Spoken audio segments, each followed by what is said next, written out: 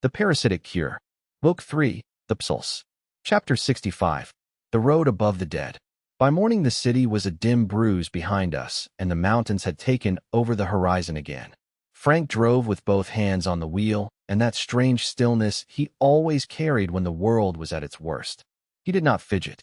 He did not mutter. He did not waste motion.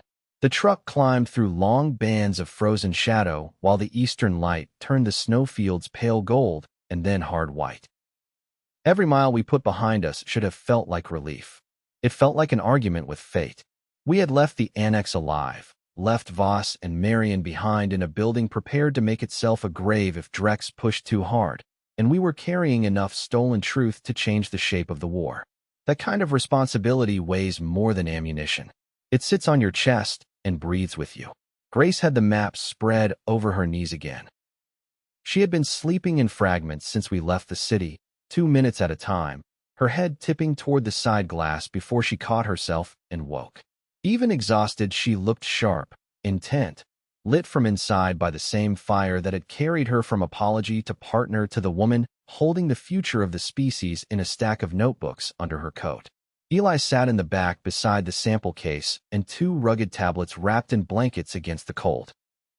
He was trying not to look terrified and failing with the kind of honesty that made me like him more. He had no Frank mask, no Grace Steele, no habit of pretending things were fine when they were not. Every time the truck hit a patch of ice, his breath stopped for half a second.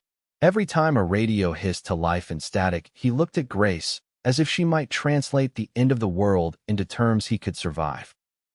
I watched the road and the ridge lines and the dead utility poles climbing beside us like stripped trees. How far to Grayback? Grace touched the edge of the map with one gloved finger. If the county roads are passable, we can reach the lower access valley by late afternoon. If the bridges are down or the drifts are bad, we stop somewhere short and go in at dawn tomorrow. Frank grunted. We are not driving a truck blind into a mountain maze at night unless somebody in this cab has recently become stupid. Good news, Grace said. That leaves Eli out. Eli gave a startled laugh. I am honored to be excluded from whatever this test was. Frank's mouth twitched. That counted as full hilarity in his language. I leaned back against the seat and let my eyes close for one long second. Not enough to sleep, just enough to feel the shape of my own body. I was tired in layers. Bone tired, blood tired, the sort that makes your thoughts move a little slower through the cold channels of your head. My left shoulder still ached from the annex, and my ribs reminded me every time I turned too fast that concrete, metal, and men with rifles all had firm opinions about human durability. Grace saw the tightness in my jaw. She always did. How bad? I've had more fun. That is not a number. It is a Trey Collins number. That means useless. Then yes, I said. Very. She reached across the seat and pressed 2 fingers lightly against my wrist, a small private touch. Almost nothing, and still enough to steady some drifting part of me. We stop in 20 minutes. Food, heat, check injuries, then move. Frank nodded once. There's an overlook ahead. Trees, not much sight line from the road. Good enough for 10 minutes. Eli looked from her to me. You 2 do that without words a lot. Do what? Grace asked. Decide things together like you are sharing a private radio frequency. Frank snorted. You notice because they are bad at being subtle. Grace looked offended by that. We are extremely subtle. I turned toward her. You once threatened a man in a gas station lot and flirted with me in the same 30-second stretch. That was efficient.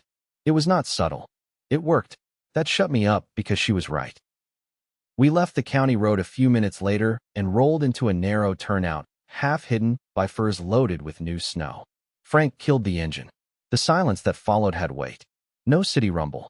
No distant aircraft. No civilized background hum. Just wind brushing through branches and the soft ticking of metal cooling under the hood. The world after the collapse had taught me to listen differently. In the old days, silence meant peace or boredom. Now silence meant possibility. It meant there might be infected in the trees moving without breath or speech, linked by that unnatural current Voss had described. It meant men might be watching from cover, waiting for our guard to slip. It meant the mountain itself could decide to break loose under our boots. Frank stepped out first and scanned the ridgeline before waving us after him. We ate standing beside the truck, cold venison wrapped in paper, hard cheese, half-frozen apples from the annex stores. My shoulder loosened as I moved. Grace checked the scrape along my ribs with practical hands and a face that went hard when she saw the bruising spreading there. "You keep collecting damage like there is a prize at the end," she said quietly. "I am very competitive. Trey." "I know." Her eyes lifted to mine. Blue, tired, fierce. "I need you in one piece." The simple way she said it landed harder than any speech about destiny or survival. Not because I believed I mattered to the species. Because I believed I mattered to her. "I'm here," I said.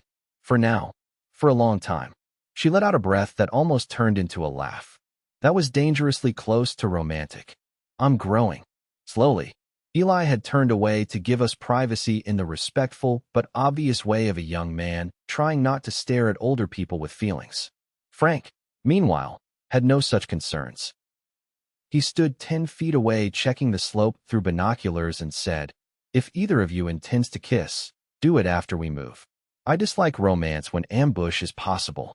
Grace called back, "You make everything sound like a field manual." "That is because life improves when treated like one." We were packing up when Eli froze. Not theatrically, not with a yelp. He simply went still with his head cocked toward the trees below the turnout. "What?" Frank asked at once. Eli pointed. At first I saw nothing but trunks and drifting snow. Then the line resolved. Shapes. Too still to be people, too upright to be fallen timber. 5 infected stood under the trees, maybe 50 yards below us, spaced at exact intervals between the trunks like somebody had placed them there with a ruler. Their heads were angled toward the road, toward the truck, toward us. They did not shuffle. They did not lunge.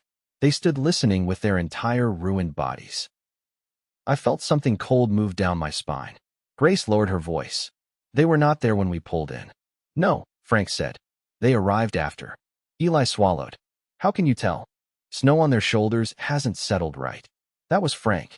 He could look at the world for half a second and know its recent history. I stared at the infected and tried to ignore the recognition that came with it. Human once. Ordinary once. Somebody's father, daughter, mechanic, teacher, cashier, maybe. Now they stood in perfect silence with dead eyes turned toward a living engine block cooling in the trees. "They can feel the residual charge," I said. Grace glanced at me. "You think so too." Voss said the network responds to shifts. "The truck just announced us." Frank lowered the binoculars. "Which means we leave before curiosity becomes commitment. We move with care, not panic. Panic ruins details." Frank eased open the driver door without slamming metal. Grace and Eli slid into the passenger side. I kept my pistol low and watched the line in the trees. One infected lifted its head a fraction. Then another. Then, as if some internal conductor had raised a baton, the whole line stepped forward together. "Now," Frank said. The truck started hard. We were already rolling when the first infected reached the turnout. It hit the rear quarter panel with enough force to rock the bed. Another came from the tree lean at a dead run, mouth open, skin split, and dark around the jaw. I fired once through the side window gap, and it dropped into the snow, twisting like cut wire. Frank drove straight through 2 feet of drift to regain the road, and then we were climbing again with branches scraping the sides and Eli cursing in frightened, academic disbelief. Grace twisted around in her seat to watch the turnout vanish behind us. They did not hear us in the usual sense. "No," I said. Frank kept his eyes on the road.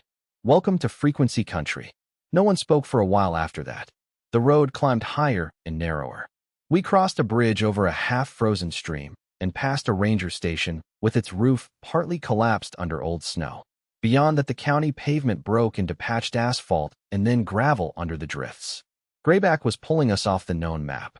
Around noon, the sky dimmed again with the promise of more weather. Grace put one of the tablets on her lap, while Eli used the other to compare topographic overlays Voss had saved before the annex died.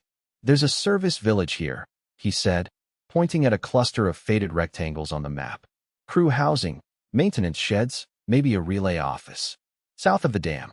If anything at the site still has backup records or equipment manuals, that's where we would find them." Frank nodded. "Also where anybody else smart enough to want shelter would try to stay." "Positive as ever," Grace said. "It is one of my better qualities." I watched the ridge line ahead rise black against the whitening sky and felt the shape of the next days settling around us. We were heading toward infrastructure now, not refuge. Toward giant machinery and exposed concrete, and the one answer brutal enough to matter. I had spent so much of the last year trying to outlive my own body, then trying to outdrive a plague wearing human skin. Now the path in front of us was wider and harsher than both. Grace folded the map and looked at me. You were doing that thing again. What thing? The one where you stare at the horizon like it personally insulted you. It probably did. She smiled, softer than the moment deserved. Good. Stay angry. We may need it. I let my hand find hers between the seats. I'm not angry. She arched a brow. No, I'm focused. Frank made a sound that suggested he did not believe in the difference. Eli looked down very intently at the tablet screen. I have decided not to comment on any of this. Wise, Frank said. The road bent west. Snow began again, fine and dry, turning the world into ash-colored motion. Somewhere beyond that curtain stood Grayback Dam, the radio mast, the valley, and whatever waited for us there. We kept climbing. Chapter 66. Frequency Country. By the time the weather turned ugly for real, the road had narrowed into a pale scar cut along the shoulder of the mountain. Snow moved sideways in the wind, and the drop at our right vanished into white, so complete, it looked like the edge of the world had been erased. Frank slowed the truck to a crawl. The tires bit, slipped, bit again. Chains would have helped. A miracle would have helped more. Ahead of us the road twisted through black firs and broken granite, rising toward the service valley Eli had marked on the map. The farther we got from the city, the stranger the silence became. Not empty. Structured. That was the only word for it. There were no random cries from the dead. No isolated figures staggering into view like drunks with ruined muscles. We saw signs of them instead. Tracks in parallel lines crossing old drifts. Small clusters standing under dead utility runs with their faces turned toward the hanging wires. One place where a dozen bodies had gathered around a fallen transformer and ringed it with such perfect spacing that it looked ceremonial. We passed that last one with the truck lights dimmed and nobody inside the cab breathing much at all. Eli kept turning to look back through the rear window. I hate this. That makes you functional, Frank said. What would be dysfunctional? Enjoying it. Grace traced the route ahead on the map. The service village should be less than 10 miles now. Mountain miles, Frank said. Different species. I had been watching the tree line through the side glass. They're denser up here. Grace followed my gaze. Because of the lines? Because of everything electrical. Old relay points. Buried cables. Substation branches. The whole valley probably reads like a dinner bell. Eli adjusted his glasses with numb fingers. That matches the annex models. Even inactive infrastructure may retain enough conductive architecture to shape movement. They may not understand the system, but the parasite clearly senses pathways. Frank looked at him in the mirror. Translate. They go where power used to live. Better. We rounded one blind corner and found the proof in full. The road dipped into a shallow saddle between two ridges. A maintenance yard sat there half buried in snow, ringed by chain link and dead floodlights. 3 Orange County plows stood abandoned nose to tail under a drifted awning. Around them waited more than 40 infected. They were not milling. They were arranged. Some stood in rows along the fence. Some lined the roofs of the plows. Others occupied the open gate as if guarding an invisible border. Every face pointed toward the yard's central shed, where a shattered breaker box hung open and the remains of a portable generator lay blackened on the concrete. Frank braked without a curse, which told me how bad he thought it was. Grace leaned forward. Please tell me there's another road. There's a seasonal fire trail a mile back, Frank said. It may be blocked. It may also dump us above the valley with no clean path down. This one is the direct access. I watched the infected below. They're waiting for something. Eli's voice dropped almost to a whisper. Or they are listening. That bothered me more than the numbers. Frank studied the slope and the tree cover. Could try rolling silent past with the engine cut for the last stretch. Grace looked at him. In this weather? He shrugged one shoulder. You have a better bad idea? I did not answer at once because my eye had caught movement inside the yard. Not from the dead. from a human figure in a dark parka emerging from behind the central shed with both hands lifted. Thin, careful, alive. There, I said. Everyone saw the figure then. A woman, maybe late 40s, bundled in so many layers that shape was hard to judge. She held one arm high and made a slicing motion across her throat, then pointed toward the tree line to our left and waved hard. Frank squinted. Detour marker. Grace was already reaching for the binoculars. Or bait. The woman stamped once in the snow, pointed again, then crouched and vanished behind the shed before any infected reacted to her. We sat with the truck idling low and the storm ticking against the windshield. Thoughts? Grace asked. Frank considered for 2 seconds. Either she wants us not to die on this road, or she wants us to die in a different place. Since the current option is definitely bad, I vote we inspect the alternative. We backed slowly until the road widened enough to turn. A quarter-mile farther on, almost hidden under snow-laden branches, a narrow track cut uphill through the trees. No signage, no plow marks, just 2 old ruts frozen under new weather. Frank looked at it, then at the valley road ahead, then at us. Once we go in there, reversing may not be easy. Grace folded the map.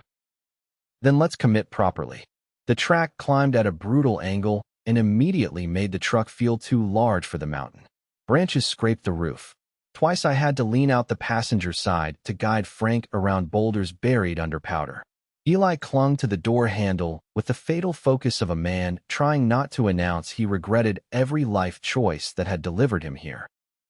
After 10 minutes, the track leveled into a stand of old spruce and opened on a ranger cabin set back from the slope. The place had once been neat and government plain. Now its porch rails were gone, one shutter hung by a single hinge, and snow had banked against the walls almost to the windows. Smoke rose from the chimney in a thin gray line. Frank stopped the truck but kept the engine running. The cabin door opened before any of us could knock. The woman from the yard stood there holding a pumped shotgun low and easy, not quite a threat, not quite hospitality. Up close, she had a narrow weather-cut face and dark hair gone silver at the temples. Her eyes moved over the truck and each of us with the speed of somebody used to making survival decisions before introductions. You took your time, she said. Grace blinked. You were hoping 4 strangers in a truck would trust your hand signals during a storm? I was hoping you weren't idiots. Her gaze shifted to me. Mixed results. Frank gave the faintest nod of respect. Fair. She jerked her head toward the door. Engine off. No lights. They collect lower when the wind carries heat the wrong way. We did as told because competence has a smell, and this woman reeked of it. Inside, the cabin was warmer than it had any right to be. A wood stove glowed in the corner. Shelves held jars, dried food, coils of wire, old manuals, and enough careful order to make the place feel defended against more than cold. Maps were pinned to one wall beside a ham radio rig stripped half apart on a table. The woman shut the door behind us and set the shotgun within reach. Name's Ruth Kessler. Used to keep district records for the Forest Service. Now I mostly keep breathing. Grace introduced us. Ruth reacted to my name the way almost everyone did now, with a pause long enough to prove recognition and short enough to prove discipline. You're the man from the screens, she said. I used to be. Now you're the man who brought trouble to my mountain. Frank cut in before I could answer. Trouble was already here. Ruth considered that and nodded once. Also fair. Eli had drifted toward the radio table with open fascination. Is that an HF transceiver? Ruth looked at him as if uncertain whether to trust anyone who sounded excited about electronics during the end of the world. Was fried half the front end when the first wave rolled through and every idiot in 3 counties tried to power things at once. I keep meaning to cannibalize the guts. Grace stepped closer to the maps on the wall. You know Grayback. I know every trail between here and the state line. Ruth poured hot water from a kettle into chipped mugs as casually as if storms and flesh puppets were ordinary weather. And I know you won't get near the dam on the direct road, not after what happened last week. Frank took the mug she offered and waited. Ruth pointed at a red pencil ring on one of the maps. Crew shelter in the lower village tried to bring a diesel backup online. Thought they could run lights and heat. Smart on paper, fatal in practice. The minute that generator caught, every dead thing in the valley shifted toward it. Not fast. Not screaming. Just together. The road is jammed now. Some at the yard. More at the schoolhouse. A lot near the old substation. Grace glanced at me. The generator yard below had not been random after all. I asked, any survivors? Ruth's expression thinned. 2 that I know of. Maybe none by now. One came here 3 nights ago bleeding from the leg and talking about synchronized movement like the things were sharing a single thought. He died before dawn. The other was me. Silence settled around that. Not awkward. Respectful. Frank finally said, alternative route. Ruth tapped the map farther west. Logging cut above the service village. Steep. Not made for a truck in this weather, but maybe. It drops you near the spillway inspection trail on the upper side of the valley. Fewer structures. Fewer residual feeds. If your aim is the dam, that's the cleanest, ugly option left. Grace moved her finger from the logging cut to the symbol marking the radio mast. And the tower? Ruth gave her a tired half-smile. Still standing last time I saw it through glass. Whether it still talks is another matter. Eli had crouched by the radio table and was staring at a stack of binders. Maintenance logs. Ruth looked over. Touched them and put them back in order. He straightened at once. Absolutely. I stood near the stove and let my hands thaw while Grace and Frank talked route timing with Ruth. The warmth in the room was almost painful after the road. More than once over the last year, I had learned how dangerous comfort can be. It makes you remember what it felt like to be ordinary, and ordinary can break your heart faster than fear. Grace came to stand beside me while Frank spread maps with Ruth. You trust her? She asked quietly. Yes. That quick. She warned us off the road without trying to control us after. Grace nodded. Same. I looked at the wood stove, the careful stacks of split timber, the handwritten labels on jars. She built a world small enough to hold. Grace followed my gaze. We did too, for a little while. The cabin on the ridge rose in my mind so vividly it hurt. The stove, the cellar, the dark windows, Frank clearing snow before dawn. Grace with a pencil between her teeth over the notebook. The fragile luxury of believing we had earned a pause. We'll get back to something, I said. She looked at me. A real something? I don't know if real looks like it used to. Her voice softened. Good. I didn't want it to. That landed in me and stayed there. Ruth called us over a minute later.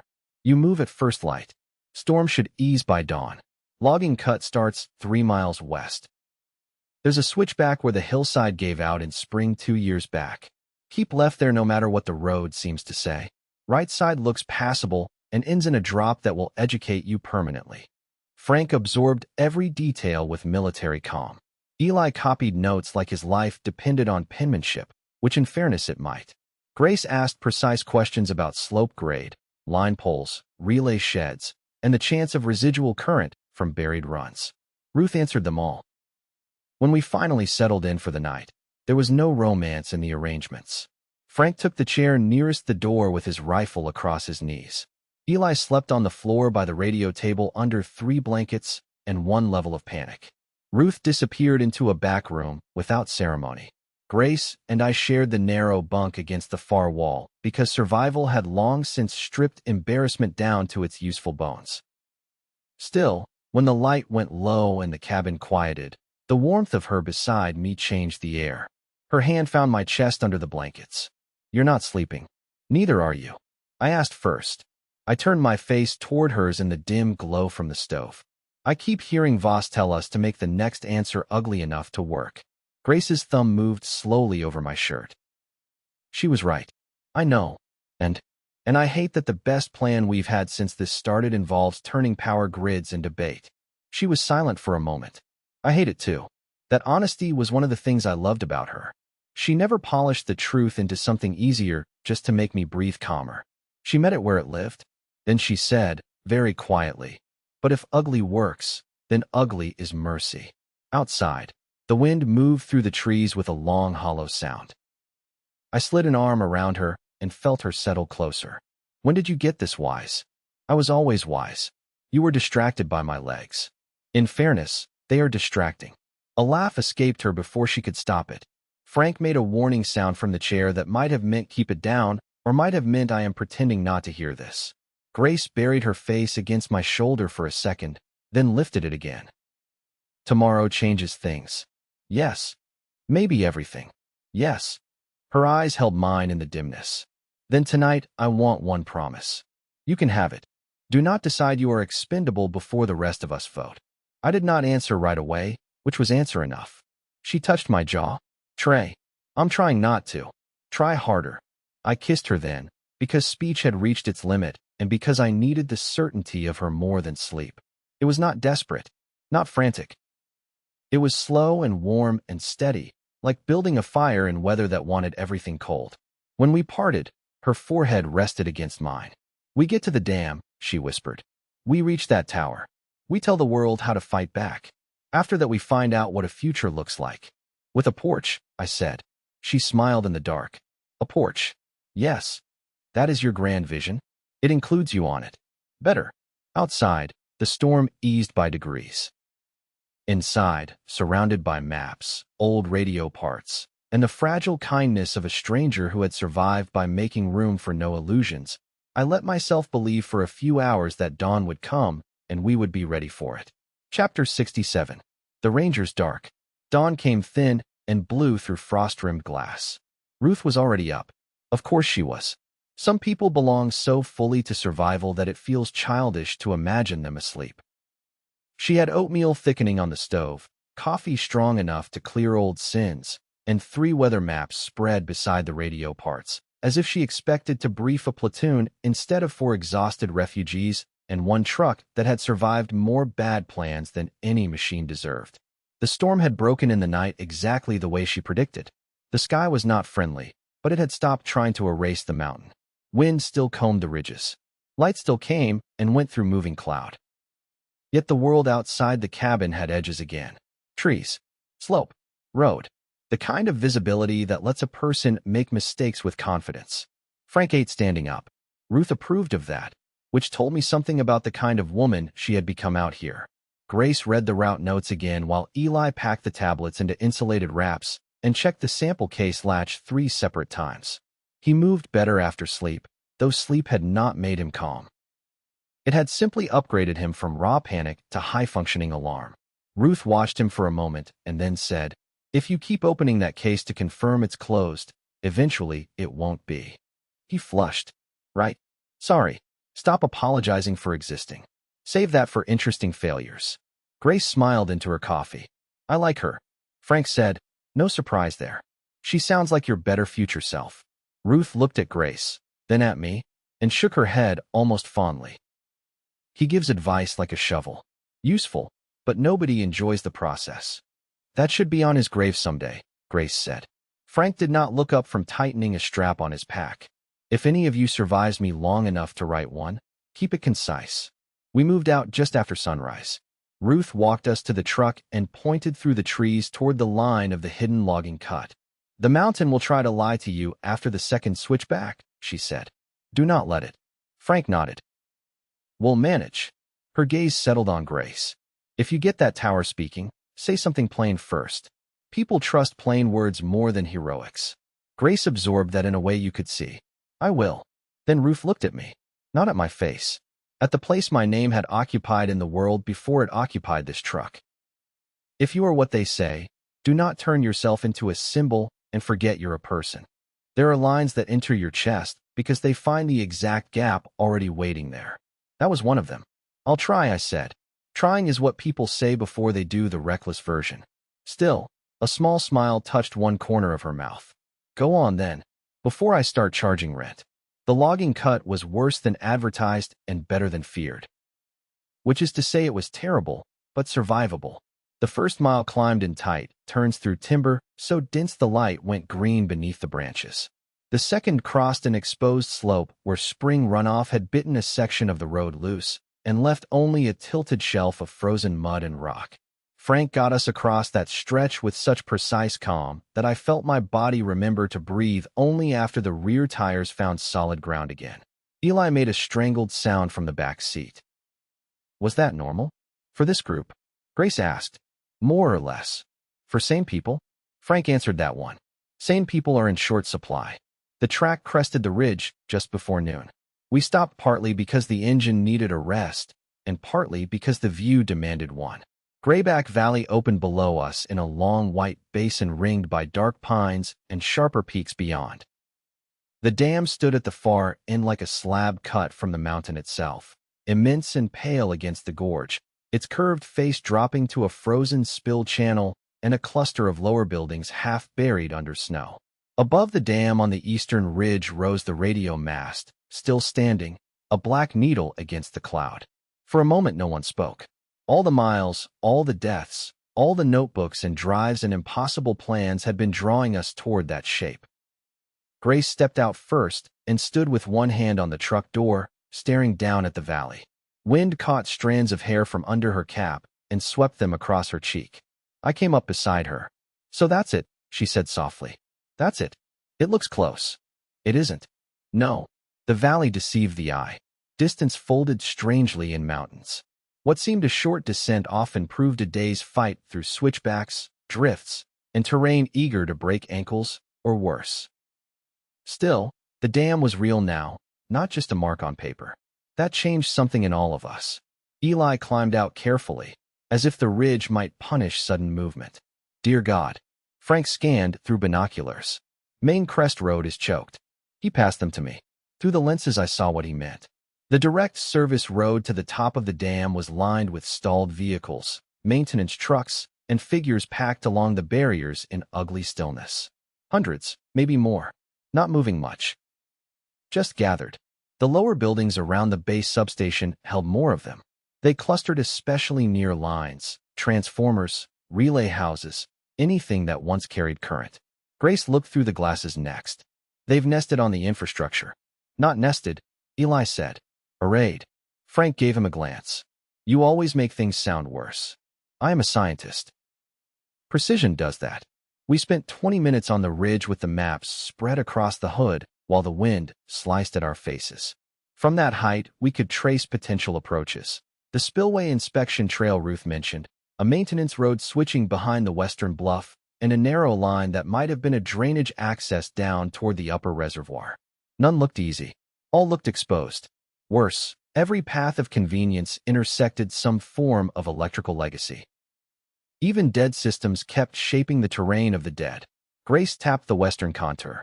"If we go down here and cut across the upper village, we might reach the old operator housing. From there maybe a utility tunnel or stair run gets us onto the crest without taking the main road." Frank studied the grade. "Maybe. Also maybe we slide 200 feet into trees and spend the afternoon regretting our optimism." I traced a finger toward the radio mast ridge. "Can we reach the tower without crossing the dam first?"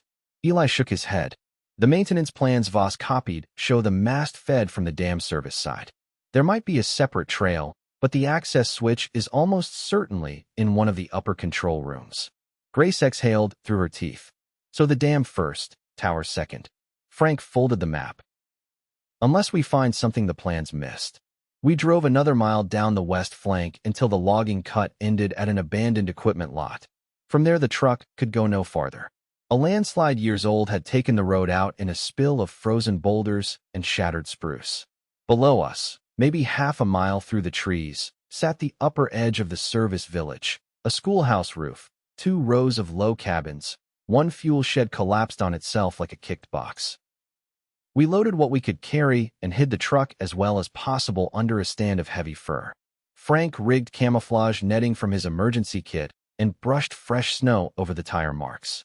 We left nothing visible except the idea that a storm had passed here and not much else.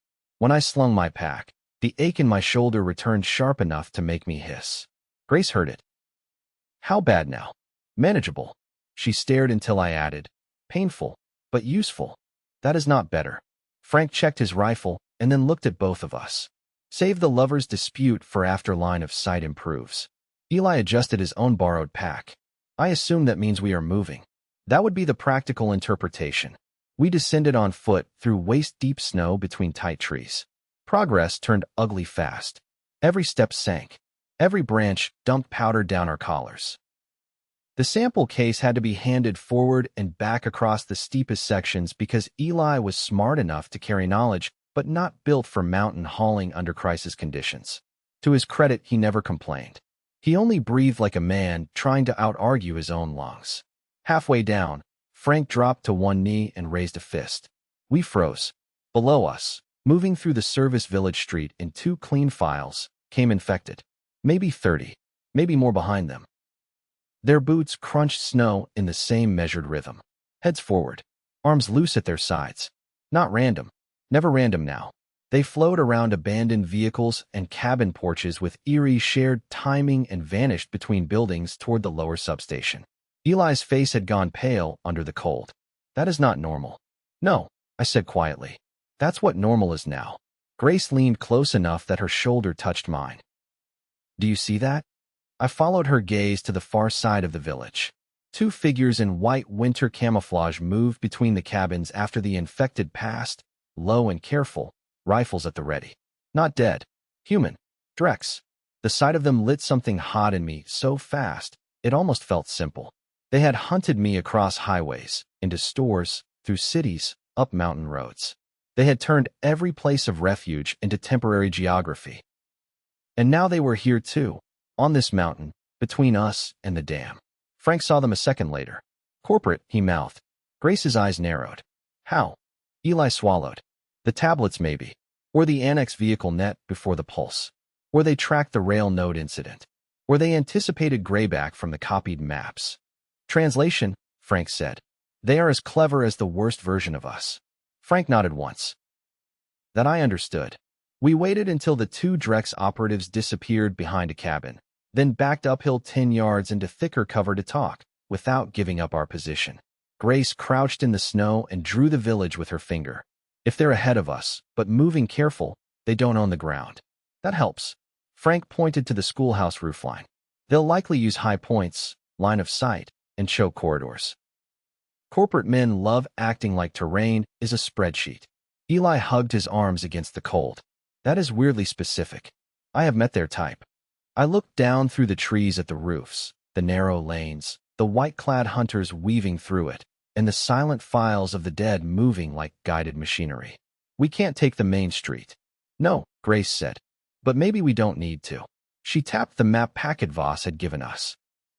If the utility plans are right, there should be conduit trenches and service crawl spaces between the upper housing and the west control annex. Covered in most sections. Not meant for people, but passable. Eli stared at her. How are you so calm saying that? Grace looked at him with almost sisterly patience. I am not calm. I am useful. There is a difference. That reminded me so strongly of Voss and Marion that for a second I heard the annex again.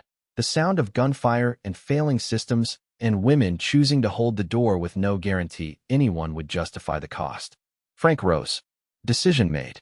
We circle north, enter the village behind the operator housing, and find the first utility access we can use. Quiet if possible. Fast if needed. Fast if needed is another way of saying prepare for blood. We moved. The north edge of the village felt abandoned in the way only places used to daily life can feel abandoned. A child's plastic sled half buried beside a porch. Laundry stiff on a line like flags from a nation no longer functioning. A chalkboard visible through a school window, last lesson still written there in a teacher's neat hand. We passed all of it in silence because grief is loud enough even when no one speaks it. At the operator housing row, Frank found the first service hatch under a drift by a retaining wall. It took the four of us less than a minute to clear snow and pry it open. Metal ladder. Darkness. Cable trench wide enough for crouched movement if you did not mind freezing water around your boots and the smell of damp concrete pressing into your lungs. Eli peered down with horror. We are going in there. Grace patted his shoulder. Think of it as a research tunnel. That is not helping. It wasn't for you. It was for me. I almost smiled. Then a rifle cracked somewhere across the village, and a bullet punched through the cabin wall 3 feet above us. Drex had found the movement after all. Frank shoved Eli at the hatch. Down. Grace dropped next. I covered the lane while Frank returned 2 hard shots toward a second-story window where muzzle flash flickered. Another round snapped past my ear and hit the retaining wall in a spray of frozen dirt. Then I went down the ladder after them, and Frank came last, slamming the hatch shut above us. Darkness swallowed the daylight. For a second, all we could hear was our own breathing and the soft metallic tick of cooling ladder rungs. Then, through the concrete and buried earth, there came another sound. Feet. Many feet. Moving overhead in the same measured rhythm. The dead were crossing the village while we crawled beneath them toward the dam. Chapter 68. Under the village. The trench was barely tall enough to crouch in and too narrow to turn around without striking concrete. Water ran along the channel floor in a black ribbon under a skin of fragile ice. Old insulated lines clung to brackets on one wall, some severed, some intact, all of them dead enough to touch and eerie enough to avoid anyway. The air smelled of rust, damp wire jackets, and the stale cold of spaces never meant for the human body to linger in. Every sound we made came back to us flattened and intimate. Frank led with a dim red lens over his flashlight.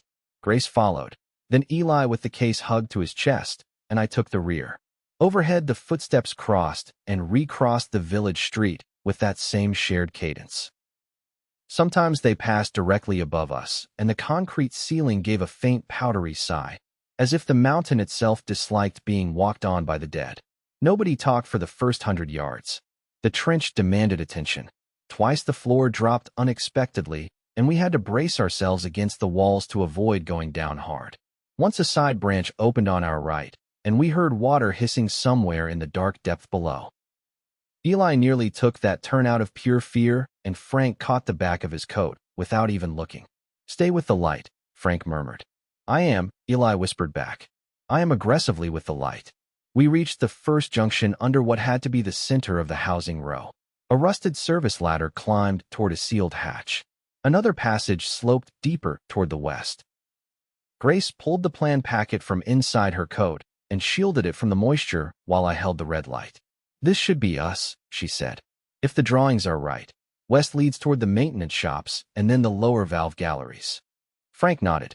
"Which gets us closer to the dam without crossing open road." Eli peered over her shoulder.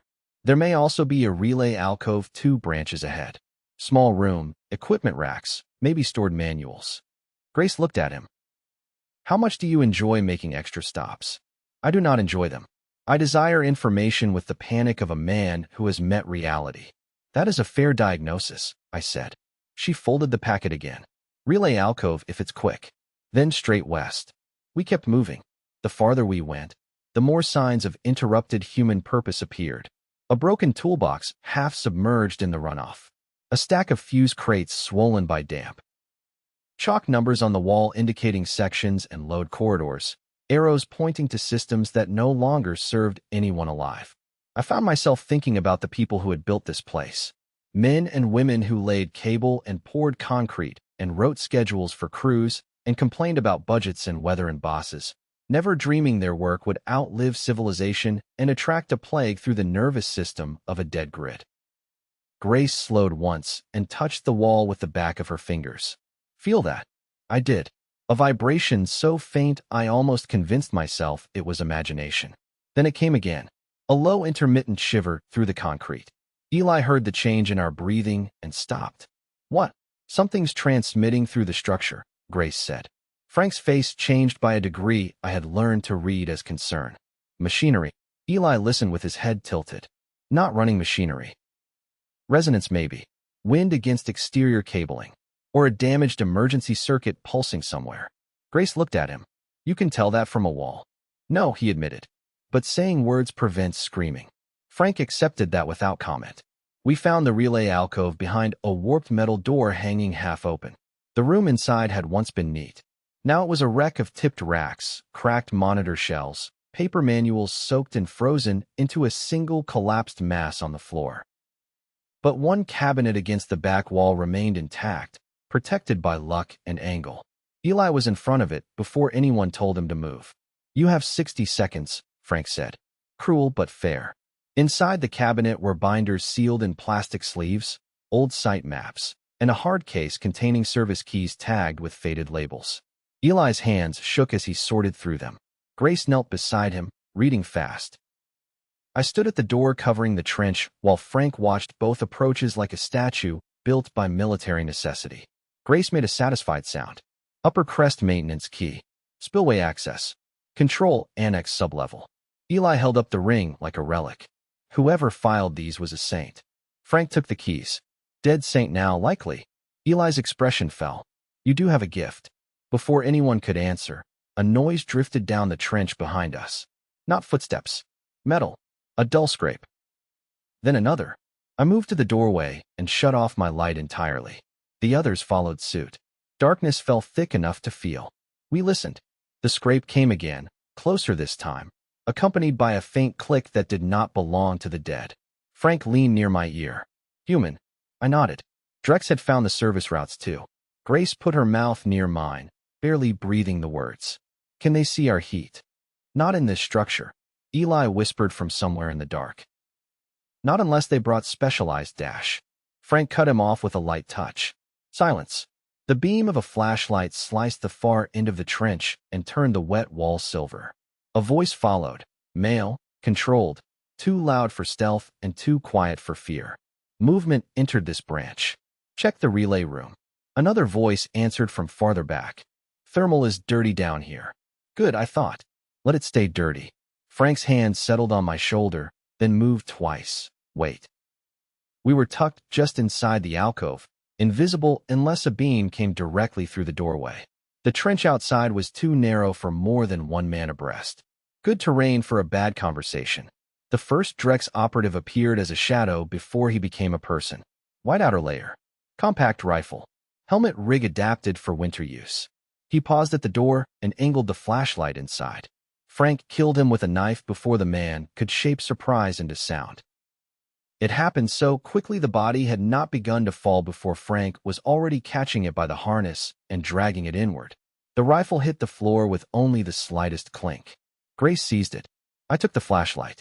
Eli made a choking noise he heroically suppressed. The second operative heard just enough to quicken his pace. I stepped into the trench and fired twice by the spill of the stolen beam. The shots were deafening in the concrete tube. The man slammed backward into the wall and collapsed into the runoff channel, water rippling black around him. Move, Frank said. There was no sense preserving stealth now.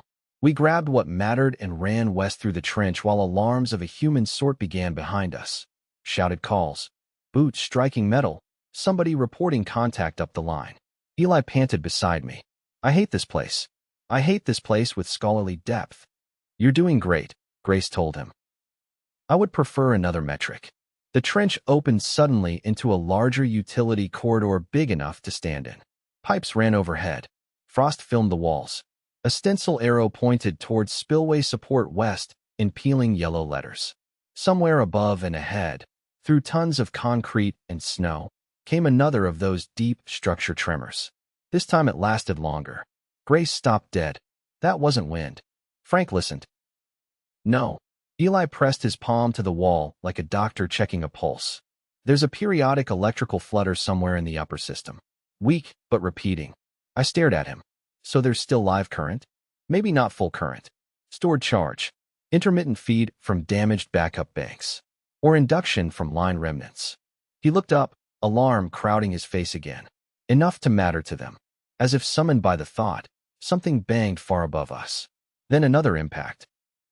Then a series of heavy blows moving across the ceiling in a long, jagged line. The dead had shifted overhead. Frank's expression hardened. They're following the vibration. Grace turned in a slow circle, reading the corridor. Then we stay under structure as long as possible.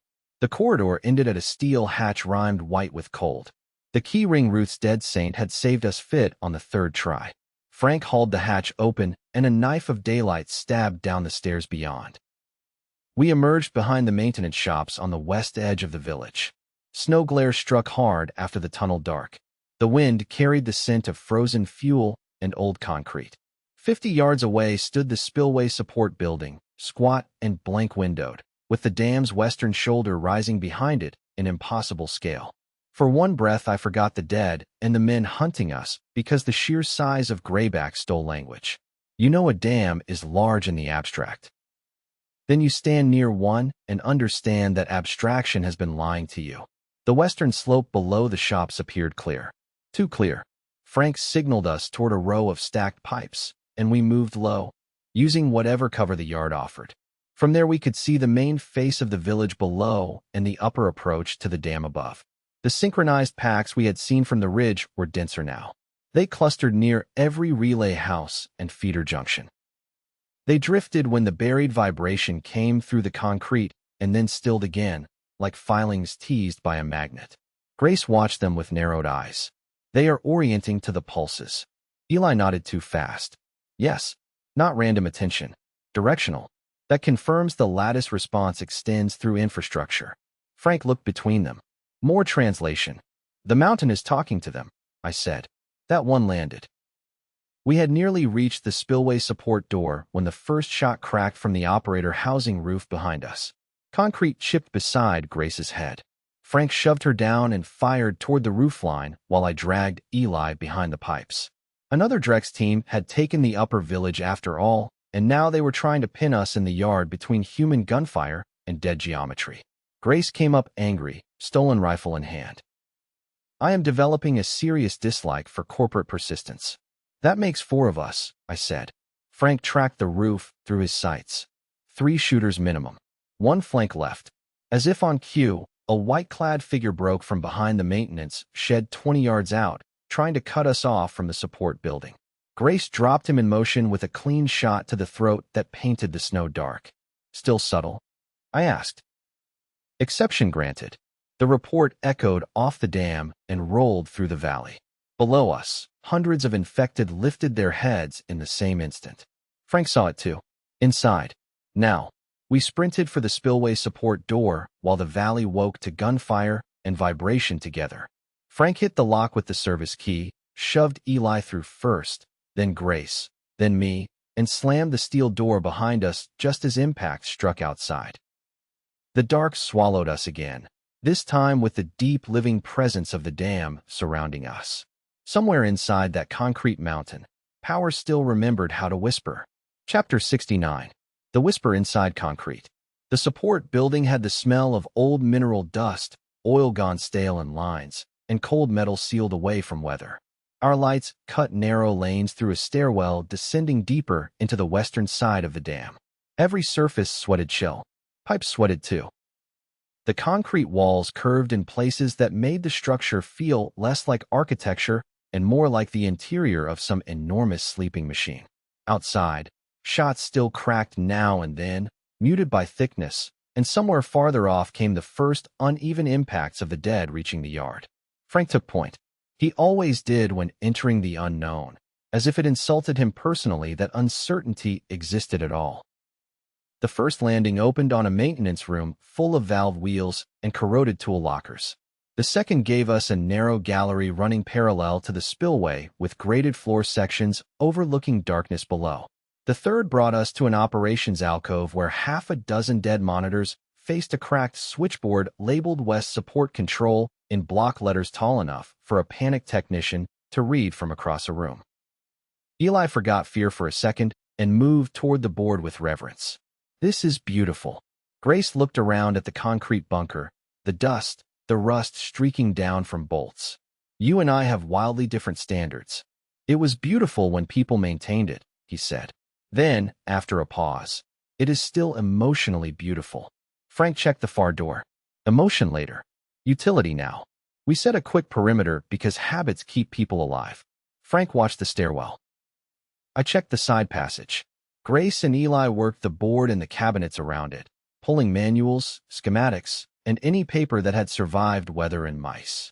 The old site binders were a gift from a world that once trusted procedures.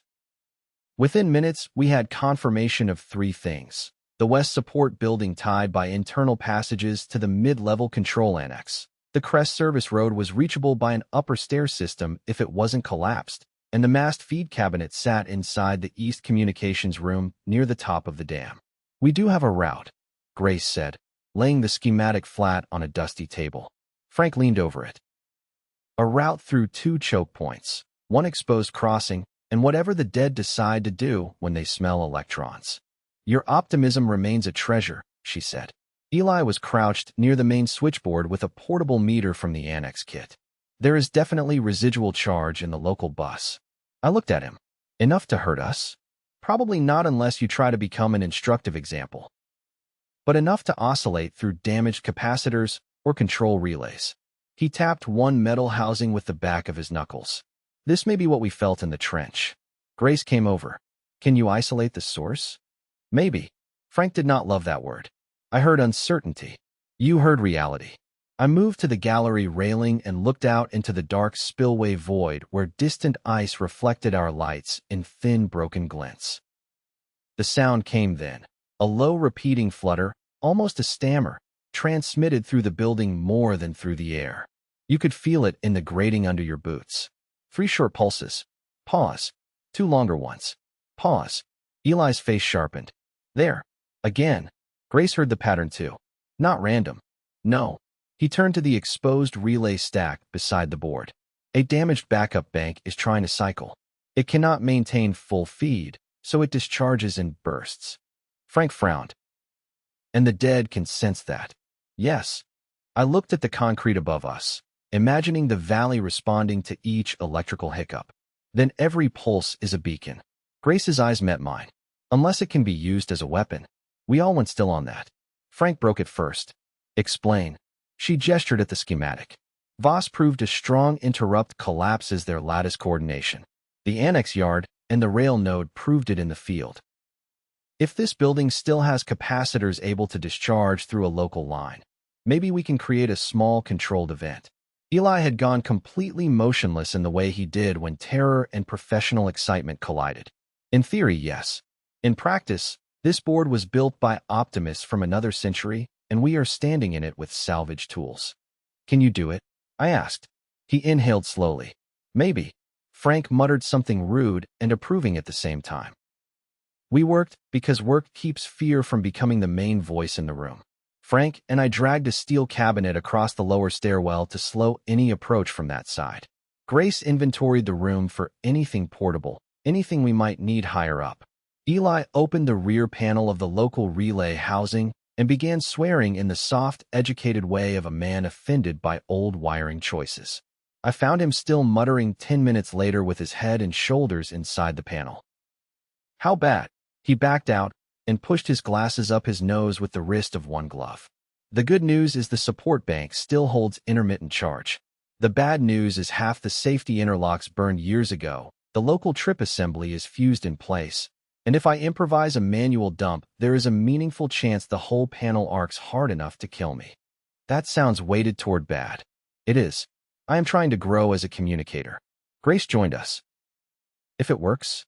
Eli looked toward the concrete ceiling as if calculating through it. Small radius.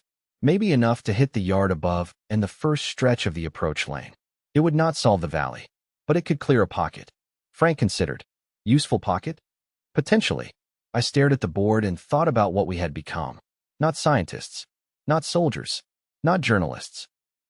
A broken collection of all three, held together by grief, stubbornness, and a disease that had made my blood matter for the worst reason imaginable.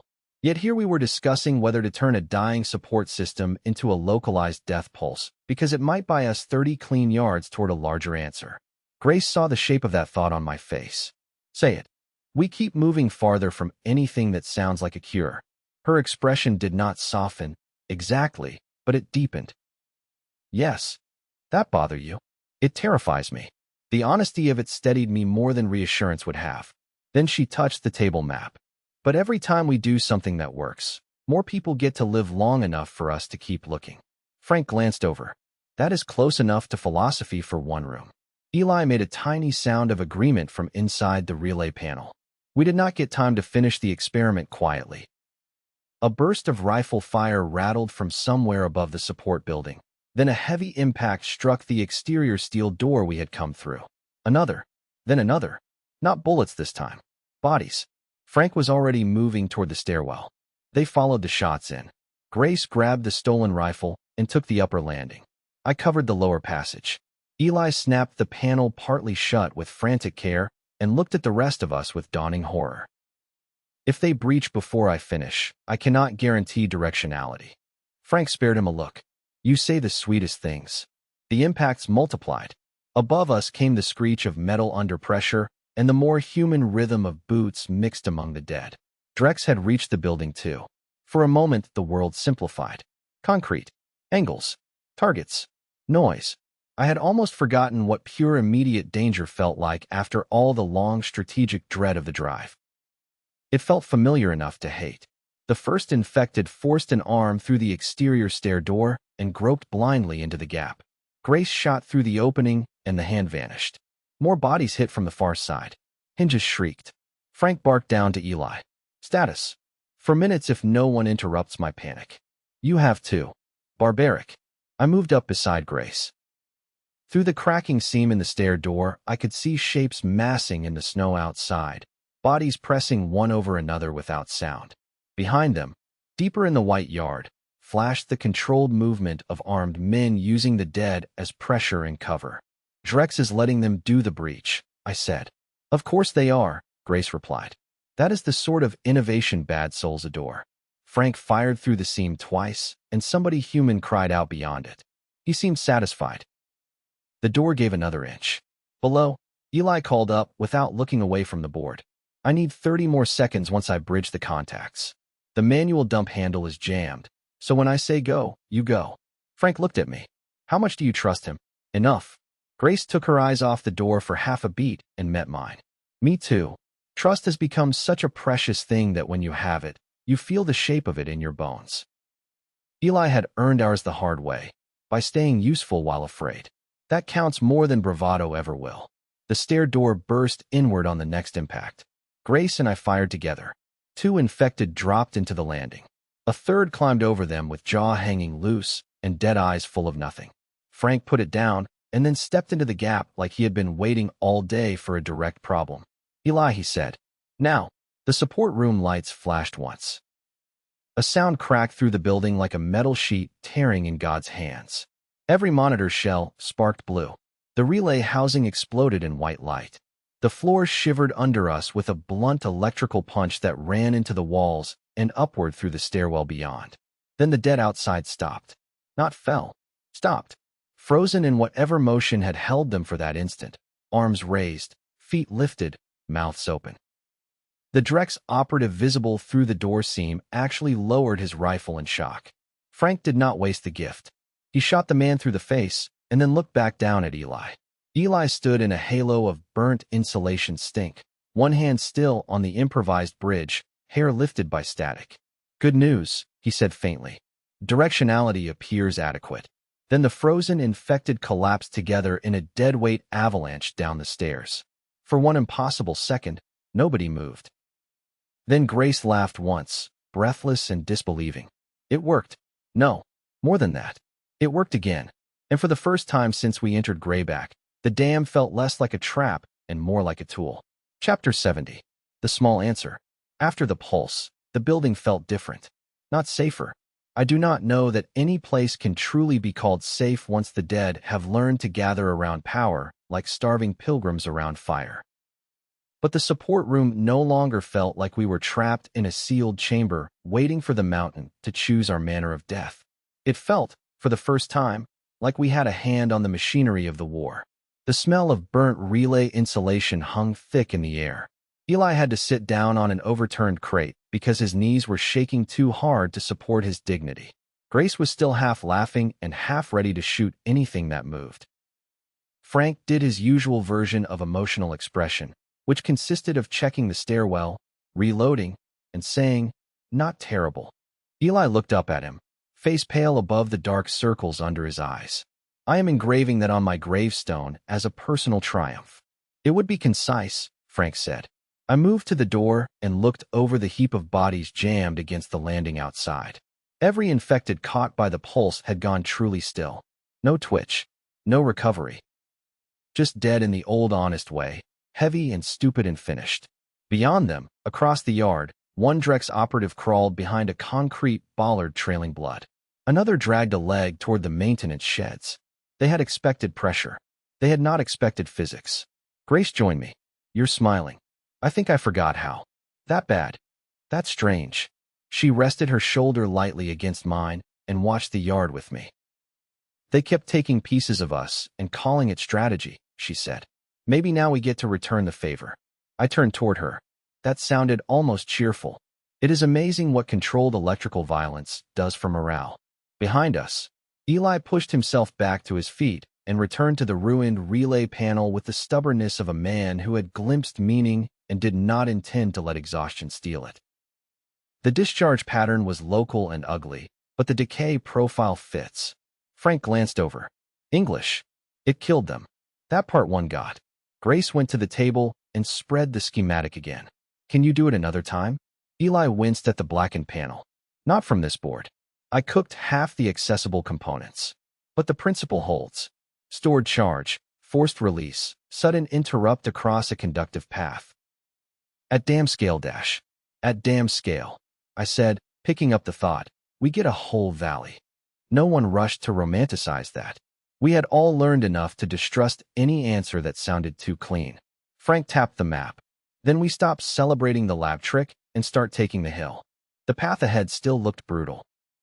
From the west support room, we needed to climb 2 internal stair systems, cross an exposed maintenance catwalk over a service chasm, and reach the mid-level control annex on the western shoulder. From there, another stairwell or access corridor might lead us onto the dam crest and eventually to the east communications room where the mast feed cabinet lived. It was all workable on paper. Paper has never had to do it in weather while hunted. I checked my ammunition. Grace did the same. Frank stripped useful gear from the dead Drex man at the stair door without ceremony. Eli salvaged what he could from the relay panel and packed a smaller kit from the least damaged components. Then he stopped and looked at the frozen corpses piled at the threshold. What? I asked. He pushed his glasses up. This is the first time I have seen them simply end. There was no easy reply to that. Grace gave him the true one. Then remember it. We climbed. The upper service stair was narrower than the first and colder by several degrees. Frost feathered the handrails. Every third light fixture was dark. The remaining ones flickered intermittently from whatever failing backup architecture still haunted the dam. When they flashed, we all froze on instinct now, waiting to hear whether the dead outside would react to the surge. Sometimes they did.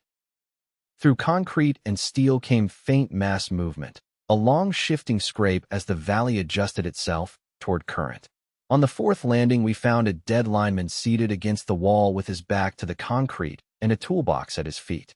Time had dried him down to leather and bone under the heavy coat. His ID badge still hung from a chain at his chest. Wayne Dalton, electrical maintenance. Eli crouched beside him and carefully lifted a folded notebook from the man's lap. He was logging. Grace looked over his shoulder. Can you read it? He nodded and turned pages with gloved fingers. Partial entries. Voltage irregularities after the first regional outage. Emergency capacitor cycling. Manual shutoff attempt failed. Mentions hearing footsteps gathering outside the west intake. Frank took the notebook and read 2 more lines. His jaw set. He stayed trying to stop the beacon. That sat with all of us for a second. I looked at Wayne Dalton's still form and felt the familiar ache that always came with evidence of ordinary courage. Not grand courage. Not cinematic sacrifice. Just a man at work in a dying system trying to prevent one more harm. There is something almost unbearable about that kind of bravery because it never expected witnesses. Grace removed the man's badge and set it on the toolbox lid. We'll remember your name, she said quietly. Frank moved first. That was his way of honoring the dead. Not speeches. Carrying the lesson forward. At the catwalk, crossing the wind found us again. The door to the exterior platform opened onto a span of grated steel bolted along the dam's western shoulder 30 feet above a lower maintenance drop. Snow had crusted between the grating squares. The railing on one side was intact. The other side had twisted inward where something heavy had struck it years earlier. Beyond the rail, the valley opened in a huge cold sheet, the village roofs below, the substation structures farther down, and along every useful corridor the dead collecting in patient geometry. Grace went first because she was light and quick. Frank sent Eli behind her with the sample case clipped to his harness line. I followed. Frank took the rear. Halfway across, gunfire cracked from the opposite support tower. Drex again. Rounds sparked from steel and ricocheted into white air. Grace dropped flat behind a rusted equipment housing midway along the catwalk and shouted back. 2 on the far platform, 1 above. Frank returned fire from the doorway while I dragged Eli behind a rib of concrete where the catwalk widened near a drainage chute. The whole span rang under impacts. Below us, in the valley, hundreds of infected lifted their heads toward the new electrical and acoustic chaos. This is becoming repetitive, I said. Grace peered around cover and snapped off a shot. I agree. Let's make it shorter. The trouble with being pinned on a catwalk is that the concept leaves little room for creative dignity. The trouble with fighting Drex is that they were good enough to exploit that. Frank studied the angles with the cold patience of a man measuring lumber. Trey, on my count, smoke left. We have smoke. He tossed me a canister from the dead operative's harness. Now we do. I pulled the pin and rolled it along the grating. White chemical cloud blossomed low, whipped thin by the crosswind, but enough to deform sight lines for a breath or two. Frank fired into the far platform. Grace moved the instant he did, sprinting low through the smoke to the opposite side housing. I followed from my cover at the same time, not because the plan said so, but because some part of me had stopped believing in plans that did not involve refusing to leave her alone in open fire. A bullet clipped the railing inches from my hand. Another punched through my pack and spun me half around before momentum got me the last few steps to cover beside Grace. She looked at the hole in the pack and then at me. This is exactly the behavior I requested less of. I know. You agreeing is not corrective. Frank and Eli pushed across under the last of the smoke while we kept the far shooters down. One Drex man tried to reposition to the upper service ladder and Grace dropped him at the hip, sending him tumbling hard down the metal steps. The second retreated into the tower doorway. Frank advanced on the last position with such merciless steadiness that the man fired wild, then broke, then died trying to turn. When it was over, the wind carried the smoke apart, and the valley below seemed closer than before. More infected were moving now, converging beneath the western shoulder in widening streams. The catwalk fire and the earlier pulse had both called attention to our route. Grayback was no longer a place we had infiltrated quietly. It knew we were here. Eli bent over with hands on his knees, breathing in ragged bursts. I would like to file a formal complaint with the mountain. Frank stepped over a body and stripped another keycard from the man's chest rig. Denied. Inside the tower, we found a stairwell leading higher and a maintenance office with two things that mattered. Another copy of the internal route map and a small capacitor cart used for emergency switch diagnostics. Eli stared at the cart as if it had descended from heaven purely to validate his career. Oh, Grace smiled despite herself. That good? Yes. Distressingly yes. He ran a hand over the insulated housing. Portable charge storage. Old, but intact. If paired with a functioning local bus and a manual interrupt path, it could give us another directed event without sacrificing a fixed panel. Frank listened for a moment and then said, "Explain that like you're speaking to former civilians." Eli pointed. "This is a movable shock in a box." Frank nodded. "Excellent.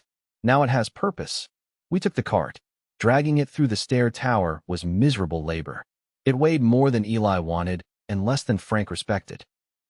Between the four of us, we got it up 2 flights and into the mid-level control annex, just as the first distant roll of thunder moved through the mountains. All of us stopped at that sound. Grace looked toward the narrow observation windows frosting at the edges. "That is not good." "No," I said.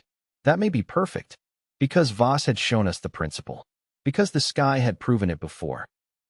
Because lightning was the original interrupt, and the mountain had just announced more of it was coming. Eli heard the shape of my thought and turned slowly. If a storm crosses the dam, while residual feed remains in the yard. Frank finished the sentence. Everything hears it. Grace looked at the capacitor cart, the maps, the concrete arteries of Grayback around us, and then at the thunder darkening the sky beyond the slit windows. Then the small answer just got company. Chapter 71. Stormline. The mid-level control annex had once been the nerve center for the western half of Grayback. Now it was a cold maze of desks, dead displays, map boards, and breaker cabinets humming with the memory of purpose. Windows looked out across the face of the dam through streaks of old frost and grime. Beyond them, the sky had gone the color of forged steel. Thunder rolled again, closer. Every hair on my arms seemed to know it before the sound finished arriving. Grace spread the newest route map on an operations console. Crest stair here.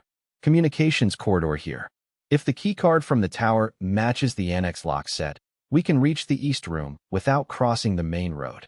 Frank peered down the hall beyond the glass partition. If the hall stays ours. It did not stay ours for long.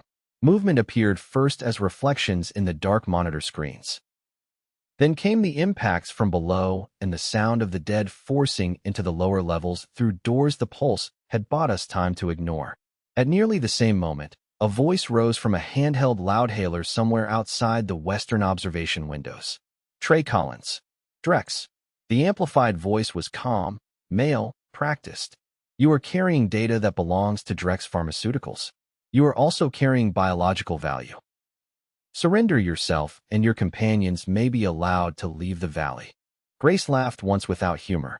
They really cannot help sounding fictional. Frank looked through the narrow window slit and tracked movement outside. 3 shooters on the lower exterior ramp. Maybe more undercover. The loudhailer voice continued. You have seen enough to understand scale. This site cannot be held. The dead are already converging. You are out of time. I stepped near the glass. Then why are you still here? A pause. Then, because some assets are worth risk. Frank's gaze flicked to me.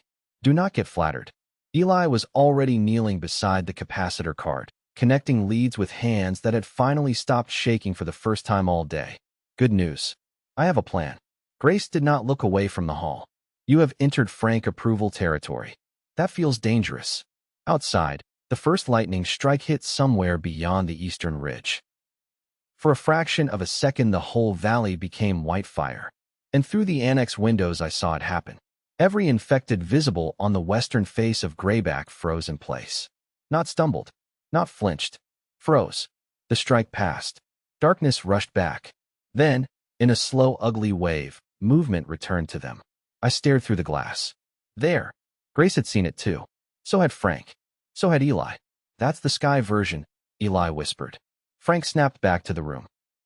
Then let's make our own before the next cloud beat us to it. The crest hall outside the annex door was already filling with footsteps. Human and dead this time, one pressure using the other. Frank positioned himself behind an overturned metal desk at the entry angle. Grace took the side office doorway with clear sight down the corridor. I stayed near Eli and the cart because if this failed, we were going to need all our bodies moving at once.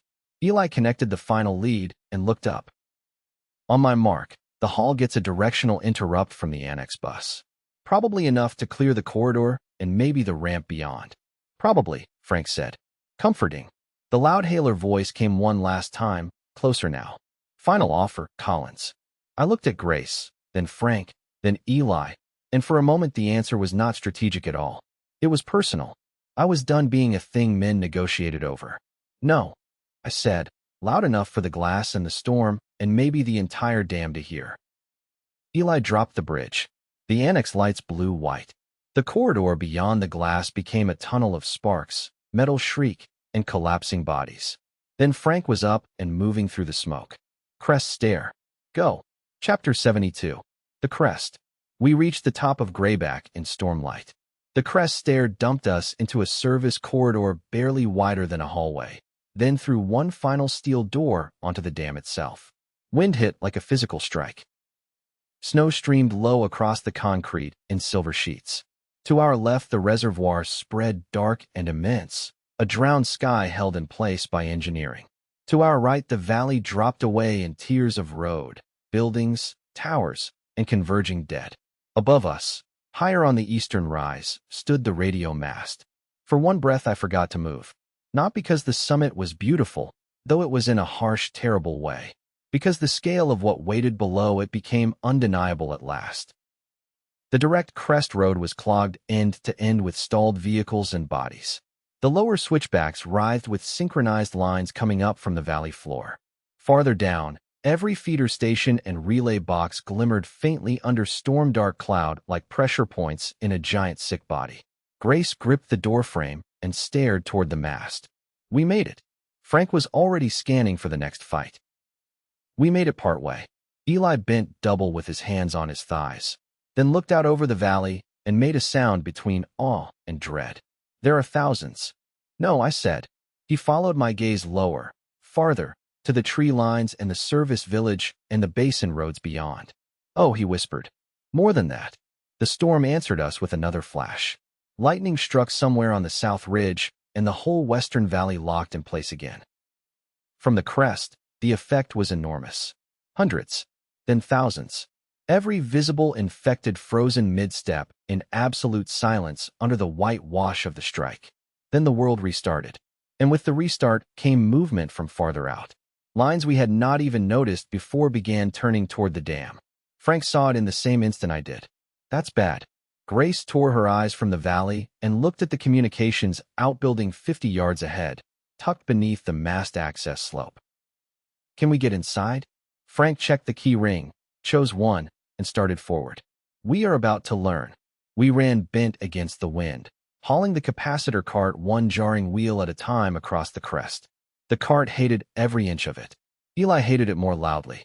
Halfway there, a shot cracked from somewhere below the western parapet, and a round sparked off concrete ahead of Grace. Drek's remnant on the lower ramp, Frank barked. I turned and fired toward the muzzle flash without really seeing the man. The return shot went wide. Then a climbing surge of dead movement on the switchback below dragged even that threat out of focus. The valley was no longer just responding. It was committing. Frank hit the outbuilding lock and shoved the door open.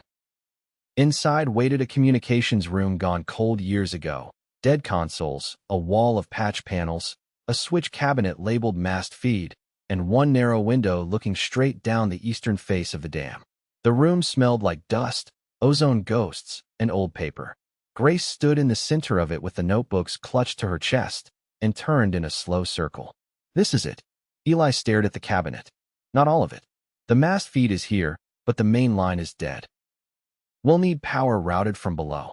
Frank shut and barred the door, which means this is a foothold, not a finish. Thunder rolled directly overhead.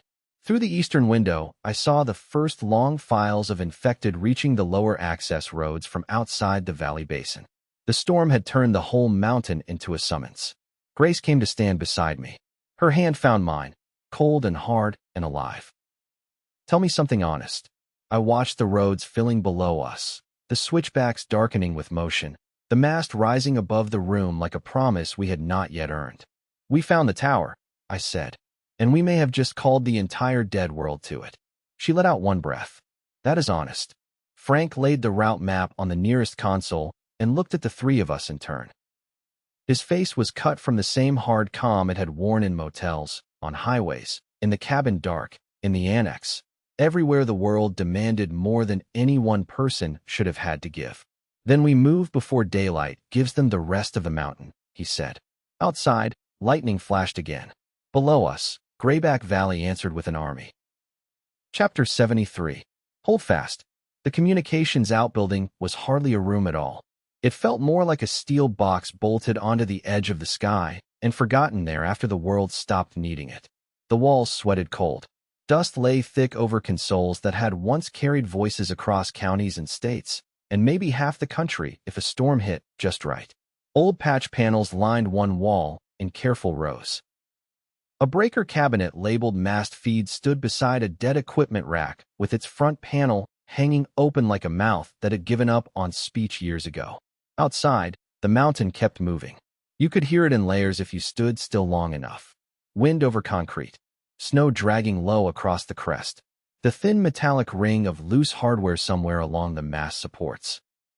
Under that came the deeper noises, the far-off shuffle of the dead gathering on roads and service ramps, the clatter of something falling in the lower annex, and every now and then the sharp crack of rifle fire from some Drek's remnant that had not yet accepted the valley had stopped belonging to anyone with a payroll. Frank dropped the key ring on the nearest console and looked at all of it the way he looked at every new battlefield. Not with fear, with sorting. With a hard older patience that turned chaos into pieces. Door buys us minutes, he said. Not safety. Grace set her father's notebooks on a patch of clear metal and pressed both hands against the cover of the top one as if she was steadying herself through it. Wind had reddened her cheeks. Snow had melted in her hair and turned the dark strands almost black under the overhead emergency lamp. She was breathing hard from the run, but her eyes were alive in a way I had not seen since before the Colorado Springs Annex, before every answer kept arriving with a new cost attached to it. This can work, she said, half to us and half to the room. It has to.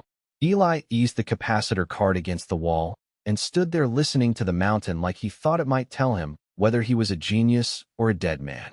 Work is a broad and emotional word. Frank gave him a look. Try a narrower one. Eli pointed toward the cabinet marked mast feed, then toward the dark spill of the valley beyond the window. The tower can talk if we can feed it. To feed it, we need one live line from below. To get that live line, we need at least one auxiliary turbine online or one backup generator bank still capable of carrying a load. To do that, we need access to the east switchyard and probably the lower intake control corridor, because nothing this old ever fails in one polite location. Grace folded her arms. And in practical language? In practical language, Eli said, we are sitting on the roof of a miracle that still needs 3 miracles under it. I stepped to the window and looked down at Grayback. From here, the dam no longer seemed like a structure. It looked like some huge geometric thing humanity had forced into the mountain years ago and then left behind for the mountain to judge. Lower ramps and switchbacks were filling with movement. Lightning flashed again, and the dead below locked in place for a heartbeat of white stillness, then started once more. That little pause had become the center of everything for us. Every strike from the sky seemed to cut the strings for a fraction of a second. Every artificial pulse Eli forced through the local grid had done something close to the same thing, just smaller, narrower, more fragile.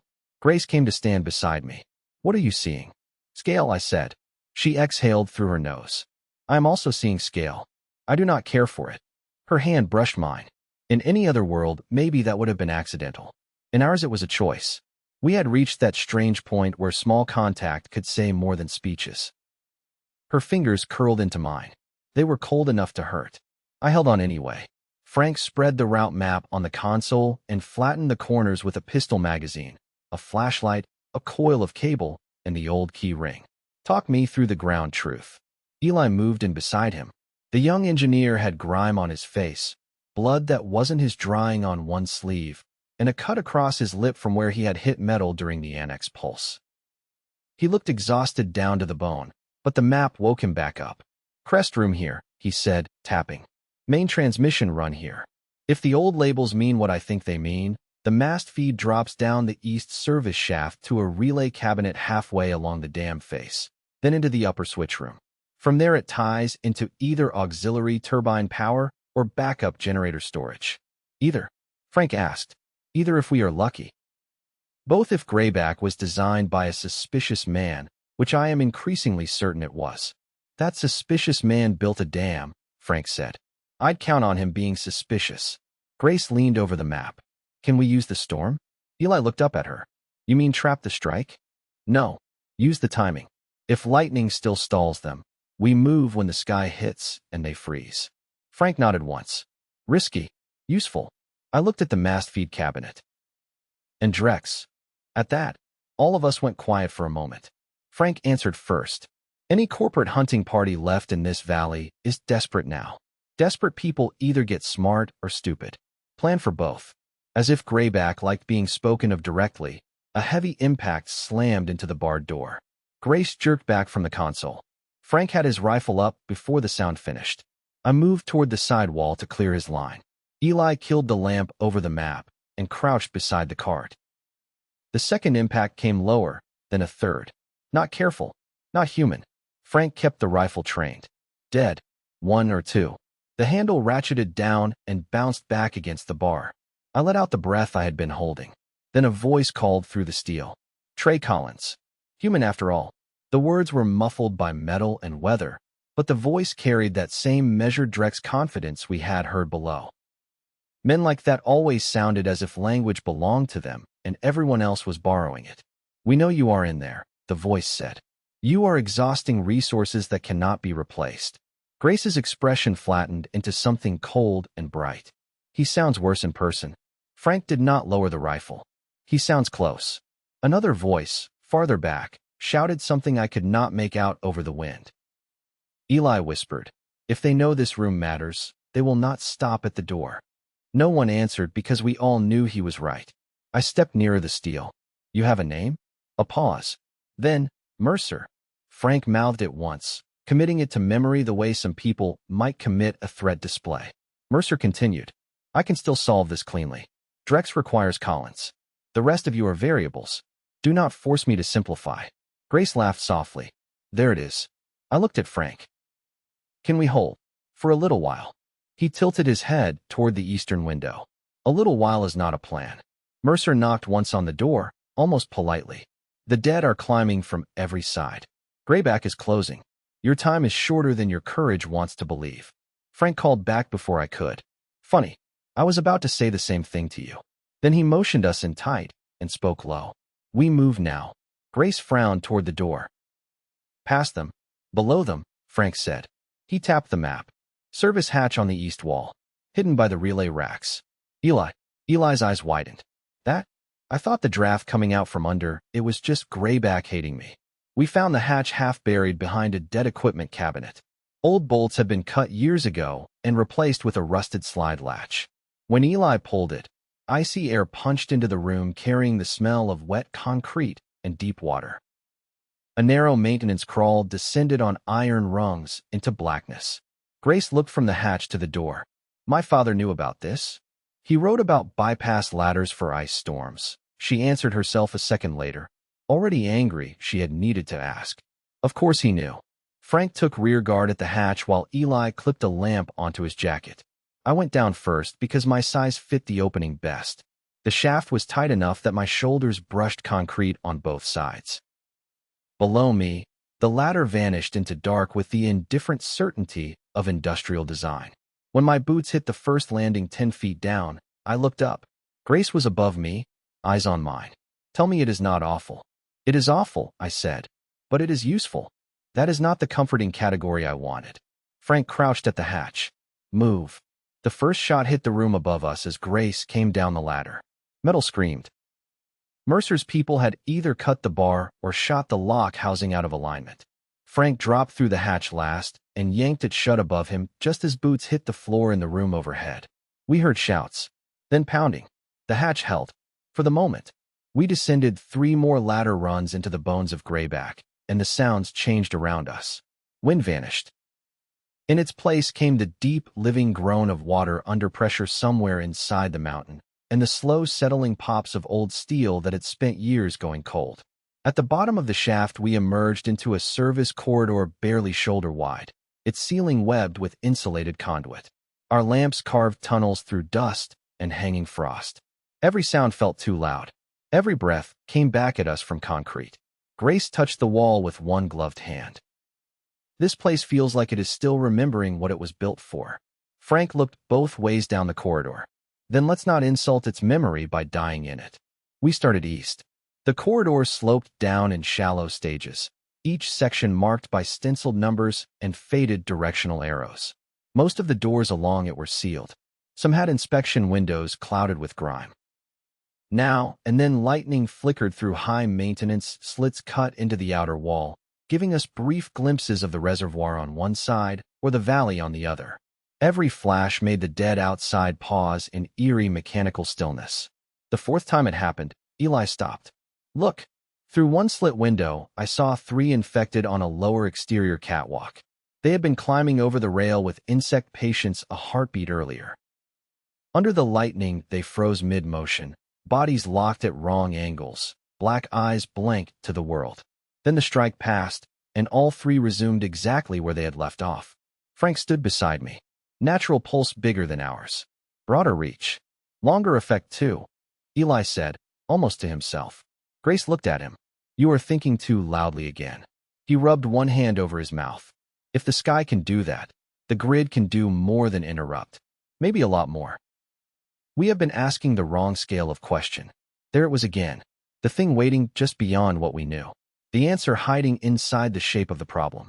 Book 2 had driven us toward blood and chemistry and the old human habit of believing every terror had some medical key. Greyback was forcing us to think differently. Frank cut it off before any of us could chase the idea too far. Bigger thinking later. Survival now. A sharp clatter sounded ahead in the corridor. Not human footsteps. Too irregular for that. Frank dropped to one knee and raised a hand. We killed our lamps at once. Dark took us whole. At first I heard nothing over my own pulse. Then it came again. A dragging step. Another. Cloth against concrete. A fingernail or tooth clicking lightly on pipe. The dead had found a way inside. We waited through 2 breaths, 5, 10. The corridor held its silence like a threat. Then lightning flashed through the maintenance slit to our right, and the shape ahead of us became visible for a split second. One infected worker in a rotted dam jacket, face caved in on one side, moving toward us by touch more than sight. The light vanished. The thing kept coming. Frank moved first, and the knife in his hand made almost no sound at all. He caught it from behind, dragged it back, and finished it in the dark with a brutal efficiency that looked less like violence than correction. When he pulled the body aside, Grace let out a slow breath, and Eli whispered something reverent and alarmed under his breath that I pretended not to hear. Frank wiped the blade on the dead man's sleeve. "No guns down here unless the choice is guns or dead." Grace nodded. "That has become our official slogan." We continued deeper into Grayback. By the time we reached the East Relay Junction, my thighs were burning from the descent, and the air had gone colder than the crest room. The corridor widened into a small square chamber full of switch cabinets and cable trunks thick as a man's leg. A yellow sign on the far wall read East Feed/Relay Access in letters half flaked off by time. Eli's whole face changed when he saw it. Tired fear dropped away, and something close to joy took its place. "I love old infrastructure." Grace stared at him. "There is actually something wrong with you." He stepped to the first cabinet and laid a hand on it with absurd tenderness. "No, listen, this is good. This is analog enough to be salvageable." Frank took position at the corridor mouth, while I helped Eli wrench open a swollen panel door. Inside was a graveyard of fuses, bus bars, ceramic insulators, and relay cages. But not all of it was dead. One status lamp glowed a dull ember red somewhere in the back. Eli inhaled sharply. "Stand by. We may still have stored charge in the backup bank." Grace moved closer. "What is that by us?" He pointed down the line of thick cables exiting the cabinet. "A path. Maybe only a thin one, but a path from here to the upper switch room. Enough to wake the massed feed cabinet if we find generation below." I looked back up the corridor we had come through, thinking of Mercer at the crest, of the dead outside, of the whole valley slowly turning toward us because electricity had become the one language every infected understood. "We do not need much," I said. Frank kept watch into the dark. "Only enough to wake the mountain." No one said it out loud, but all of us were thinking the same thing. If we woke it too much, the mountain would answer in dead flesh. Chapter 74. East Line. The relay junction opened into 2 choices. One corridor dropped farther into Grayback through a broad service tunnel marked turbine access. The other ran level along the eastern skin of the dam toward the upper switch room Eli wanted. A third option sat between them in the form of an iron maintenance stair that climbed toward a graded platform overlooking both routes. Frank took that one first without discussion and gave the place a quick scan while the rest of us caught our breath. "No movement yet," he said quietly. "Does not mean none." Eli had both hands inside the relay cabinet by then, testing contacts with a meter he had kept alive through absurd acts of stubbornness since Colorado Springs. Tiny green numbers blinked on the cracked screen.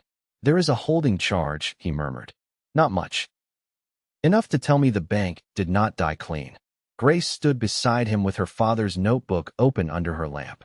He wrote about the east side generators freezing in the winter.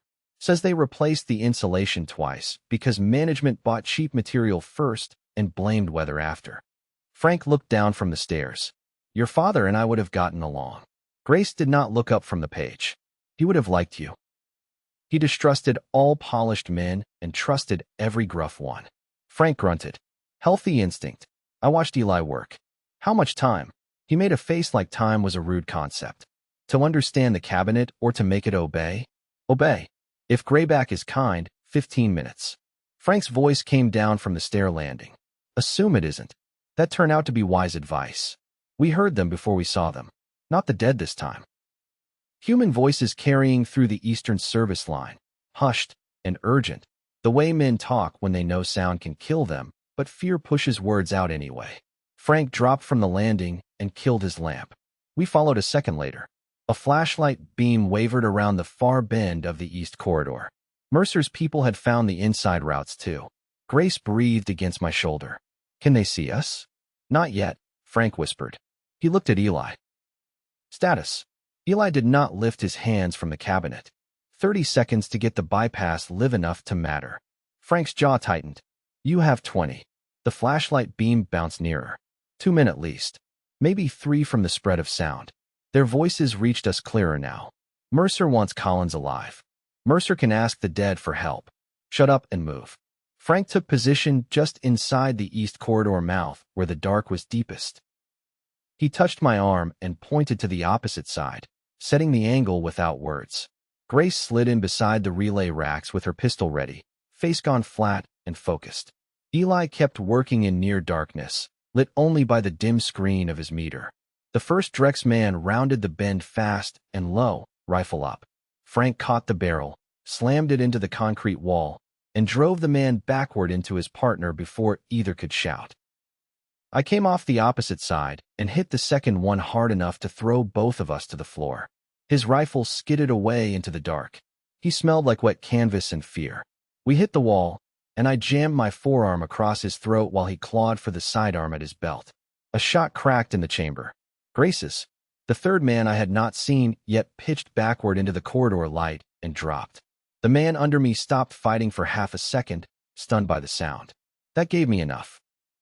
I drove his hand off the pistol, got my own weapon free, and put him down before he could breathe again. Frank finished with the first one the ugly close way, then kicked the rifle farther into shadow and looked toward Grace. You good? She kept her pistol trained on the body she had just dropped. Ask me later. Then Eli said the 2 most dangerous words in the world. Good news. Every one of us turned. Inside the relay cabinet, 3 tiny status lamps had come alive. Weak, uneven, but real. Eli's grin looked almost deranged in the low light. East Path is awake. Grace blinked at the panel. That is what awake looks like. For Grayback, yes. Frank moved to the dead Drex men and stripped them of magazines, radios, and 1 roll of maintenance keys clipped to a belt. Then we moved before Mercer sends more. We left the bodies in the corridor and took the eastern line. It was wider than the shaft we had used from the crest, but not by much. Conduit crowded the ceiling. Frost silvered the seams of every wall panel. At intervals, narrow maintenance slits opened to the outside and gave us glimpses of the dam face dropping into storm-dark air. Through one slit, I saw the lower switchbacks filling with synchronized columns of infected climbing in eerie silence toward the structure that had started calling to them again. Grace saw my expression and looked for herself. It is spreading. It was always spreading, Frank said. Now it has a destination. We passed through 2 security doors using the keys Frank had taken. The third refused to open until Eli swore at it, kicked the lower hinge, and tried again. When it finally gave, the corridor beyond dropped us into the upper switch room. It had once been bright and ordered. You could still see the shape of that old purpose under the ruin. Banks of breaker housings lined both walls from floor to ceiling. Control panels sat in rows down the middle like altars to current. Thick observation glass on the outer side looked across the east spillway gates, where black water pressed behind concrete with a weight you could feel in your ribs even from inside. And among the dead machinery stood 6 infected. They wore utility coveralls and old hard hats, their bodies pale under years of shut-down dust. They were not moving. Not fully. They were standing in loose formation facing the far wall as if listening to something in it. Lightning flickered outside. All 6 locked still as carved things. Then the light died and they turned toward us together. Frank did not waste even a breath. Left pair mine. Grace high right. Trey with me. Eli stay back. The first one came over the nearest panel, not around it, hands scraping metal. I caught it mid-climb and drove it back into the housing hard enough to dent old steel. Another lunge from the side row. Grace put 2 rounds through its skull before it reached me. Frank moved through the room with brutal economy, never hurried, never loose. Every strike placed exactly where it ended the thing in front of him. Eli stayed where he was supposed to for roughly 3 seconds. Then he dashed past me toward the far control bank. Eli, I need the room live. Another infected turned on him. I intercepted it and slammed its face into the corner of a breaker housing. Teeth broke. Fingers clawed at my jacket. There was a sour chemical smell to its skin that reminded me too much of hospital disinfectant and rotting meat in the same breath. When it hit me, some of its blood smeared across my wrist where my glove had split earlier on the ladder rung. I felt it instantly. Not burning exactly. Not pain. More like static shoving the wrong way across my skin. A hot crawling recoil. The same revulsion my body had shown before when the parasite tried to meet something in me it did not understand. "Frank," I said. He put down the last infected with a final savage strike and looked over. "What?" I held up my wrist. The black streak of infected blood was already drying. The skin under it had gone red, but not with infection. With reaction. Like my body was denying the contact on principle. Grace stared. Again. I wiped it off on a dead man's jacket. Again. Eli looked back from the far panel, breathless. "That is excellent timing, but I also need everyone to appreciate that I found the spillway relay." Frank walked to him. "Use smaller happy words." Eli pointed to a bank of old toggles and rotary switches. "This room controls the east service feed and the upper spillway gate monitors. If we want generation below, this is where we start telling Grayback to wake up." Grace moved to the observation glass. Beyond it, the east spillway chute dropped into darkness. And if we wake it too much? The answer came before Eli could speak. Far below us, from somewhere deep inside the dam, a heavy metallic thud rolled upward through the concrete like the structure had just shifted in its sleep. Frank's eyes narrowed. Then we had better be the ones giving orders. Eli laid his fingers on the first switch and looked at us as if he needed permission from people far less qualified than he was. "Ready?" No one in that room was ready, but we were done waiting for ready. "Do it," I said. He threw the switch. Somewhere under our feet, Grayback answered. Chapter 75. Spillway Teeth. Grayback did not wake all at once. It came up in pieces, the way a body half frozen in the dark might remember itself a limb at a time. A relay snapped somewhere below us. One of the dead indicator strips across the upper switch room flickered amber, died, then flickered again and held. Deep in the concrete under our boots, something large began to turn with a slow, rough complaint that felt less like machinery and more like old anger being dragged back into usefulness. Eli stared at the panel in front of him like it was a holy text finally agreeing to be read. "We have partial response on the east control bus." Frank stayed at the room entrance, rifle angled toward the corridor. "Say that in survival language." We reached something that still remembers how to listen. Grace closed her father's notebook and tucked it into her coat. "And what does it want from us?" Eli traced the schematic stamped into the panel plate. "Manual confirmation at the spillway access level. Grayback won't release auxiliary flow on remote signal alone. Too much risk of operator error. Or sabotage." Frank made a short sound that could have meant agreement or insult. "Thought the suspicious dam builder would show up again." The room shook under another heavy metallic strike from below. This one was followed by a hiss that raced through the walls like steam forcing its way into old veins. I stepped to the observation glass and looked down the east spillway chute. At first I saw only darkness and streaking snow. Then lightning flashed and the whole exterior of the dam came into savage white detail. The chute walls were lined with catwalks, ladders, valve housings, and inspection platforms stacked one under another. On 3 of those platforms, infected workers were already moving, drawn upward by the returning current. Farther down, more bodies were beginning to gather at the service doors built into the concrete face. "They're coming from below, too," I said. Grace joined me at the glass. "There is no polite direction left." Eli found the access route on the room map. Spillway control is 2 levels down through the east valve gallery. If we manually crack Gate 4 or Gate 5, we can force enough water through the auxiliary channel to spin at least 1 small turbine. Not much, but enough to carry mass load. Frank looked at him. "What happens if you are wrong?" "Then we go to a great deal of trouble and the tower stays dead." Frank's expression did not change. "Not the question." Eli swallowed. "If I am wrong in the wrong direction, Grayback dumps too much pressure, draws even more dead to the vibration, and maybe tears old seals loose." Grace took that in with a slow blink. "I miss small problems." I checked my rifle, then the fresh magazines we had stripped from the Drex men. "Let's go learn whether Grayback likes us." The east valve gallery started as a metal stair caged inside the concrete shell of the dam. Each landing looked out through narrow, reinforced windows into the spillway throat where the dark water waited behind the gates. The sound grew heavier as we descended, from distant machinery to a constant living pressure that pushed into the ears and chest. At the first landing below the switch room, Frank halted us with a raised fist. Voices, not the shambling friction of the dead. People again, somewhere deeper in the gallery. Mercer had committed more of his team below. Grace leaned close enough for her shoulder to brush mine. Do they know where we're going? Frank listened another second. Maybe. Or maybe every smart route in Greyback leads through the same ugly places. Eli looked down into the stairwell. There's an alternate ladder drop through inspection shaft B, but it comes out behind the gate motors. Narrow. Rusted. Probably terrible. Frank started down again. You keep describing our best options with too much accuracy. We left the main stair at the next level and squeezed through a hatch into inspection shaft B. Eli had not oversold its terribleness. The shaft was little more than a square throat of corroded iron rungs and wet concrete. Spray from somewhere below had coated everything in ice. My gloves slipped twice on the way down, and once I had to stop moving just long enough to control the instinct to panic.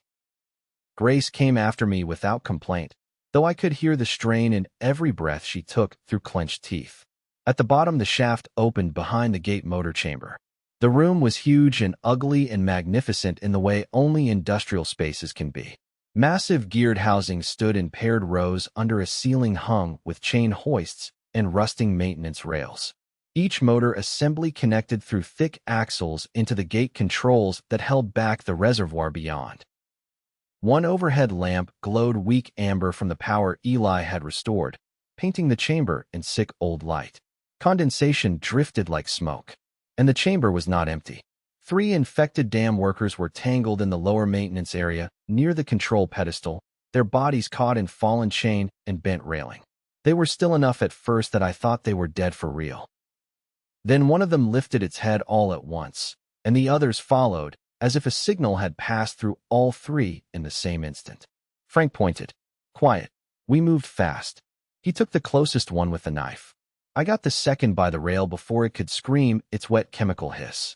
Grace fired once into the third when it snapped free of the chain and lunged at Eli across the control pedestal. The report crashed through the chamber and came back from concrete in brutal echoes. We all froze afterward, listening. Nothing for 3 seconds.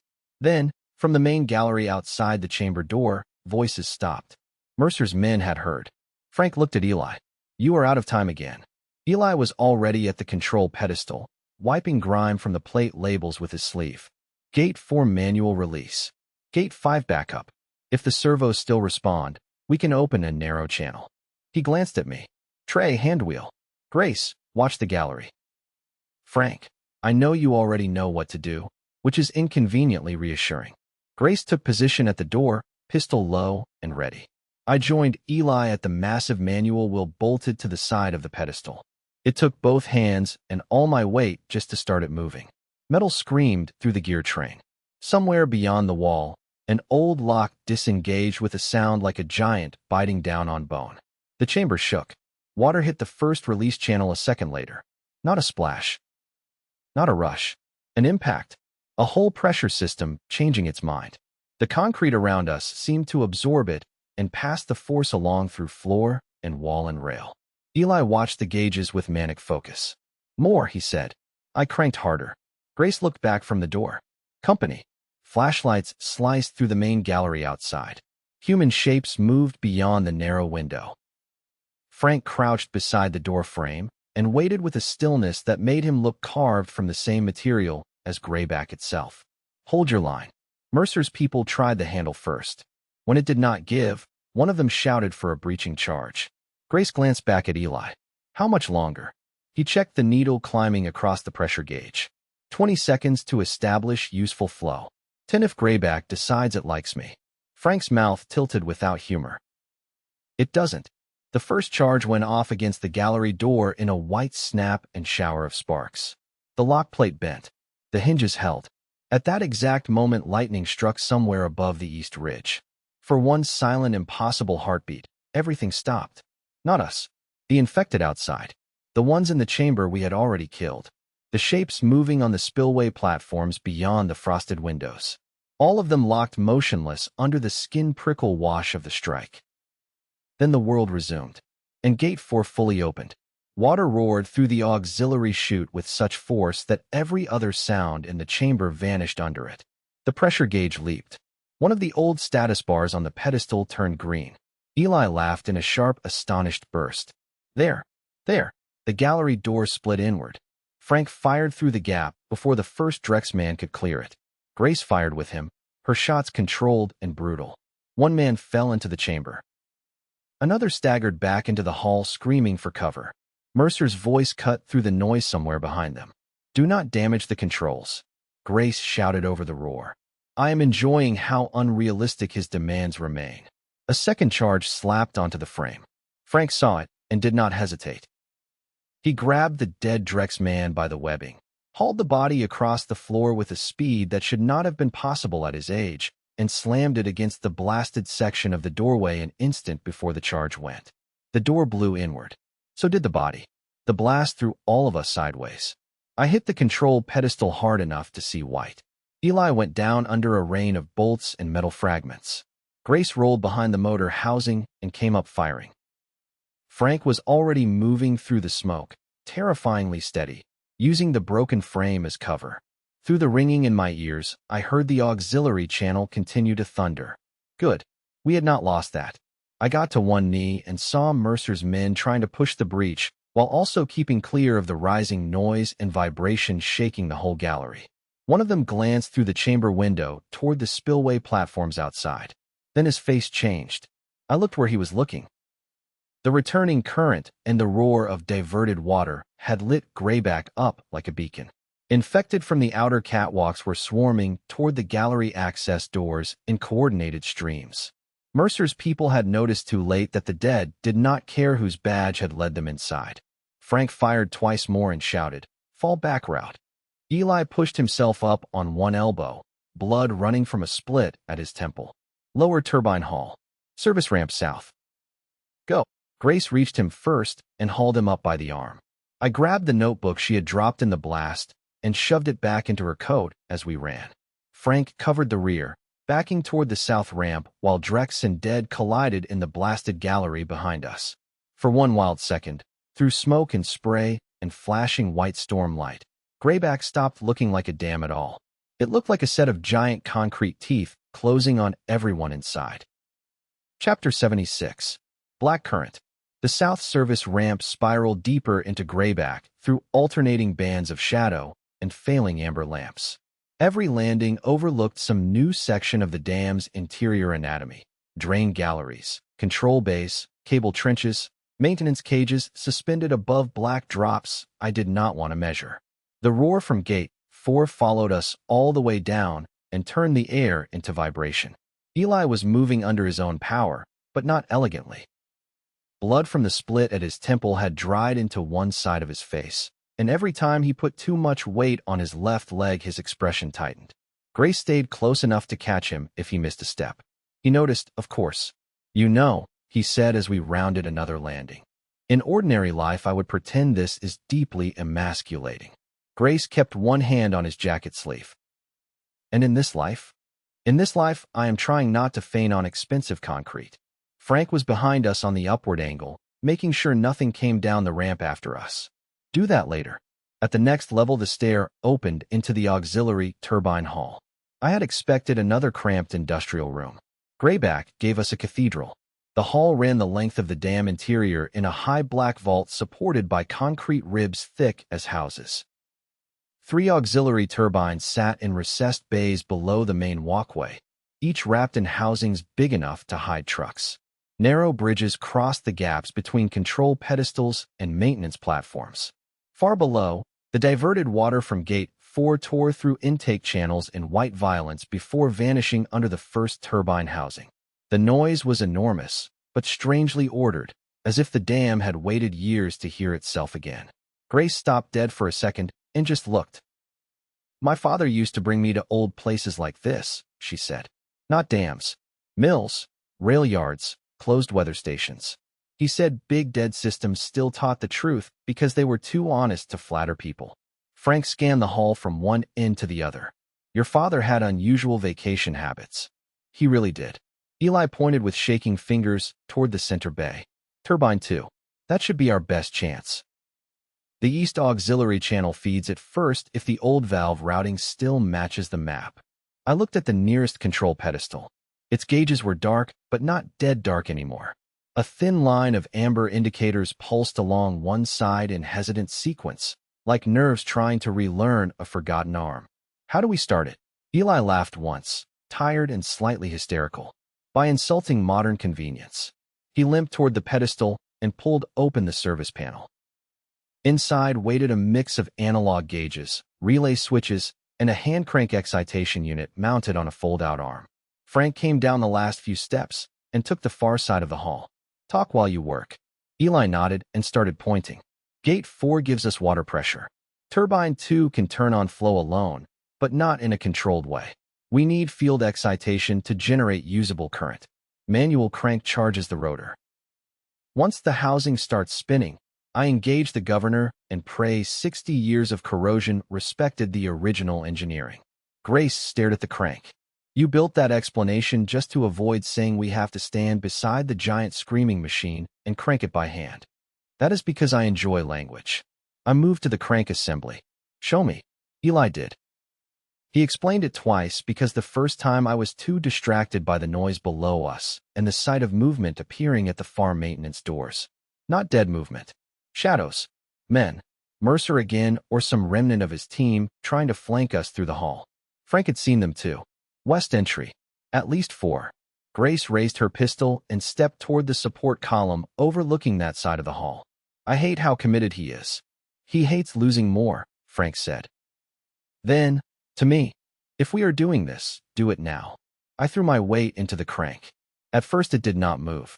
Then the mechanism gave with a hard metallic jolt and began to turn. Each rotation sent resistance back through my shoulders and down my spine. Eli watched the excitation meter climb in tiny reluctant increments while he flipped the first relay into standby. Again, he said. I cranked. The second rotation came easier. The third felt like fighting a stubborn animal. The machinery below answered with a low rising hum that seemed to come not from any one place, but from the structure itself. Mercer's men opened fire from the west catwalk. Rounds sparked off railing and concrete. Grace dropped behind the support column and returned 2 shots so fast they sounded like one. Frank moved along the upper walkway with that same terrible calm, using each support rib as if he had designed the hall himself. I kept cranking because stopping now would have meant losing the only advantage we had. Eli slapped the governor's switch. Come on, come on. The turbine answered with a heavy rotational shudder. For a fraction of a second, nothing else mattered. Not bullets. Not the dead. Not the storm outside. Just the fact that this impossible old machine was actually trying to live again. Then something hit the outer maintenance doors on the east side of the hall. Not a man. Many of them. The dead had reached the turbine level.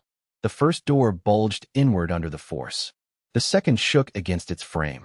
Through the inspection glass, I saw pale faces and ruined helmets, and the jerking synchronized push of a dozen infected trying to force themselves through at once. Grace saw it too. We are about to host everyone. Frank fired down the west catwalk, dropped one of Mercer's men, then pivoted and put 2 rounds into the east door hinges. Then keep the invitation short. Eli looked from the gauge to the doors to the west catwalk and made the kind of choice people never imagine making until a world like ours shoves them into it. Trey, faster. Frank, when I say now, shoot the manual isolation on Bay 1. Frank glanced at the marked pipe housing near the west side. What does that do? It vents cross pressure through the dead auxiliary line. Grace's eyes narrowed. That sounds like the sort of thing that kills the room. Eli nodded. If I do it wrong, yes. If I do it right, it floods the lower west catwalk and takes Mercer's angle away. Comforting again, Frank said. I drove the crank in brutal circles until my arms shook. Eli engaged the next relay. Below us, turbine 2 finally caught. The whole housing rolled from shudder into motion with a deep gathering force that made the walkway tremble. Amber lights snapped green across the pedestal. Eli actually shouted. Now, Frank fired at the isolation valve marker. The pipe junction blew open in a spray of steam and black water.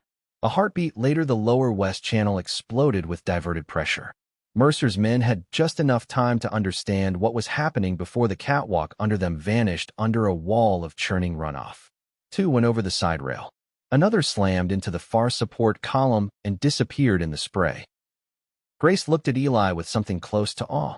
"You are the least practical person I know, and yet somehow still useful." He wiped blood from his eye and gave a ragged grin. "It is a burden." The east maintenance doors gave way. 3 infected spilled into the hall, then 6, then more behind them.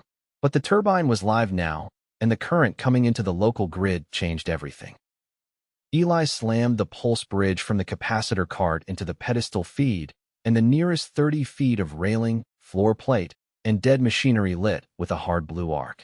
Every infected in that zone locked instantly. They did not just stop moving. They seized, bodies rigid, jaws hanging, limbs frozen at grotesque angles as the field passed through them. Grace stared. "That is new." "No," Eli said, breathless. "That is scaled." Frank recovered fastest. He fired into the immobilized line with ruthless efficiency while I grabbed a dropped rifle and joined him. Within seconds, the first wave was down for real. But farther back in the doorway, more shapes were already pressing in. And outside, under the trembling lights of the turbine hall, I saw something worse. The reservoir of dead gathering beyond Greyback was no longer just climbing toward us. It was learning the exact places where Current lived. Chapter 77. Mast Feed. Once Turbine 2 took the load, Greyback changed its voice. The deep roar of water remained, but now it carried a layered undertone of current returning through systems that had been dormant too long. Panels clicked alive one bank at a time. Strips of emergency lighting along the upper hall steadied from weak amber to dirty white. Somewhere far above, through the miles of concrete and steel between us and the crest, a relay snapped in answer. Grace heard it too. Her face turned upward as if she could see through all of Greyback to the radio mast above us. "Tell me that was the line." Eli was already reading the gauges. "Partial line. Not full mast feed yet, but the path is real." Frank did not let the moment become celebration. Then move before reality objects. Reality objected anyway. The dead kept pressing through the east maintenance doors in ugly timed surges, as if something in the returning grid was teaching them cadence. Not intelligence exactly. Not planning in any human sense. More like response. The system called. They answered. Eli's scaled pulse through the hall stunned the front ranks. But the improvised bridge could not hold a field more than a few seconds at a time before the capacitor charge collapsed. "Again in 10, he said, ripping scorched leads free and swapping them with hands that shook from fatigue. "Maybe 12. Do not make me promise 10. Frank reloaded beside the control pedestal. "Route." Eli pointed toward a service bridge that crossed above the second and third turbine bays. "North catwalk to the elevator machine room. From there, cable chase to the upper relay shaft. If the east line is carrying anything at all, we can meet it halfway and push mast feed from the booster cabinet." Grace blinked at him. "You just said 5 impossible things in one sentence." "It is how I cope." I scooped the capacitor card handle with one hand and slung 2 extra rifle magazines into my jacket with the other. Then cope while moving. We left the turbine hall with the dead still hammering against the improvised electrical stall Eli had created. Frank covered the rear. Grace and I took the cart because Eli's leg had gone from bad to dangerous. The service bridge flexed under us over white water and spinning housings. Every few yards I caught glimpses down through grated floor at the turbine blades beginning to turn below their protective housings. Greyback was remembering itself faster now. Halfway across, the hall lights snapped bright for the first time. Not full daylight. Not even close. But enough to reveal what the shadows had been hiding beyond the far side maintenance glass. Dozens of infected converging on the outer structure around the turbine level, drawn by the live system below us. They moved along the catwalks in coordinated clusters, not bumping blindly, not wandering. Flowing. Grace saw them, and her grip tightened on the cart handle. They are sinking faster. Frank came backward across the bridge with his rifle up. Then stopped staring and pull. At the far side, we forced the cart through a jammed fire door into the elevator machine room. Heavy winch drums and cable reels filled the space from wall to wall. The elevator cars themselves were long dead in the shafts beyond, but the machine room still held a booster cabinet Eli wanted, set into the north wall under a plaque that read Crest Transit AUX Power. He grinned despite everything. "Oh, that is gorgeous." Grace looked at the cabinet the way she might have looked at a nest of snakes. "I think your standards need supervision." Eli limped to it, found the panel latch, and pulled the door open. Inside, 3 bus fuses had blown years ago. One whole relay block had melted into useless slag. But under that ruin, heavy copper links still connected the auxiliary line to the upper crest feed trunk. It was ugly, damaged, and very much not dead. "This is enough," Eli said. "I can jump the bad relay." Frank moved to the machine room door and listened into the hall beyond. "How long?" "A minute if no one speaks to me." Grace raised her pistol toward the upper ventilation grill. "You are making strange requests in stranger places."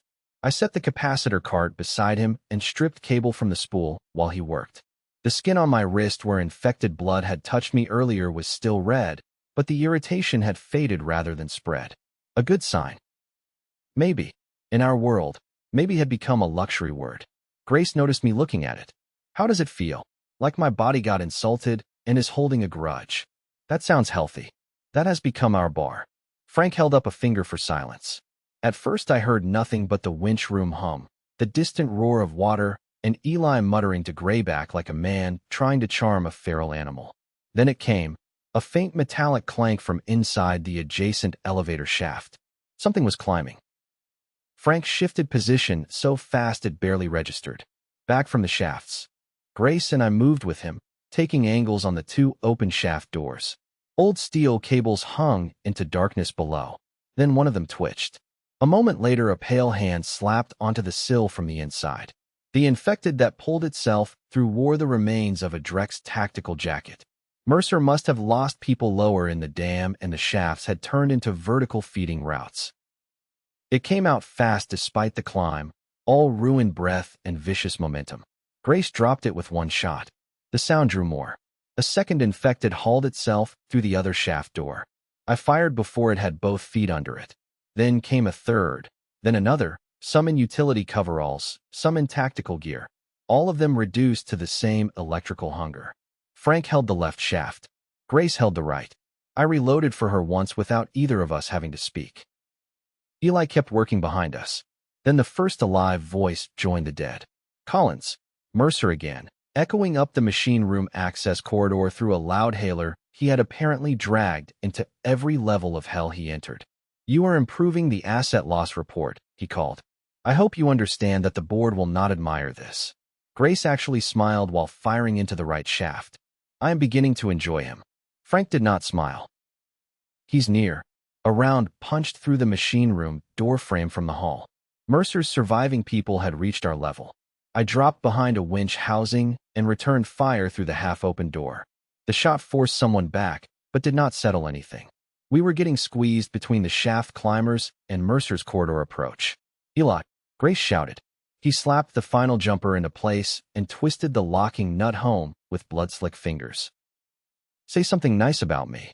The booster cabinet came alive in a sudden crawl of green status lamps. At the same instant, far above us, a relay chain snapped through Grayback all the way to the crest. I felt it through the concrete more than heard it.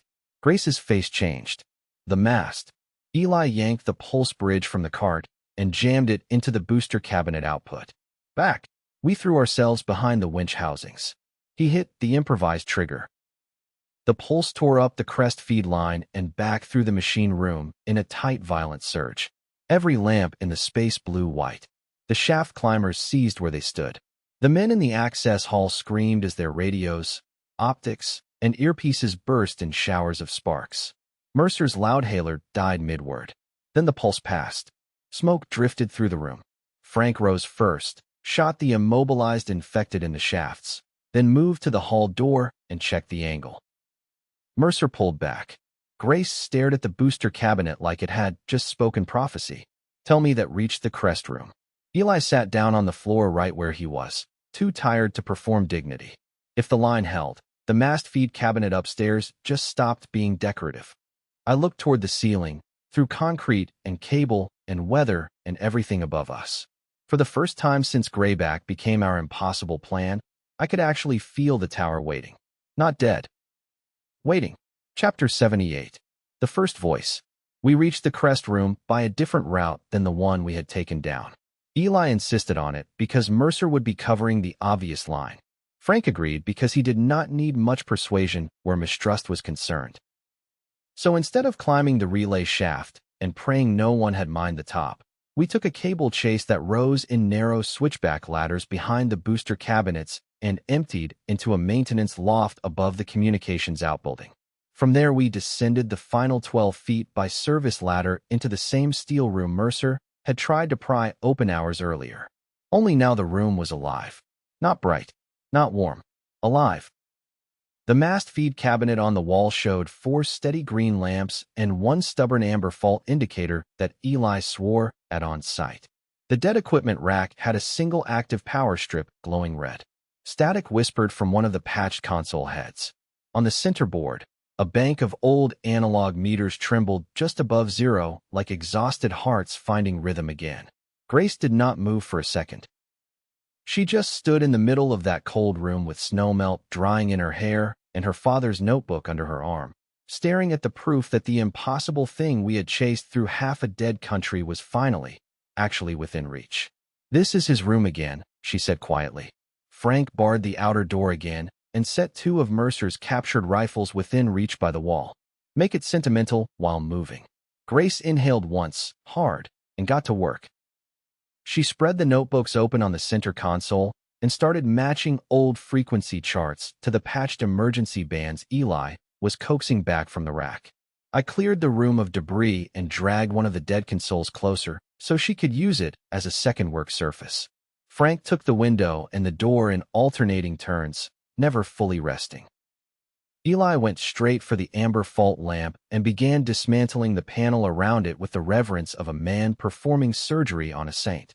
Outside, the storm had settled into a constant low violence. Snow dragged across the crest in silver streamers.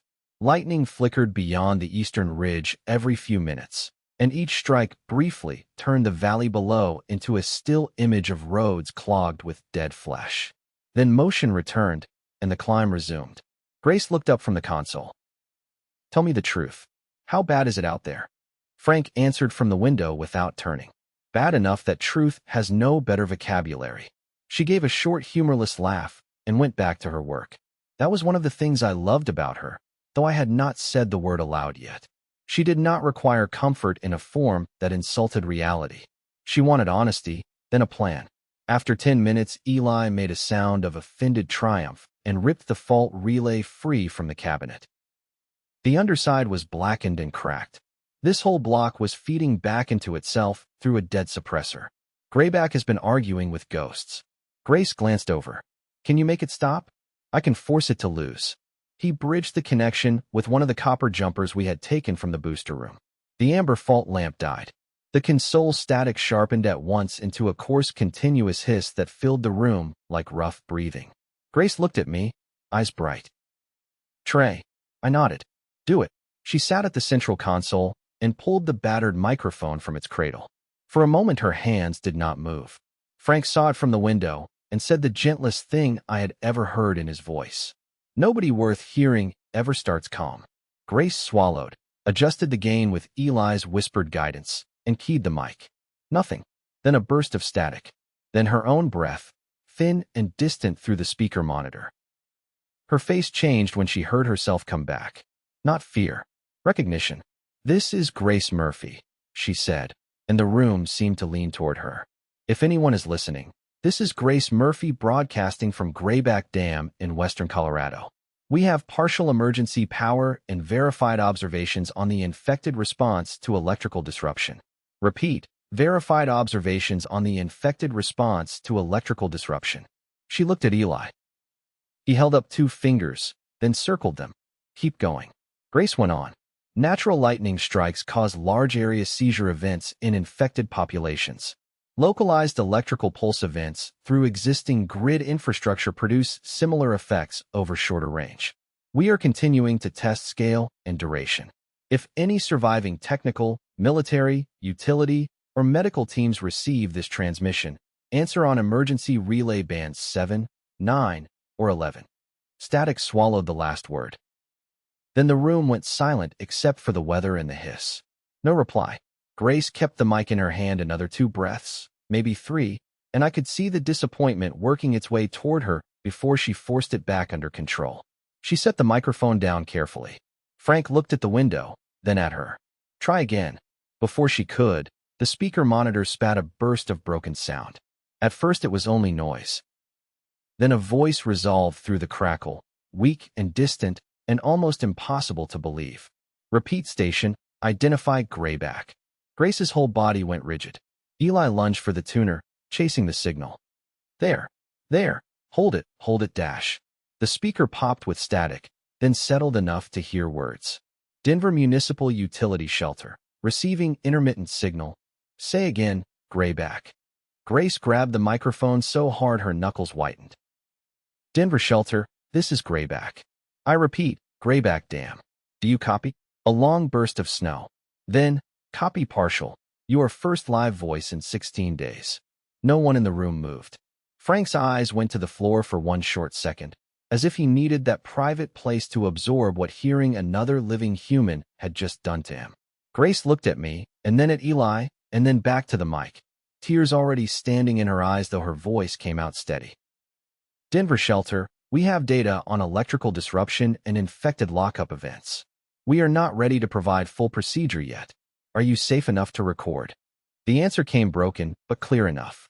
Recording, 63 survivors. Power unstable, say what you have. Grace spent the next 5 minutes giving them everything we knew that would not get them killed by incomplete theory. Lightning causes seizure lock. Local pulse events can interrupt movement. Infected mass toward current. Do not energize a live grid without a kill plan. Do not cluster near exposed transformers. She gave it clean, concise, reporter sharp. Not dramatic. Not hopeful for show. Useful. When the transmission faded, the room felt bigger than before. Not because Grayback had changed. Because the world had. We were not the last voice in the dark. Not even close. Eli wiped both hands over his face and laughed shakily. That is either the best day of my life or the moment before the worst. Frank nodded toward the valley. Could still be both. He was right. The broadcast had gone out farther than the dead systems should have allowed, and the same signal that carried Grace's voice also carried a stronger invitation into the valley. We saw the answer less than 10 minutes later when lightning flashed across the basin and revealed new lines of movement coming in from feeder roads that had been empty an hour before. Grace followed my stare through the window. They heard us. In their way, I said. Eli leaned over the route map with a fresh fear in his voice. The stronger the line, the wider the draw radius. If we keep transmitting on current load alone, Grayback becomes a beacon without a hammer. Frank turned from the door. Meaning we can call survivors, Eli said. But unless we build the next part fast, we also call every infected within miles. Grace set the microphone down and looked out at the black, crawling roads below us. Then the next part needs to happen before the valley fills. Frank pointed to the map. Show me the next part. Eli drew a line from the crest room down through the feed trunk, across the energized auxiliary path, and into the main transformer yard on the western lip of the dam. This is where scale lives. If we can route enough load through the primary transformers and dump it in one controlled catastrophic pulse dash. Grace blinked. Controlled catastrophic is not a phrase that inspires trust. It should not, Eli admitted. But I think that is the real answer. Not blood. Not cure chemistry. Grid kill. I stared at the valley below us, at the dead turning roads into veins around a mountain-sized heart we had just forced back into beating. Grayback had given us the first voice. Now it was asking for something larger in return. Chapter 79. Valley Answer. Mercer chose that moment to remind us the dead were not our only problem. The first sign was not gunfire. It was silence from the outer door. Frank had been listening to the weather, the distant pressure of the climbing dead, the faint clicking sounds Greyback made when current moved through older sections of the structure. In a world like ours, silence inside those layers meant intent.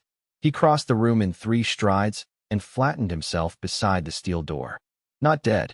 Grace moved at once, taking the opposite side. I killed the speaker monitor and pulled the surviving Drex rifle closer. Eli dropped to a crouch behind the console bank and started disconnecting one of the live patch leads. I looked at him. What are you doing? Preparing to be vindictive. That answer had barely landed when a calm voice came through the door. Miss Murphy, Mercer said, without the loudhailer this time. Congratulations. That was a very moving use of stolen infrastructure. Grace closed her eyes for one tiny second, then opened them again with all softness burned off. I liked it too. Mercer continued as if they were hosting a panel discussion and not standing on opposite sides of a steel barrier while an army of dead climbed a mountain around them. You are improvising with a system you do not understand. Collins is making you all brave enough to be foolish. Frank's mouth hardened. He keeps trying to sound like a man in control. Mercer must have heard the murmur because his next words came colder. Your engineer has already guessed what Greyback can do at scale. Drex guessed years ago. That is why this site remained on our restricted inventory. Not because it was useful to public infrastructure. Because it was potentially decisive. Grace's eyes narrowed. You mean weaponizable? Most decisive things are. The room went still around that truth. Mercer had just confirmed what I had been feeling since Colorado Springs, since the Annex records, maybe even since the first time I saw my own face on a screen marked as infected. Drex had never wanted rescue. Drex wanted leverage. The parasite, the cure, the immunity edge in my blood, the electrical behavior of the dead, every human disaster passed through their hands and came out translated into ownership. I stepped to the door, keeping clear of the frame. Then you can die outside it. Mercer let a beat pass. That is emotionally satisfying, Collins. It is also statistically poor. Frank mouthed, stall him. I did. Why chase me this far? I asked. You already lost facilities. Teams. Cities. What's one man? Mercer answered without hesitation, which made his honesty more disturbing, not less. One man with a singular biological response profile and direct field exposure across multiple transformed states? One man who may hold the only stable rejection signature we have seen? One man who now stands at the center of a power architecture that can shape infected behavior at scale? You are not one man. You are convergence. Grace muttered. He can go to hell for making that sound clinical. Mercer kept going. Open the door, and I will take only Collins. Frank's smile then was small and vicious. He actually still thinks bargaining works. Before Mercer could answer, something struck the outer wall of the room from the outside. Then again, not a hand this time. Many bodies. The dead had reached the crest in force. The steel shell of the room rang with repeated impacts.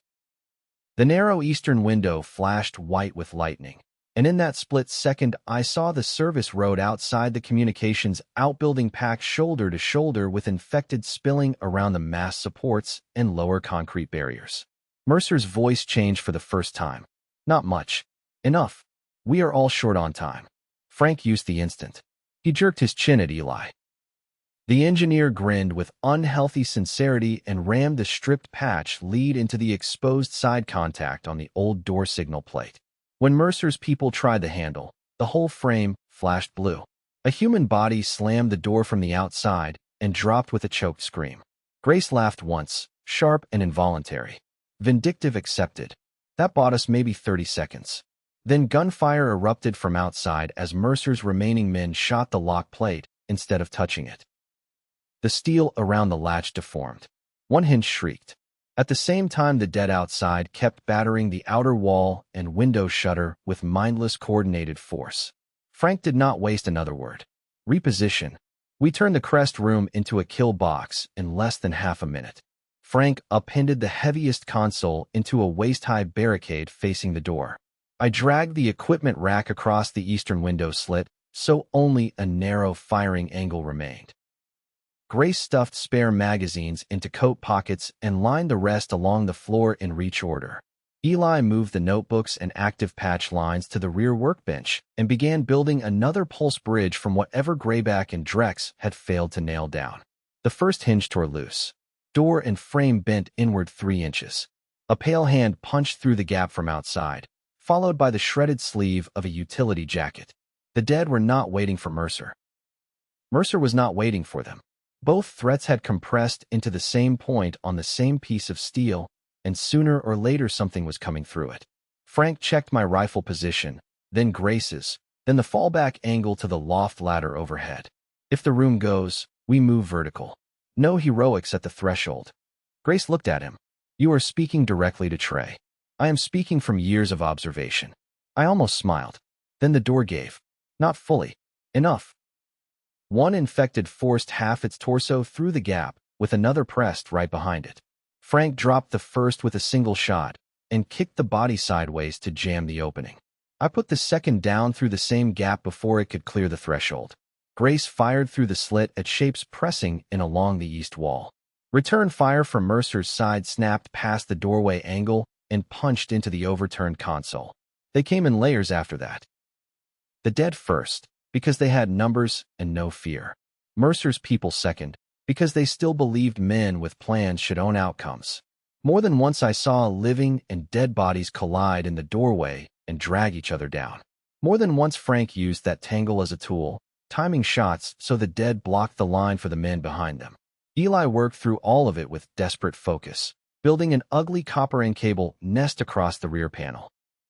I need 1 clean second, he shouted over the fire. Maybe 2. More than that would be emotionally generous. Grace fired through the east slit again, then ducked as glass and metal spat inward around her. You are not getting more than 1. Lightning hit somewhere close enough to turn the whole room blue-white. Everything outside locked. The dead at the threshold froze mid-climb. Mercer's surviving men on the outer approach flinched at the flash, but kept moving. For that heartbeat of stolen time, Frank surged forward, shoved the half-breached door almost closed against the rigid infected bodies, and dropped a fallen steel cabinet across the frame as a wedge. When movement returned outside, the pressure hit the blocked door all at once. The cabinet bucked, but held. For a moment. Then Mercer himself appeared at the east slit. Not his full body. Just one eye, part of a cheek, the muzzle of a compact rifle, and the outline of a man who had somehow preserved his suit coat under tactical armor, as if refusing to fully surrender any rank marker to the end of the world. He fired through the slit. The round tore across Eli's bench and smashed the tuner. Grace swung and fired back so fast I barely saw her move. Mercer vanished from the opening with a curse. Frank pointed at the ruined tuner. Can we still transmit? Eli checked the damage with one horrified glance. Receive, maybe. Transmit, yes, if I bypass the front end. Which I now have to do, because apparently professionalism is dead. The east wall boomed under another coordinated hit from outside. I looked at Grace.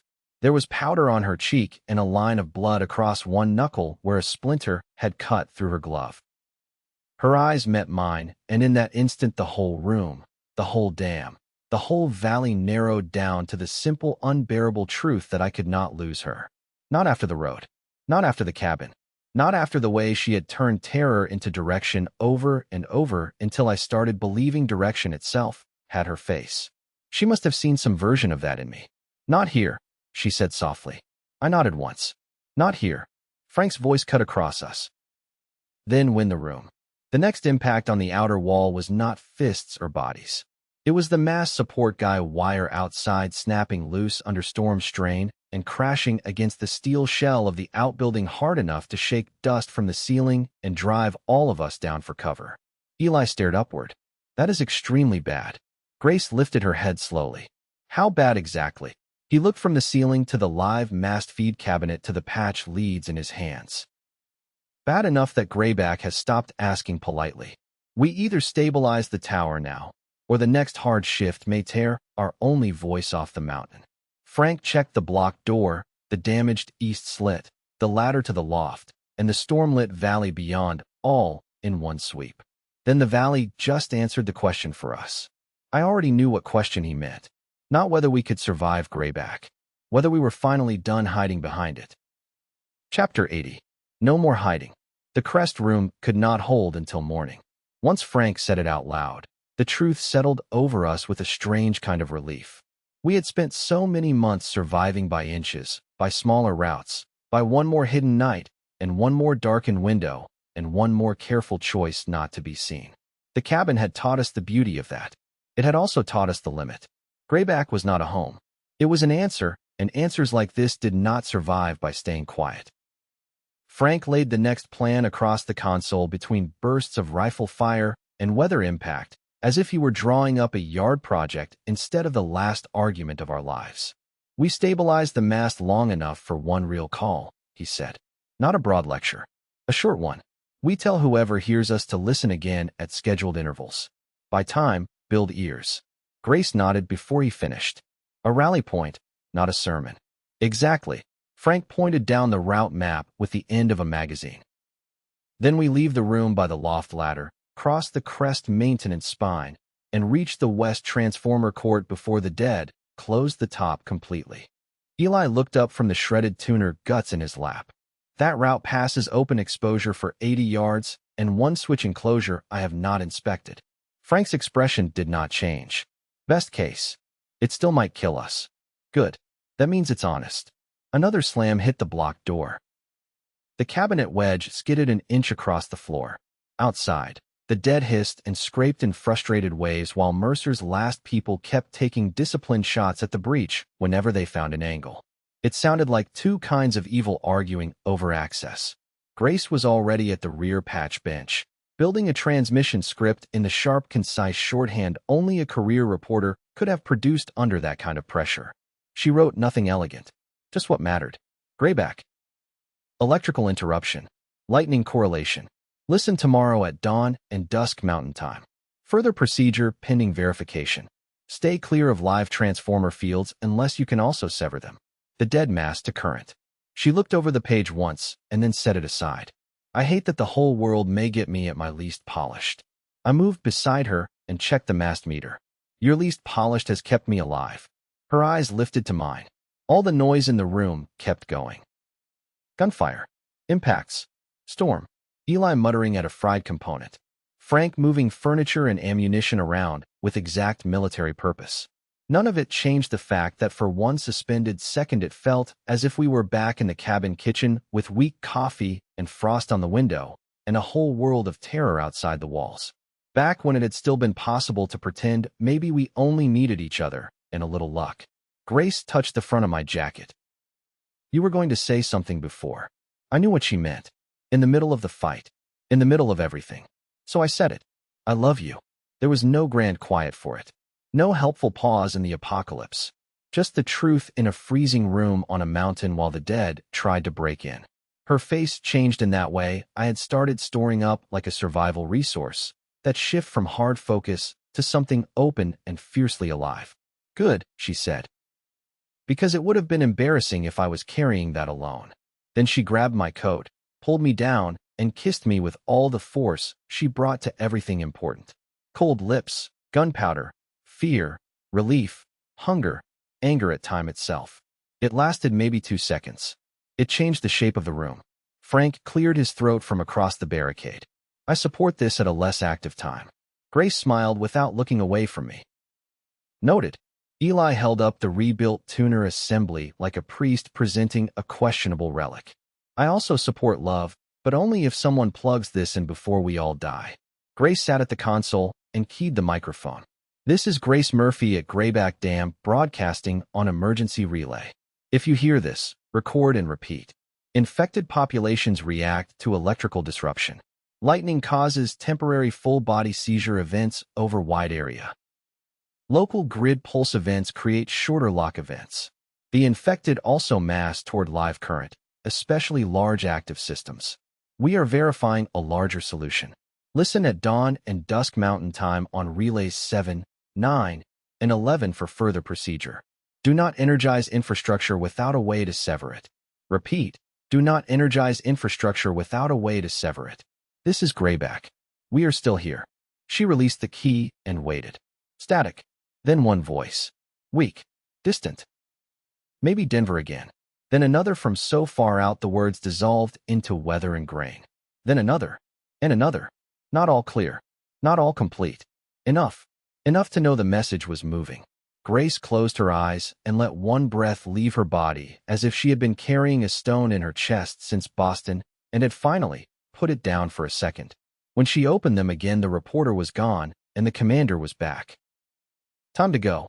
Frank and I pulled the loft ladder down from the ceiling hatch while Eli stuffed the notebooks, the rebuilt tuner parts, and every length of useful wire into 2 packs. Grace slung the microphone handset by its cord across her shoulder, then thought better of it and clipped it free to carry separately. The door blockade shifted again under a new combined impact. Dust trickled from the frame. Whatever came through next would come through all the way. Frank pointed upward. Eli first, then Grace. Trey, I'll close. Grace started to object, and Frank cut her off with a look that had probably stopped Marines at 30 paces 30 years earlier. Not a debate.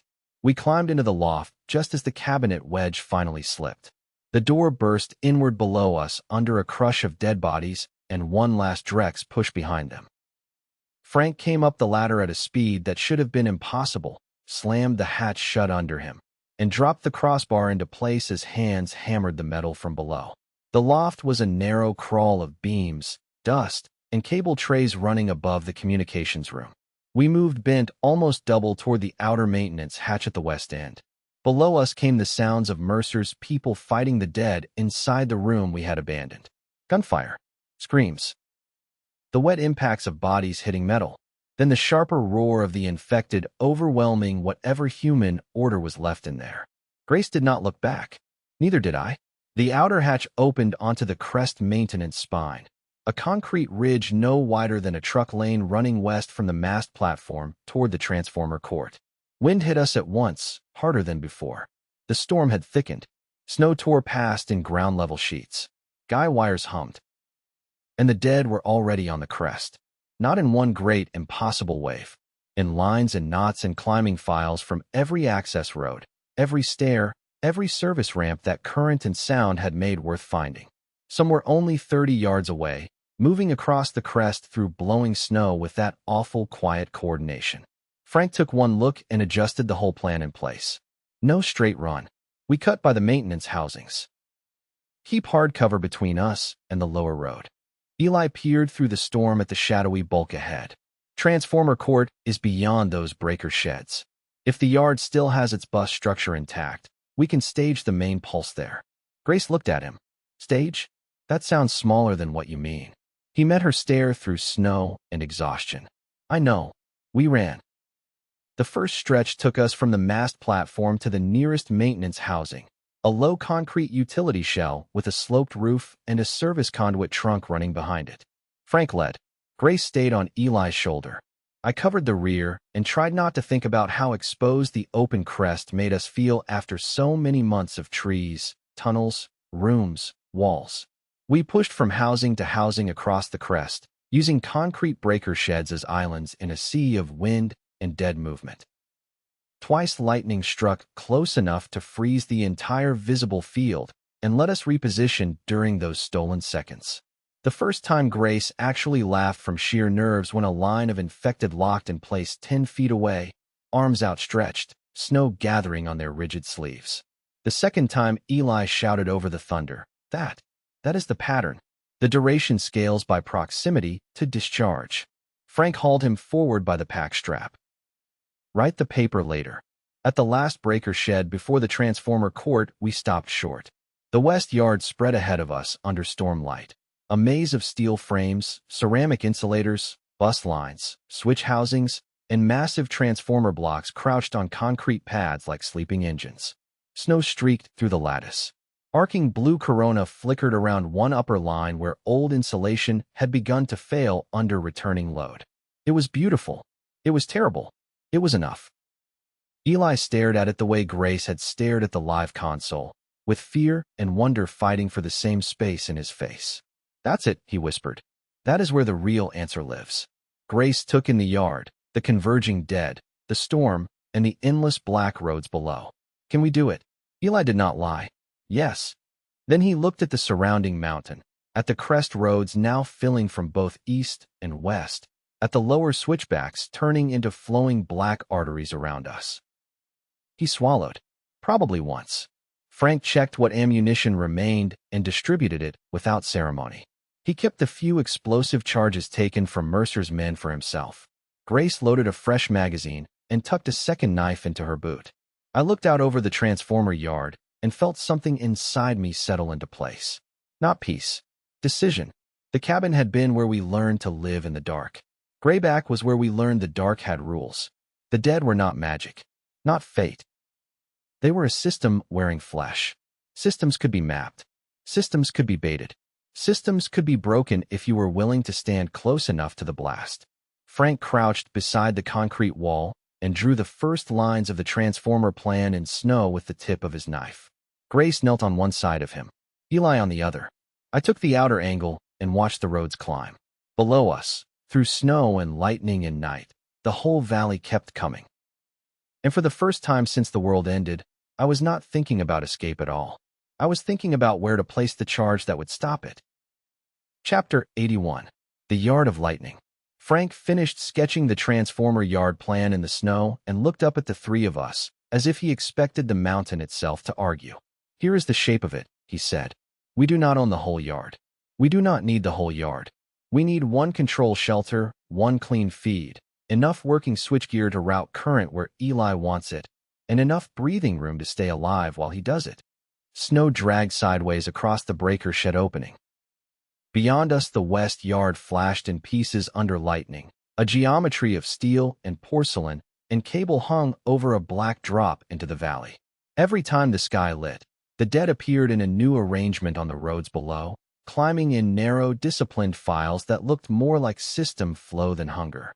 Eli crouched beside Frank's lines and added a second set with the tip of a glove. That shelter there controls the west bus and two of the step-up banks. If the cabinets inside are not destroyed, I can isolate one bank and overcharge a local section. Not the full valley, not even the entire crest, but a section large enough to prove the numbers. Grace studied the sketch. A demonstration. A measured test, Eli said. Demonstrations are for investors and tyrants. Frank looked at me. Measured test. Loud enough to bring every dead thing in 3 counties closer. I watched the yard again.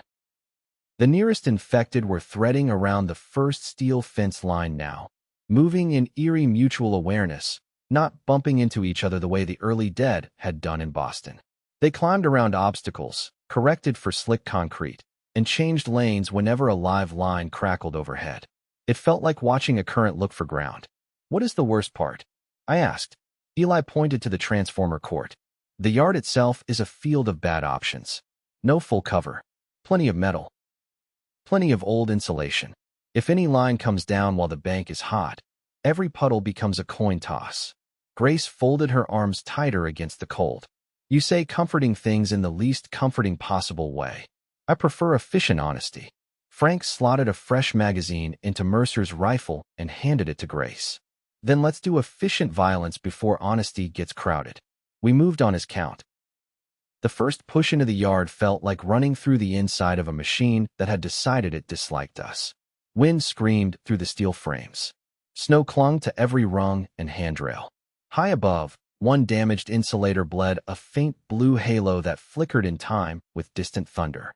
Frank led us between 2 breaker housings and down the narrow service lane toward the control shelter Eli wanted. Grace and I covered the flanks while Eli stayed in the middle with the pack that held the notebooks, spare cable, and the rebuilt tuner parts. The dead reached the fence line as we crossed the first open span. They did not howl. That silence still got to me more than anything that made noise. They came over the low retaining wall in a coordinated slide, hands searching, feet correcting, heads tilted slightly, as if they were all listening to the same thing through bone.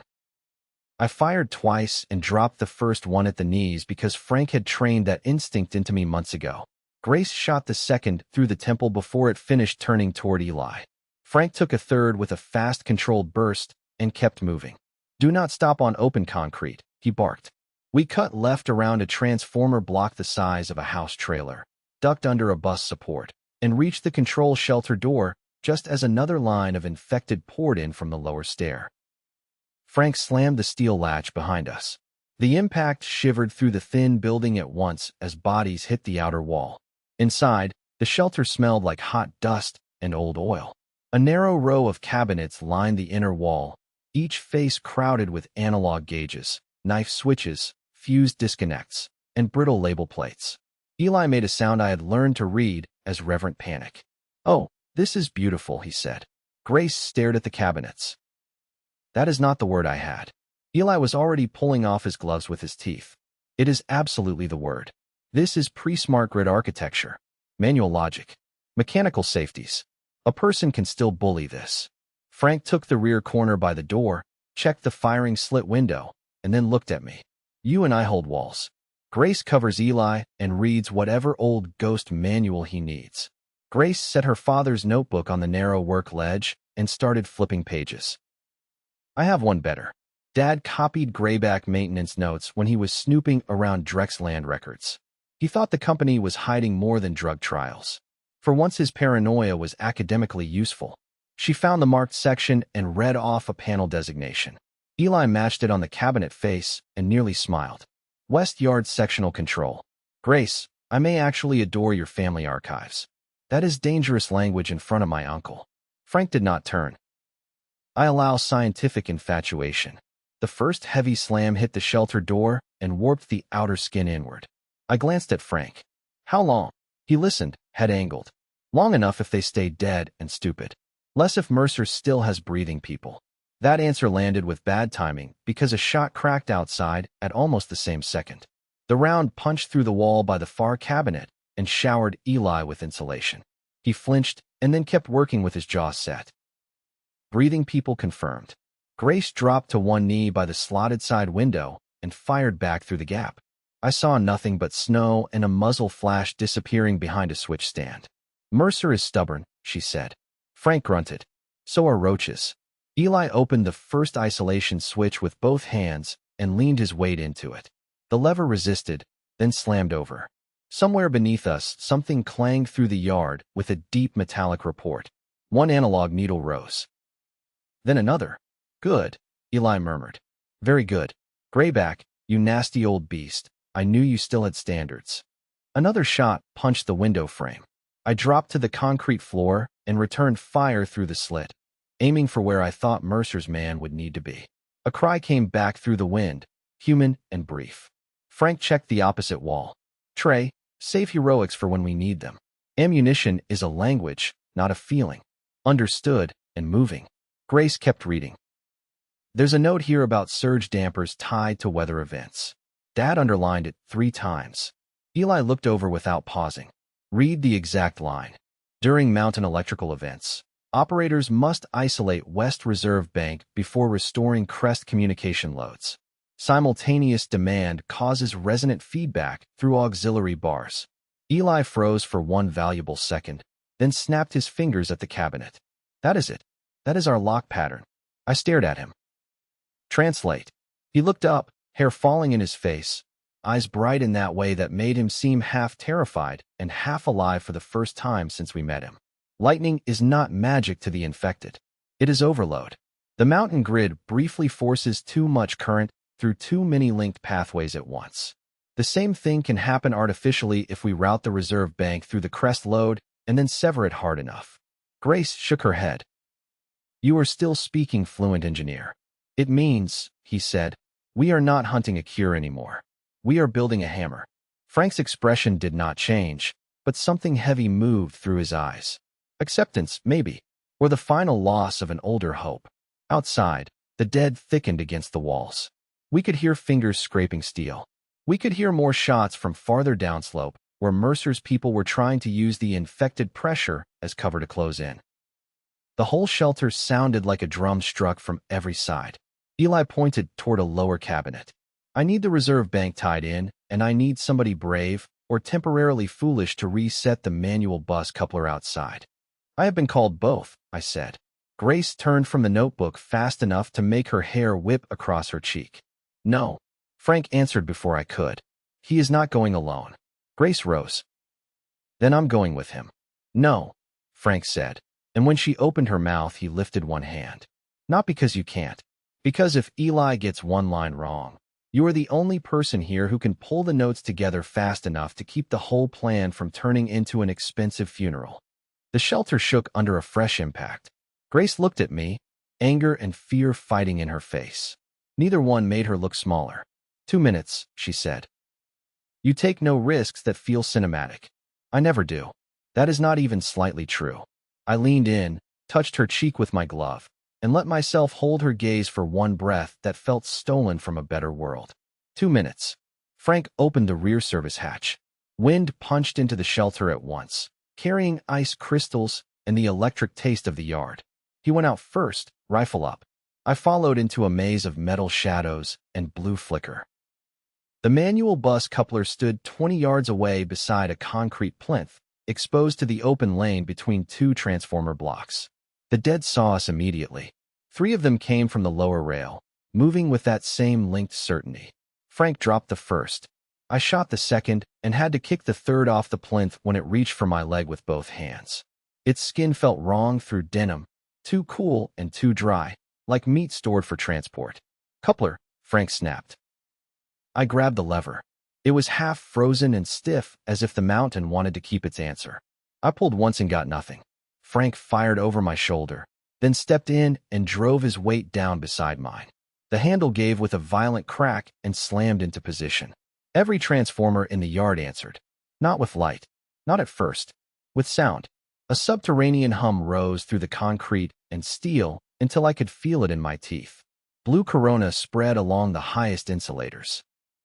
Gauges in the shelter window jumped, and across the open yard, every infected body in sight halted for one thin, impossible second, heads lifting together as if the mountain had spoken in a frequency only they understood. Then they came harder. Frank shoved me back toward the shelter. Move. We sprinted through sleeting snow while the lane filled from both sides. I shot one infected so close I saw a cracked gold filling in its molars. Frank caught another under the chin with the butt of his rifle and sent it spinning into the plinth rail. The shelter door opened just enough for Grace to drag me in by the sleeve while Frank backed through firing. Eli slammed the latch. The whole building vibrated now. Every needle on the reserve cabinet had climbed into the yellow. Eli watched them with rapt attention that looked deranged from any normal angle. Grace was pale from fear and fury both, but her voice came out level. Tell me it was worth that. Eli pointed to the center gauge. Look.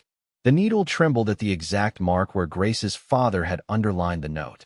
Beyond the walls, the dead hammered closer to the building in synchronized waves. Inside, for the first time since we came to Greyback, I believed we had our hand around the right throat. Chapter 82. What Current Wants. We stayed in the control shelter long enough to learn 2 things. The first was that Eli had been right about the reserve bank. Once the manual coupler locked over, the West Yard began behaving less like scattered dead infrastructure and more like a system waking from a bad sleep. The analog meters stabilized. A relay cabinet buried under 3 years of dust started clicking through sequence. Somewhere in the transformer cored a contactor shut with a report like a hammer against a steel beam. The second thing was that every infected within sight of the yard now wanted the place with new and terrible focus. They did not mill around the way they had at gas stations or parking lots back in the first weeks. They funneled. They corrected. When one route clogged, the next line formed before the bodies at the rear had even reached the obstacle. Frank watched it through the slit window and said, That is not hunger. That is seeking. Eli did not look up from the cabinet. Electric gradient. Grace gave him a flat stare. Human language. It feels the yard the way water feels downhill. That one she accepted. The dead struck the shelter door again. Steel bent inward another inch. Frank checked the latch, then angled back from the wall and looked at Eli. How long until this place does something useful enough to justify dying in it? Eli wiped grease across his cheek by accident and left it there. 15 minutes if all I want is a localized stun through the near fence lanes. 40 if I want to prove we can propagate the effect into the bank. Longer if Greyback keeps arguing with itself. Grace looked at the notebook, then at the cabinet labels. What is the difference between the first option and the second? The first gets us proof. The second gets us a future. Frank nodded once. Then we buy him 40. We turn the shelter into a clock. I took the left firing slit. Grace took the right. Frank shifted between the door and the rear hatch, depending on which impact sounded uglier. Eli worked with one foot braced against the cabinet base, while he forced old switches over in the order the notes demanded. The air inside warmed from equipment heat and cordite, and the close fear of 4 people who knew one panel failure could turn the building into a cooker. Mercer tried us again 10 minutes in. This time he used the shelter loudspeaker circuit instead of his own voice at the wall. The speaker overhead crackled, spat static, and then carried his calm tone through the cramped room like a civilized infection. "Collins," he said, "you are watching the same pattern I am. The site is amplifying aggregation. You cannot test scale without increasing draw. Increasing draw will kill you before it kills enough of them. If you stand down, I can preserve the findings." Grace laughed without humor and kept firing measured shots through the slit. "He really thinks branding survives the end of the world." Mercer continued, as if she had not spoken. "Miss Murphy, your father spent years circling this place without understanding what it implied. Drex did understand. We have field models, mobile capacitors, transport, and trained personnel. You have 4 exhausted civilians and a mountain full of dead tissue. Choose the side with infrastructure." Frank glanced up at the speaker. "We already did." I keyed the old wall mic before I could stop myself. "Mercer, I have a question." There was a pause. "Go ahead." When Drex looked at the outbreak, at the people it killed, at the cities it swallowed, did anyone inside your company ever decide to feel shame for even half a second? The answer came smooth and immediate. Shame is not an operational category. Frank smiled with one side of his mouth. "Now that sounds like a man I could shoot forever." Eli snapped a switch, and 3 more meters climbed. "Please wait until after this sequence. It is getting interesting." The first localized test came ugly, bright, and smaller than any of us wanted. Eli had us cut the shelter lights, not because they mattered much against the weather outside, but because he wanted every visible change in the yard as clear as possible. Grace read the final checklist from her father's notes while Eli followed the cabinet sequence and muttered to himself in parallel. "Reserve tied," he said. "West bus isolated. Near fence lane selected. Auxiliary return floated. Trey, when I say mark, watch the first 40 feet beyond the lower rail." I leaned into the slit and sighted across blowing snow. Infected packed the approach lane beyond the fence so densely that they looked like a dark tide stalled against wire. "Ready when you are." Eli pulled the knife switch down. The yard flashed. Not the whole yard. One section. A hard blue-white pulse snapped along the selected bus frame and dumped through the lane beyond the fence with a crack that rattled every loose panel in the shelter. The infected in that strip locked all at once. Arms froze in mid-reach. Legs stopped half-planted. A dozen bodies simply toppled, as if someone had erased the idea of motion from them. Others remained upright and rigid for 2 full breaths before collapsing into jerking twitch patterns on the snow. Grace sucked in air. "Trey, I see it." "How far?" 30 feet, maybe a little more." Eli's face tightened with thought, not celebration. "Too shallow." "Good proof." "Bad scale." Frank checked the opposite wall. "Good enough to learn. Not good enough to live on." The pulse had another effect too. The dead behind the fallen front line surged toward the same lane with even greater urgency, not deterred by the bodies already piled there. It was as if the discharge both hurt them and called them. Eli saw the same thing in our expressions before any of us spoke. Current draw and field collapse. It spikes them first. They track the rise before the cut. Grace let that sit for half a second. "So the bait is real." "Yes," Eli said, which means Frank was right from the annex on. "We do not just hit them. We invite them." Frank's voice came flat and calm. "That is the only part of this I dislike." The door buckled under another group impact, harder than any before. He stepped back from it and looked at me. "Rear hatch. We are shifting shelters." Grace turned. "We just got this one. We also just painted a target on it," Frank said. Eli resisted for the first time since we had started. "I still need another 10 minutes on this cabinet." Frank held his gaze.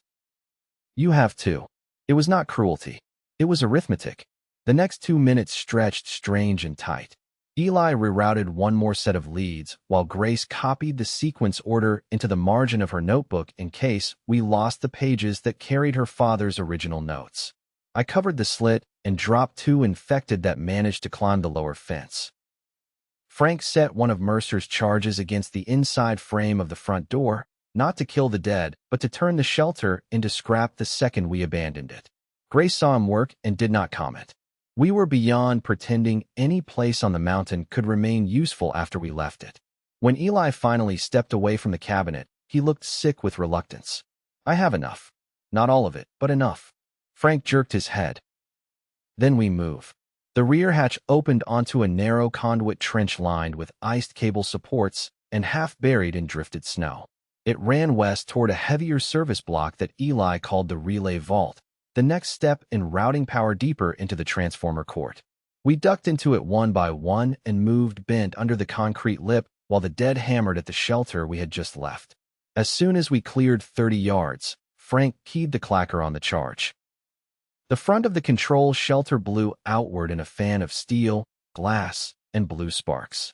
The blast threw infected off the platform and sheared the firing slits into jagged black mouths. For 1 second the whole lane paused under the violence. Then the dead simply flowed around the ruin. I looked back at the shredded shelter with a strange pang, like grief for a place that had only kept us alive for half an hour. Grace saw it in my face. You okay? Yeah. I just hate how fast things become memory now.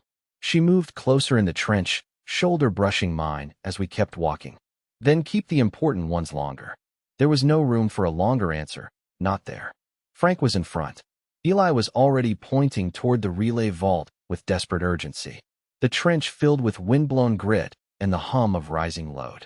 Even so, the touch stayed with me. At the relay vault door, Eli jammed his key tool into the corroded lock and swore under his breath. Come on, come on. Frank turned back toward the ruined shelter lane and fired twice at shapes cutting into the trench entrance. You have 1 minute. I am trying to negotiate with oxidation. Grace stepped beside Eli, put a hand on the door handle, and looked at him. Tell me when. He blinked, understood, and nodded. Now. She yanked the handle up while I drove my shoulder into the steel slab.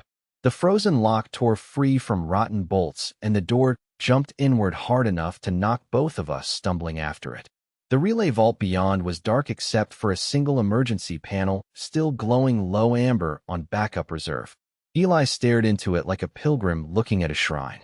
Frank herded us inside and shut the door behind us against the rising scrape and impact from the trench. Next miracle, he said. Eli set his pack down on the floor and drew a shaking breath. This one, he said, is where Greyback either becomes a weapon or kills us for asking. No one in the room laughed. By then the mountain had moved too far past humor for that. Chapter 83. Mercer's Last Math. The relay vault sat lower than the crest shelters and deeper inside the west service spine, wrapped in concrete thick enough to quiet the wind. That made the dead sound worse instead of better. Outside the sealed door their impacts came through the walls as dull body thumps, almost polite in rhythm, like some patient army knocking to remind us time still belonged to it. Inside, the room was all cabinets and cable trays. A central relay rack stood shoulder high in the middle, flanked by breaker columns on one side and a narrow instrumentation bench on the other. Half the gauge faces were dead. The other half glowed weak amber or green from reserve feed. Thick labeled conduit bundles vanished down through the floor toward the generator galleries below and rose up again through the ceiling toward the yard above. It felt like we had stepped into the nerve center of a beast larger than any of us had imagined when we first saw Greyback on a paper map. Eli moved through the room in tightening circles, reading labels under his breath. West Reserve Transfer. Yard Harmonic Monitors. Crest Mast Branch Control. Good. Good. Weird, but good. Grace set the notebooks on the bench and looked at the labels he was tracing. How much of this was ordinary dam equipment before Drex touched it? That depends on your definition of ordinary. Eli lifted a panel cover and revealed newer copper bridging laid over older industrial work. The bones are county utility. The modifications are Drex. They patched in mobile suppression logic and remote cut capability. I think they were testing whether large infrastructure could create repeatable pulse envelopes without frying the whole site. Frank leaned against the wall beside the door, listening to the impacts outside and counting them the way other men might count rainfall. So they found the same answer and kept it in a filing cabinet. Grace's mouth hardened. Of course they did. I ran my glove across one cabinet tag.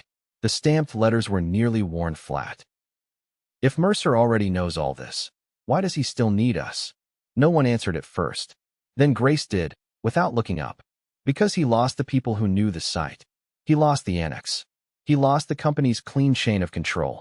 And he lost the one thing Drex never expected anyone outside their labs to carry. She looked at me when she said the last line. My blood. It still turned my stomach when the story bent back to that. Not because I doubted it anymore.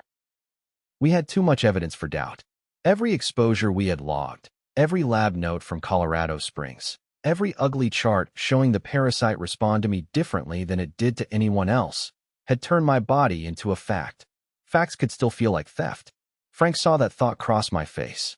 He needs you because he can't rebuild the rest. That was close enough to the truth to leave a mark. Eli snapped open another relay cover. He also may need Grace's father's notes, and whatever procedural memory we've built by not dying out here. Grace arched an eyebrow. Good to know survival now qualifies as technical expertise. It absolutely does. The overhead speaker crackled again before anyone could say more. Mercer never raised his voice. That made him harder to hate cleanly because it sounded so rational, so dressed, even here. Mr. Varela, he said, and Eli looked up like he had been stung. I know that is you in there. Your annex personnel file suggested a gift for systems improvisation under stress. I am beginning to think it understated the case. Eli stared at the speaker. That is deeply invasive. Mercer went on. You know the figures now? Local lock events are feasible. Valley-scale events are possible. Site survivability after a full discharge remains low. Human survivability at the point of release is lower. If you continue, you are optimizing a weapon from inside its blast geometry. Frank spoke toward the speaker without moving from the door. You keep using the word weapon like the dead haven't already made the category decision for us.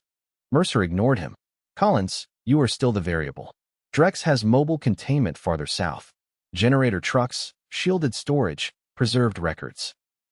Bring me the Murphy notes and the Varela routing sequence, and I can scale this beyond one mountain. Grace laughed once, sharp enough to cut. You mean you can own it beyond one mountain? Ownership is a legal term. Survival is a functional one. I stepped closer to the speaker until my reflection ghosted faintly in the dark metal grill. Do you hear yourself? Yes, absolutely. Then say it plain. Say you would let the rest of the world keep burning as long as Drex got to sell the hose. Mercer's answer took longer this time. I would let the world survive through the structures capable of organizing survival. Grace muttered, there it is. Frank looked at me. He can't imagine a future that doesn't invoice people. Eli lifted a hand without looking up from the relay rack. Not to interrupt the philosophy symposium, but he is stalling us because he cannot get inside yet. I find that encouraging. I moved to the narrow observation slit in the outer wall and risked a look. The trench outside the vault was clogged with dead bodies and moving ones alike. Beyond them, on the higher line near the ruined shelter, I saw 3 human figures using the concrete switch housings as cover. Mercer had fewer people than before, but enough to remain a problem. He was doing what smart predators did when brute force started failing. He was waiting for the environment to thin us. 3 on the upper line, I said. Maybe 4. Frank nodded. That means Mercer has started losing confidence in his headcount. The impacts outside changed tempo. Not heavier. Smarter.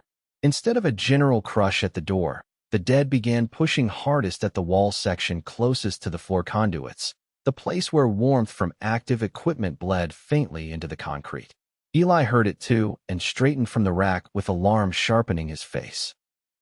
They're tracking thermal differential now. Grace blinked. They can do that. I don't know if they know what heat is. I do know the parasite seeks system activity, and this room suddenly has more of it than the trench. Frank rolled his shoulders once and checked the remaining charges. Then we shortened the lesson. The relay work turned brutal after that. Eli had hoped to map the full routing logic before touching the secondary transfer banks. Instead, he started skipping steps, using Grace's father's notes as landmarks rather than scripture. Grace matched his pace. reading aloud from the notebooks and then cross-checking his conclusions against the cabinet tags. Their voices became a kind of duet made of fear, intelligence, and speed. Reserve branch, see links to Crest Auxiliary. Not without a bypass through the surge plate. The surge plate is dead. It was dead before we reactivated the yard. Look at Monitor 3. Monitor 3 is lying. Then ask Monitor 5. Frank and I held the room while they argued Greyback back to life.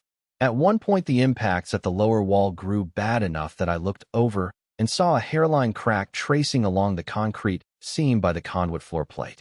A gray hand punched through the gasket access opening beneath it and clawed at open air. I stomped on the wrist until the bones broke and shoved the arm back through with the heel of my boot. Grace saw it and said, without breaking cadence on the notes, "That is going to stay with me. It's on my own list too." Mercer chose that exact moment to try one last civilized conversation. "I can hear the pace in your movements," he said over the speaker. "You are compressing the sequence. That increases the chance of a runaway resonance event." Eli did not look up. "You are welcome to classify my contempt in whatever terminology helps." Mercer kept going. "Mr. Varela, if you mistime the crest branch cut by even a second, the feedback will ladder across the entire west court and flash all exposed buswork. You may not simply fail. You may atomize everyone near the yard." Eli's hand stopped. Not from fear alone. From the simple danger of hearing a thing you suspected confirmed by the person most likely to exploit it. Grace looked at him. "Is he right?" Eli drew one careful breath. "He might be." Frank glanced between them and said, "Might is not useful. Decide whether he is lying to slow us or telling the truth to own the answer." Eli closed his eyes for one short second. When he opened them again, I could almost see the logic settling. He is telling the truth selectively. The risk is real. The timing window is narrow. But the conclusion is wrong. Grace leaned closer over the relay map. "Talk to me." "He assumes we will cut from the relay vault because Drex designed the system for remote control. We will not. We stage from the vault. We arm from the yard. The final sever happens at the Crest transformer cord where we can see the load behavior physically." Frank smiled thinly. "So we get to stand closer." "Yes, absolutely." Grace blew out a breath that looked halfway to laughter and halfway to despair. "That sounds exactly like our life." The crack by the conduit widened. Frank moved fast then, crouched by the floor access, and fixed a charge above the failing seam with the care of a man hanging family photos. "When I tell you, everybody covers ears and teeth." Mercer's voice arrived one last time. "Collins, last offer. Bring me the notes, and I will take responsibility for what comes next." I looked at the speaker and found I was suddenly tired of him in a deep, ancient way that had nothing to do with one man and everything to do with what he represented. The belief that every disaster belonged to whoever could spreadsheet it. The belief that other people's grief was just unstable labor waiting for management. "No," I said. It was the cleanest answer I had ever given anyone. Frank hit the clacker. The lower wall charge blew the conduit seam outward in a slab of concrete and steel, taking the dead mass at the base with it. The vault lurched. Dust and cable grit rained from the ceiling. Through the new ragged opening came a blast of freezing air and the sudden blessed absence of immediate pressure on the wall. Eli did not waste the gift. He slammed the last relay group over. Every live indicator in the room shifted from amber to hard green. The hum under our boots deepened. Grace stared at the panel bank as the meters climbed into a range that made even Eli step back. "Tell me we just did something good." Eli swallowed. "We just gave Greyback permission to speak with its full chest." Frank opened the vault door, checked the trench, and looked back at us. "Then let's get upstairs before the mountain raises its voice." As we shouldered packs and moved for the exit, the overhead speaker hissed once more. This time Mercer did not speak. Somewhere beyond the trench, a human scream cut short under the sound of many bodies arriving at once. Then the speaker went to static and stayed there. Chapter 84. The Long Gallery. The path down from the relay vault dropped us into the inner body of the dam. Greyback above ground had felt exposed, all wind and flashing sky and climbing roads. Greyback inside was the opposite. Compressed, pressurized. A world of concrete arteries and metal lungs where every sound traveled too far and every light seemed stolen from some older age of work. Our boots rang on grated stairs. Handrails sweated cold. Long utility lamps glowed at irregular intervals along the gallery walls, some bright, some barely alive, fed by the return sequence Eli had just forced through the West Service spine. It was the most lit space I had seen in months that was not on fire. That alone made the place eerie. We moved single file along the descending catwalk with Frank in front and me taking the rear. Grace stayed close to Eli because by then the engineer's value had become too obvious to ignore and too fragile to leave unwatched. Through slotted openings in the inner wall, I could see into the generator hall itself, a vertical cavern full of turbine housings, overhead crane rails, service bridges, and descending columns vanishing toward water far below. The low roar under everything came from the spill pressure moving through gated channels. It sounded like a river trying to speak through several 100,000 tons of concrete. Grace slowed at one opening and looked through into the depths. My father would have loved this place. I glanced at her profile in the weak light. Because it was hidden? Because it was hidden and important, she said. That was his favorite combination. He always believed the Real story lived one layer below what people were supposed to see. Frank heard her and gave a small grunt that passed for agreement. He was right. We reached a landing where 3 galleries met beneath a sign plate, so old the paint had worn to ghost letters. Eli checked the labels against the copied sequence in Grace's notebook and pointed toward a lower corridor that curved into the body of the dam. Generator auxiliary control is that way. If I can bring one more turbine support sequence online, we can stabilize the West Reserve without riding pure storm fluctuation. Frank looked at him. Plain language. Without that, Eli said, the pulse math changes every time lightning blinks at us. With it, we get a steadier charge and a cleaner cut. Frank nodded. Then we go get your steadier charge. The auxiliary control room turned out to be a half-round chamber perched above the generator floor with windows looking into the hall below. More cabinets. More dead monitors. More old switches that required human bodies and stubbornness rather than software permission. Eli moved straight to the central panel and began tracing the live lines with a voltage wand. Grace set the notebook beside him and stared through the glass into the hall below. I followed her gaze. The nearest turbine casing was waking. Not spinning fully yet. Not close. But a service flywheel deeper below had begun rotating in slow measured turns, and with each turn a faint synchronized tremor moved through the structure. The dead would feel that, I knew. Maybe they already were. Frank must have been thinking the same thing. How long until the whole valley knows we're serious? Eli checked the rising needle on one load meter. Possibly already. That answer had barely landed before lights far below snapped on in a ladder down the generator face. One row, then another, then a third, descending toward the service floor. Their reflection climbed the glass around us and painted Grace's face in pale industrial gold. She let out a breath. It looks like civilization. No, Frank said. It looks like bait. He was right, and yet I could not stop staring. For a few seconds, the generator hall became a glimpse of what the world had once trusted. Infrastructure. Scale. Human design turned bigger than any single life and made to serve all of them. To see that half alive in the ruins of everything else felt almost indecent. Then motion down on the lower service floor snapped me out of it. Not machinery. Human bodies. A line of infected had found some lower intake maintenance path and was moving across the wet concrete 3 levels below us, lit in hard slices by the returning service lamps. They're inside, I said. Eli whipped around from the panel. How many? More than enough. Frank stepped to the side window and studied the lower routes. They came through drainage access or intake ladders. The low draw is calling them into the structure. Grace turned back to the notes. Then our time just shortened again. It always did. While Eli worked the auxiliary sequence, Grace and I went with Frank down one level to chain and bar the nearest internal access door. The corridor beyond smelled like oil, river cold, and old rust. We found evidence of earlier Drex traffic there too, boot prints in grime, a snapped restraint loop, one discarded ration wrapper stamped with a logistics code from the annex. They had been in the dam long before we arrived. That bothered me more than I expected, not because it changed the immediate problem, but because it proved how many possible futures Drex had tried to cage in advance. At the second access door, Frank paused and looked at me in the narrow light. You all right? It was a simple question, but he had started using it differently over the months. Less as surface check, more as real inquiry. I think so. He tilted his head in that way that meant he wanted the part under the first answer. Try again.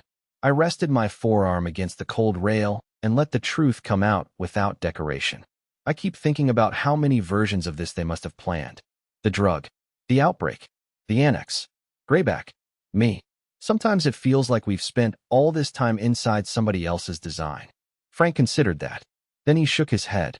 No. The answer came with enough force that I looked at him. He kept his voice low because sound carried in the gallery. They built systems, sure. They built traps. They built greed into walls and cabinets and company memos. But they did not build you. They did not build Grace. They did not build what the three of us became at that cabin. Hell, they didn't even build Eli, and he is as strange as a custom part. They made the fire. We made what lived through it. I let that settle. Frank checked the chain door and then looked at me again, not as an old soldier this time, but as the man who had shared scarce meals, cold rooms, and more nights of watch than I could count. You know what your problem is? I can think of several. You still treat surviving like luck. That one hit hard because it was true. He went on. Luck gets you through a day. Character gets you through a winter. Love gets you through a life, assuming the world lets you keep it. Stop talking about yourself like your cargo other people are fighting over. I laughed once despite the fear and the cold. You practice speeches when we sleep? No. I hate speeches. Then, that was a pretty good one. He adjusted the sling on his rifle.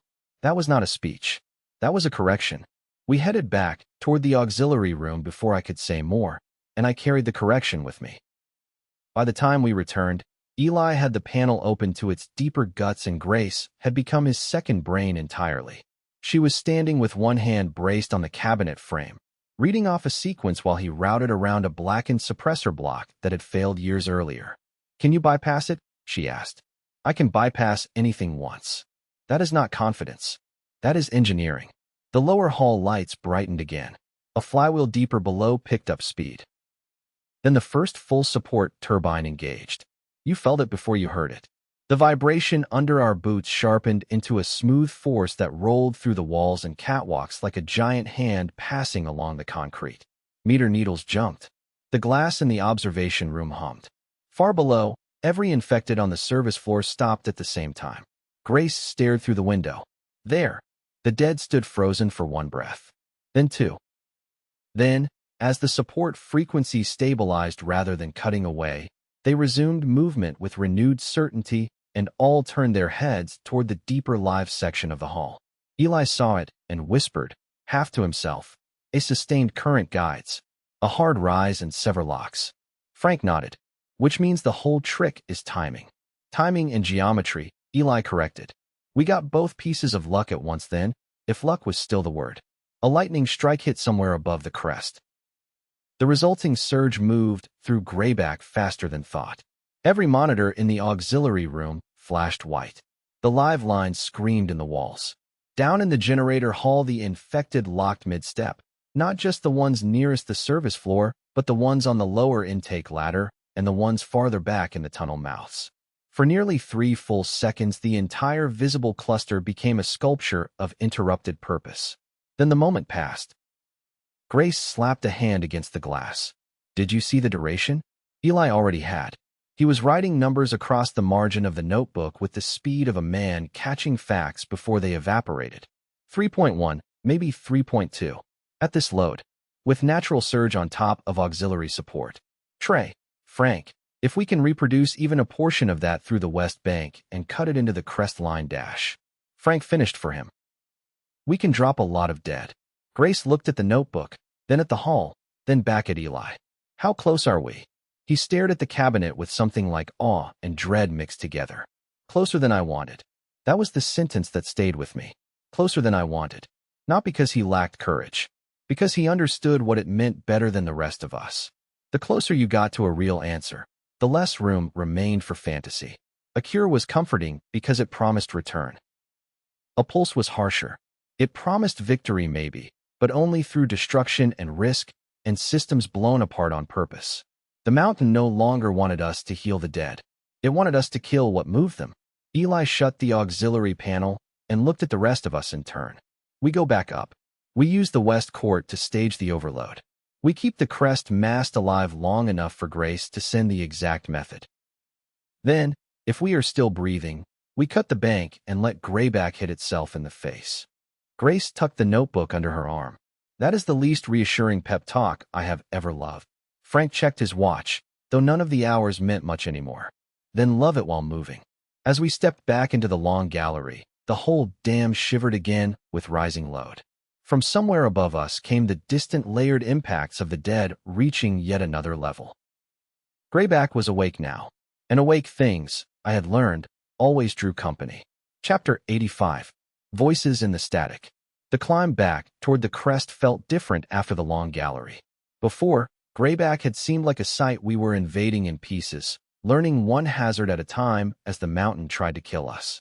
After the auxiliary room came online, the place felt claimed, not by us exactly, but by movement and intention. Lights burned in more windows. Relays clicked behind walls. The vibration under every stair and platform carried a steadier force. Even the air smelled different, less dead dust and more hot metal, thawed grease, and ozone. That meant the dead could read it too. We saw the proof halfway up the inner service spine, where a cross corridor opened toward a maintenance stair. 6 infected waited there in a still cluster, not wandering, not searching at random. Waiting beside the junction where the current strongest in the walls seemed to converge. When our flashlight hit them, every head turned at once. Frank fired first. The corridor erupted into thunder and concrete dust. Grace shot from my shoulder line with practiced control I would never stop admiring. Eli, who had no business being as calm as he looked, used a maintenance pry bar on the last one when it got too close for clean shooting.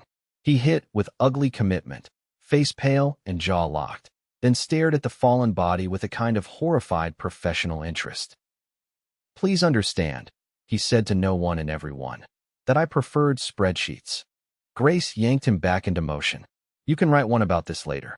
By the time we reached the crest outbuilding again, Dawn had started thinking about the sky. Not full light, just the faintest thinning in the east beyond the storm banks, enough to turn the snow from absolute black to bruised gray. The mast above the communications room sang in the wind. The transformer yard to the west pulsed with intermittent blue fire, and every approach road below held dead in numbers that made my eyes resist counting. Frank saw me looking and said, "Stop trying to fit it in your head all at once. Count what matters. Distance. Rate. Angles." I nodded. He was right. Mass was paralyzing. Details were survivable. The crest outbuilding looked nothing like the room where we first found Grace's father's notebooks brought to life. The lower door hung twisted from the earlier breach. One wall was dented inward from bodies and gunfire. Blood, old and new, streaked the threshold in dark frozen fans. Inside, though, the key system still lived. The mast feed cabinet held steady. The improvised tuning assembly Eli had rebuilt sat on the console like a patched organ still willing to play. Grace stopped in the doorway and put one hand against the metal frame. "Every time I leave this room I assume it will be gone when I get back." Frank checked the sight lines through the eastern window. "One day you will be correct. Today would be inconvenient." Eli went straight to the console.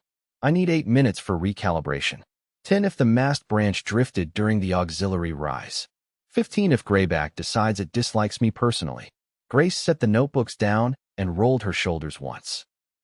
"Then I will use the first 8 to figure out how to explain the end of the world in fewer than 200 words.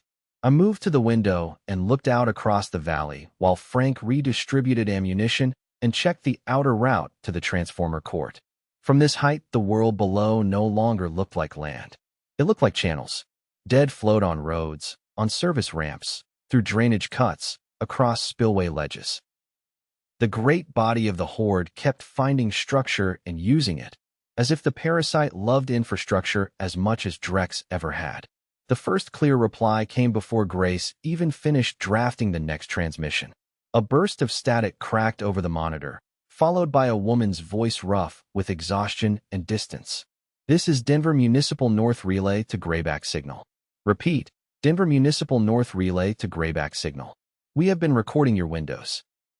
Your first method notes produced a 7-second lock event on a hospital substation cluster west of the river. 7 seconds. We lost 2 people, but the whole street dropped. If you are real, keep talking. No one in the room moved. Grace looked up slowly from the page in her hand. Eli, who had spent the last hour treating hope like a component too fragile to touch, sat back on his heels and whispered, "Oh." Frank was the first to recover. "Answer them." Grace keyed the mic at once. "Denver North Relay, this is Grayback. We read you. Confirm substation lock duration 7 seconds on what approximate load?" The reply came broken by static, then stronger. Improvised capacitor bank from city buses and emergency backup units. Draw was ugly. Fire risk high. But it worked. Grace's eyes met Eli's. He was already scribbling numbers from the exchange onto the margin of the notebook. More voices followed. A National Guard remnant in western Kansas that had used lightning strike behavior to clear a grain transfer yard but had not known why it worked. A utility crew outside Provo hiding in a treatment plant with 2 old line trucks and 1 surviving electrical engineer who started crying halfway through his first report because he realized someone else was still alive to hear it. A fishing harbor on the Oregon coast that had rigged a pulse through dock transformers by accident during a storm surge and wanted to know if they could repeat it without blacking out their cold storage. Each voice changed the room, not because it made us safer. It did not. If anything, every exchange proved how enormous the task still was. But the answers knocked down the loneliness that had become part of our bones. We were not one mountain shouting into dead weather. We were a node now. A relay. A proof that methods could travel faster than despair if someone forced them into the air. Grace transformed under that pressure in a way I had seen hints of since Boston, but never at this scale. She was no longer the reporter who apologized at my car window. No longer only the woman who had taken me into her family's last refuge. No longer only the person I loved most in the world. She was a conductor in the human sense of the word.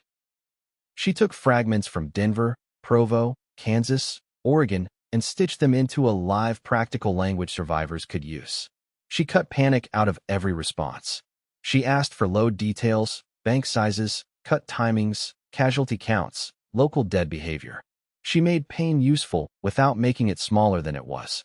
Watching her do that hurt and healed me at the same time. Frank saw me watching and handed me a magazine. "You look proud." "I am." He nodded once. "Good. Keep it." Men forget to say that sort of thing until funerals. I looked over at him. "You planning one?" He checked the road below through the slit window. "I plan roads. The world keeps substituting funerals." That was as close as Frank came to admitting fear, and because of that it hit harder than a speech would have.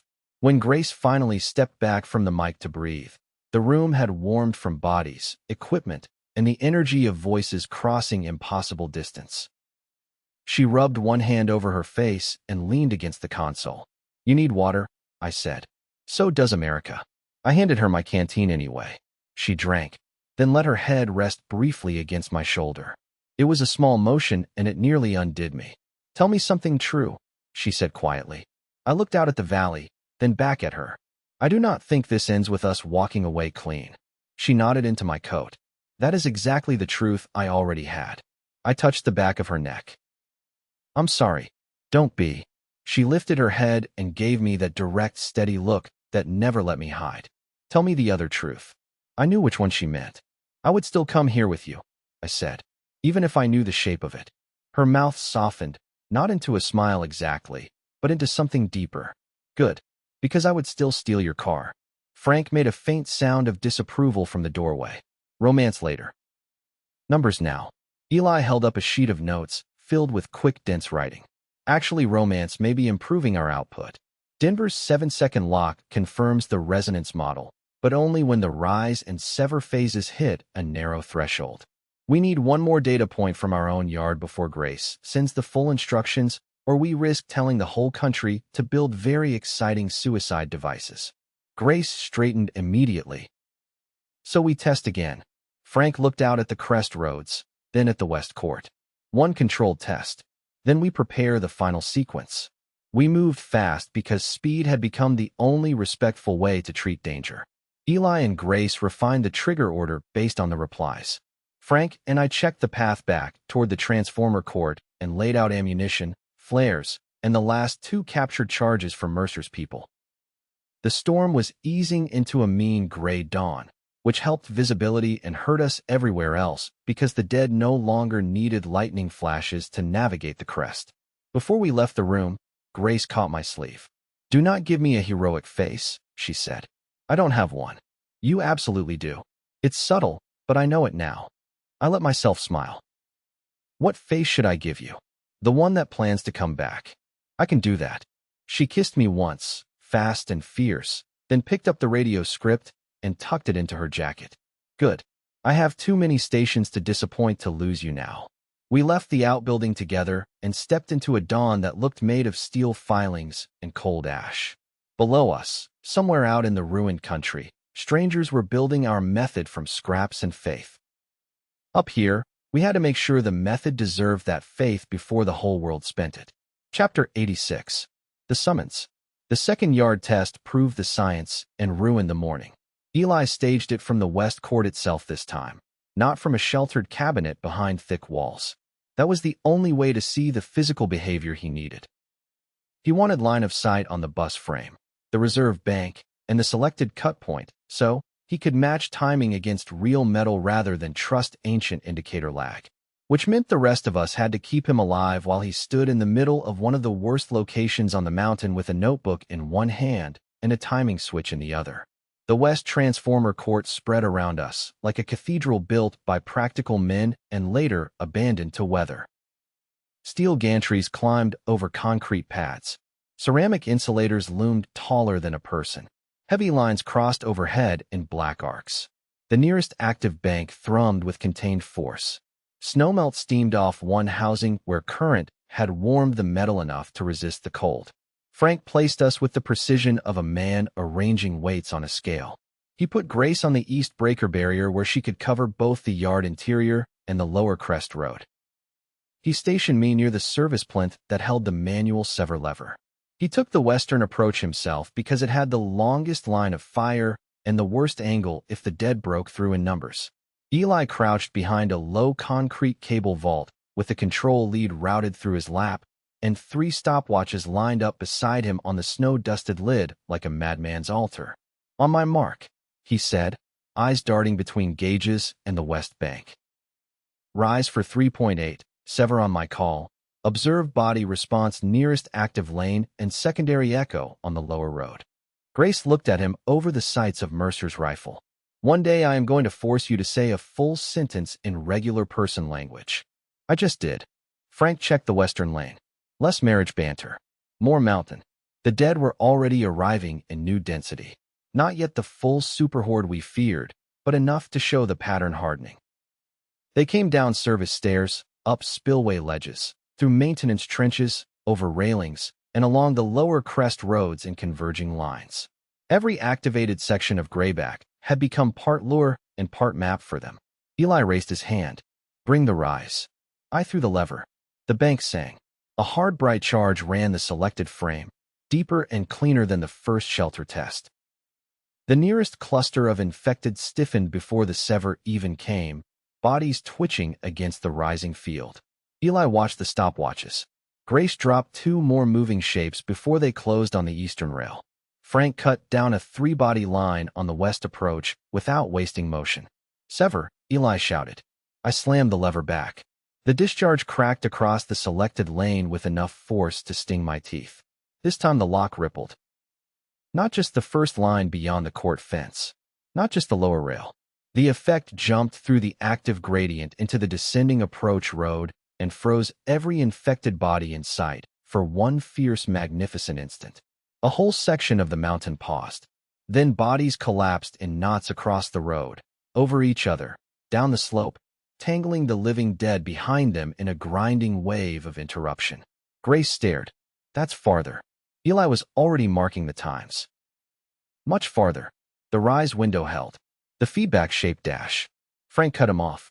"Celebrate after the road stops birthing more." Because it had. The pulse worked. It also rang the dinner bell louder than anything we had done yet. From far below the dam came a motion that at first looked like weather darkening the roads. Then I understood what I was seeing. More dead, not trickling in files now, flooding, filling every visible route into Grayback Valley in density so great the road surfaces began to vanish under moving bodies. They came from the East Ridge roads, from the western access switchbacks, from the service cuts below the spillway face, from the ravines beyond the auxiliary basin. The mountain did not just have a horde anymore. It had an incoming tide. Grace lowered the rifle an inch. Tell me that is perspective exaggerating. No, Frank said. Eli looked where we were all looking and went pale enough for the cold to disappear from his face entirely. The pulse propagated farther than the lock field. The aggregation call traveled out through the live architecture. Frank's voice stayed calm because that was what it always did when panic would be easiest. Meaning we just told every infected within range where the heart is. That changed the whole day in one sentence. Frank moved first. He always did once a plan died. We do not have enough time for leisurely perfection. What do you need for the final sequence that is not already in this yard? Eli forced himself to look back at the cabinets instead of the valley. 3 capacitor cores from the South Annex enclosure. The West Bank can build a pulse without them, but not a clean enough one to guarantee cut propagation through the crest branch. We risk a flare instead of a lock. Grace swore under her breath. How far? Down the south maintenance line. 2 levels. Past the old breaker gallery. Frank assessed the routes in one sweep. Too far for all 4. We split. I was already shaking my head before he finished. No. He looked at me. That is emotion, not math. I don't care. Splitting on a mountain this full of dead is how people turn into memories. Grace stepped in before it could harden into an argument. Then we split in pairs. Nobody moves alone. Frank considered, then nodded once. Better. The assignments came as fast as breath. Frank and Eli would go for the capacitor cores because Eli knew what to pull and Frank could drag him out of hell by the collar if necessary. Grace and I would hold the crest line, keep the mast room alive, and continue the radio windows with limited information so the world knew not to try full-scale pulses until the cut timing was confirmed. I hated it. Grace hated it. Frank did too, though he wore hate differently than we did. He checked the spare magazines on my chest and tightened one strap himself the way he used to check cabin doors before winter storms. Hold the line. If the roads break through faster than expected, fall back to the mast room and use the east barriers as funnel. I met his eyes. You come back. That is the plan. Then he looked at Grace, and his expression changed by half a degree, enough to show the blood under the discipline. Same order to you. No martyr moves. No bargaining with bad odds. If the crest goes, you run west over the upper maintenance spine and live long enough to make this matter somewhere else. Grace's jaw tightened. I hate when you sound like you already left. Frank put one gloved hand on the side of her head for a second, a gesture so unguarded it almost hurt to witness. Then give me a reason to sound different when I return. He and Eli disappeared down the south service line before either of us could answer. That left Grace and me alone in the west court with a live mast, rising load, and a valley filling with death. There are moments when fear sharpens into something almost clean. This was one of them. We did not waste breath on denial. We moved between positions, redistributed ammunition, and checked every line of approach until the work itself steadied us. Grace handled the radio from the court's sheltered instrument plinth, sending brief, disciplined updates between shots whenever a reply came in. I worked the sever lever, the local breaker, and the rifle by turns, learning the rhythm of the court until the machinery started feeling less like hostile infrastructure and more like brutal equipment that would answer if commanded properly. An hour into the hold, the dead hit the east barrier in real force. They came so densely that single shots stopped matching for a while. Grace switched to controlled pairs, aiming at hips and knees when heads were lost in the crush. I used the local line pulse twice more, each one dropping a section of the advancing mass long enough to buy breathing room. The effect was shorter now. The dead were learning the patterns of approach even as we used them. Grace ducked behind the concrete vault to reload and looked at me with windburned cheeks and eyes bright from cold and pressure both. I keep having this ridiculous thought. What thought? That when this is over, I am going to demand one entire week of ordinary life and become unbearable if I do not get it. I fired across the lane and cycled the bolt. What qualifies as ordinary now? A bed, coffee, a room without dead things trying to become a policy problem. Maybe a shower hot enough to make me forget Colorado exists. That sounds perfect. She smiled once, fierce and tired. Then live for it. We held like that while the roads below disappeared. And all the while, somewhere down the south line, Frank and Eli were running toward the parts that decided whether this mountain could end as a beacon or a grave. Chapter 87. What We Hold. Frank and Eli came back at dusk with the capacitor cores on a sled made from a breaker access panel and one of Grayback's old maintenance tarps. I saw them first as two moving shapes in the blowing gray along the south service line, half hidden between the breaker housings. For one suspended second, I could not tell whether I was seeing them return or only wanting to. Then Frank lifted a hand in the old sharp signal we had used since the cabin, and relief hit me so hard my knees almost forgot how to stand. "South line," I shouted. Grace was beside me before the words finished. They had paid for the trip. Eli's face was white with cold and strain, and blood had dried dark down one side of his coat from a deep slice across the shoulder where some piece of broken metal or infected teeth had gotten too close. Not enough to drop him, not yet, but enough to make the pack strap stick to him when he moved. Frank had a torn sleeve, a split across the cheekbone, and the flat, distant focus of a man spending pain in small, deliberate increments because he had no time to do anything else with it. Still, they had the cores.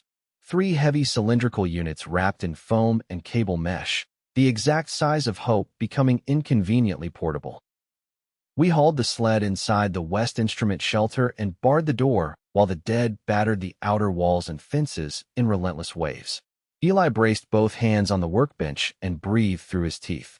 Grace reached for the tear in his coat. "Sit down before you perform a tragic little collapse and make me hate you." He managed a weak laugh and obeyed. "It is deeply flattering that my survival is so socially valuable." Frank leaned his rifle against the wall and pressed 2 fingers to the cut on his cheek, as if only just noticing it existed. South Annex had more company than advertised. I looked from one of them to the other. "How bad?" Frank answered with the sort of honesty he reserved for emergencies. "Bad enough that we do not repeat the errand." Eli looked up from where Grace was cleaning the slash across his shoulder with the last of our antiseptic wipes. The breaker gallery below South Line had already taken active draw from the west rise. The dead were everywhere inside. Not random movement either. Convergence.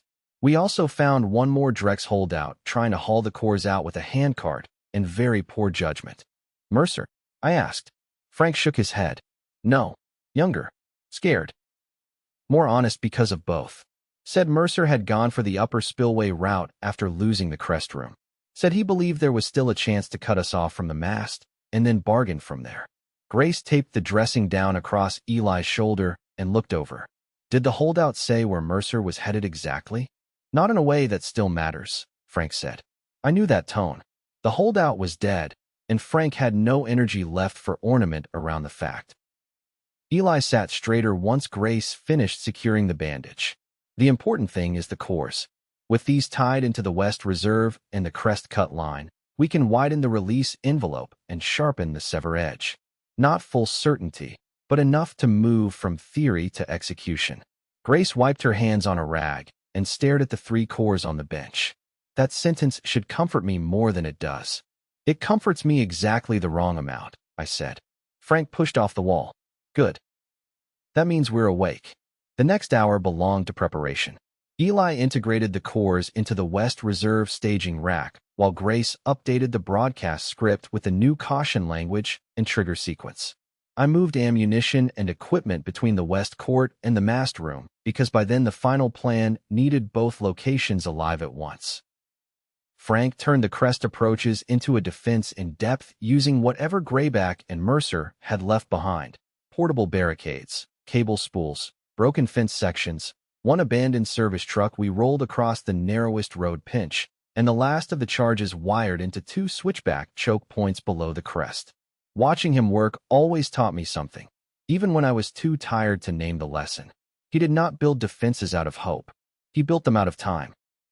Every barrier, every field of fire, every fallback mark on the concrete was a purchase of minutes we could spend elsewhere. That was how Frank had survived wars before us and winter with us. He treated time like the most physical resource in the world. At one point, while Grace was on the radio and Eli was swearing gently at a resistor block, Frank and I ended up alone on the upper road beside the abandoned service truck. The light had thinned into a metallic dusk. Below us, the valley looked packed to the edges with slow collective motion. Frank checked the detonator lines twice, then looked down the road as if the question had been waiting for a quieter second. You know she will keep moving if I do not make it. I stared at him. Frank. He kept his eyes on the switchback. This is not surrender. This is accounting. There is a difference. I looked at the old service truck, at the line we had stretched from its axle to the charge housing below, at the mass of dead still climbing even as night tried to settle. Then my accounting says you come back. He gave that tiny, nearly invisible smile of his. I like your books. I did not smile back. I could not. He finally looked at me. The fading light made his face look older and more carved than ever, but there was warmth in it too, the kind that only showed when nobody else was close enough to notice. Listen carefully. Grace survives this because she is made of steel and weather and spite. Eli survives this because he has finally found something worth being brave for. You survive this because you spent a year thinking you were a problem to be solved and then kept becoming a person instead. If I have to spin myself so the rest of that keeps walking, I am not getting robbed. The words sat in the cold between us. I wanted to reject them, to refuse the premise, to tell him we were past these kinds of speeches because speeches belonged to stories that still respected bargains. But he had earned truth from me by then. Your family, I said. He nodded once. That is why I am saying it. I looked down the road again, because if I kept looking at him too long, I was going to say something that sounded too much like goodbye. I never got to tell you what the cabin really did for me. Frank checked the charge line one last time. You are doing it badly right now? Continue. I laughed in spite of everything. It gave me a place to become somebody else, I said. Not a patient. Not a headline. Not an asset. Just somebody useful to people I loved. Frank rested one hand on the truck door frame. Then keep being that. The rest is decoration. Grace called from up the road before I could answer. If the men in my life are having a meaningful conversation without me, I object on principle. Frank looked at me with that almost smile again. Saved by your future wife's timing. I blinked at him. Future what? He started back toward the shelter. Keep up, Trey. I stood there in the dying light with a stupid, stunned grin on my face for the first time in hours. It did not last long. The dead below were too real for that. Still, it mattered. Tiny, impossible moments kept maturing. They were the only reason any of the larger ones did. Back in the mast room, Grace caught my expression immediately. What did he say? Something strategically destabilizing. Her eyes narrowed with interest. That means it was either wise or rude. Possibly both. She stepped closer while Eli worked at the cabinet, and Frank pretended not to exist 10 feet away. You can tell me later. I touched her wrist. I planned to. The final system check ran under full dark. The capacitor cores came alive one by one in the staging rack with a rising harmonic hum that made the mast room feel too small for what we were asking it to contain. Eli calibrated the charge delay against the auxiliary support curve we had measured in the generator hall. Grace rehearsed the final transmission twice, trimming every wasted word. Frank marked the fallback lines in the room itself with chalk because there was a decent chance the crest would become a last stand before dawn. At midnight, we stepped outside for one more look. The storm had moved east, leaving the sky hard and black above the mountain. Without falling snow to soften distance, the valley below appeared in merciless detail. Road by road, ledge by ledge, spillway by spillway, the dead had filled every approach to Grayback. Their collective motion made the mountains seem to breathe. Grace slid her hand into mine. It looks endless, she said. It isn't, I said, though I could not prove it with my eyes. She leaned into my shoulder for one brief second. Good. Because tomorrow I intend to inconvenience it permanently. Inside behind us, the mast cabinets hummed and the capacitor cores gathered force. Outside, the whole dead world kept climbing toward the place where we planned to teach it silence. Chapter 88. Before the flash. Dawn arrived without color. The eastern horizon only thinned from black to iron gray, and that was enough. Grayback did not need sunrise to know the day had started. The dam was already awake under us, humming through every rail and slab. The mast feed held steady. The West Reserve Bank sat charged behind the capacitor cores with a pressure you could feel in the air if you stood too close to the cabinet. The transformer court below the crest looked almost beautiful in the stark early light. All hard lines and frosted steel, and power waiting for permission to turn violent. The dead looked worse in daylight. At night they could blur into motion and sound and dread. In dawn light, they became specific again. Torn jackets, bare hands, open eyes, work boots, hospital gowns, faces that had once belonged in lines at grocery stores and on neighborhood sidewalks. To see so many of them packed onto the roads below Grayback was to understand scale in a human way again, and that made the task before us feel heavier than any math Eli could draw. Frank broke that spell the way he broke every dangerous one. Positions, he said. We moved. Grace took the mast console for the opening transmission, then shifted to the east firing slit once the broadcast was away. Eli stayed with the staging rack and final timing sheet, one hand hovering over the charge sequence like a pianist about to start the hardest piece of his life. Frank controlled the road barriers and the two switchback charges below the crest. I moved between them all, the point man for whatever needed hands in the next 10 seconds rather than the last 10. The final broadcast had to do 3 things at once. It had to explain the method in terms survivors could actually use. It had to warn them what mistakes would kill them. And it had to make them believe enough to try, because none of the science in the world mattered if fear strangled it before action. Grace looked at her pages once, then set them aside. Frank saw that and asked, "Why did we write those?" "So I could decide not to sound dead while telling the world how to fight the dead." Then she keyed the microphone.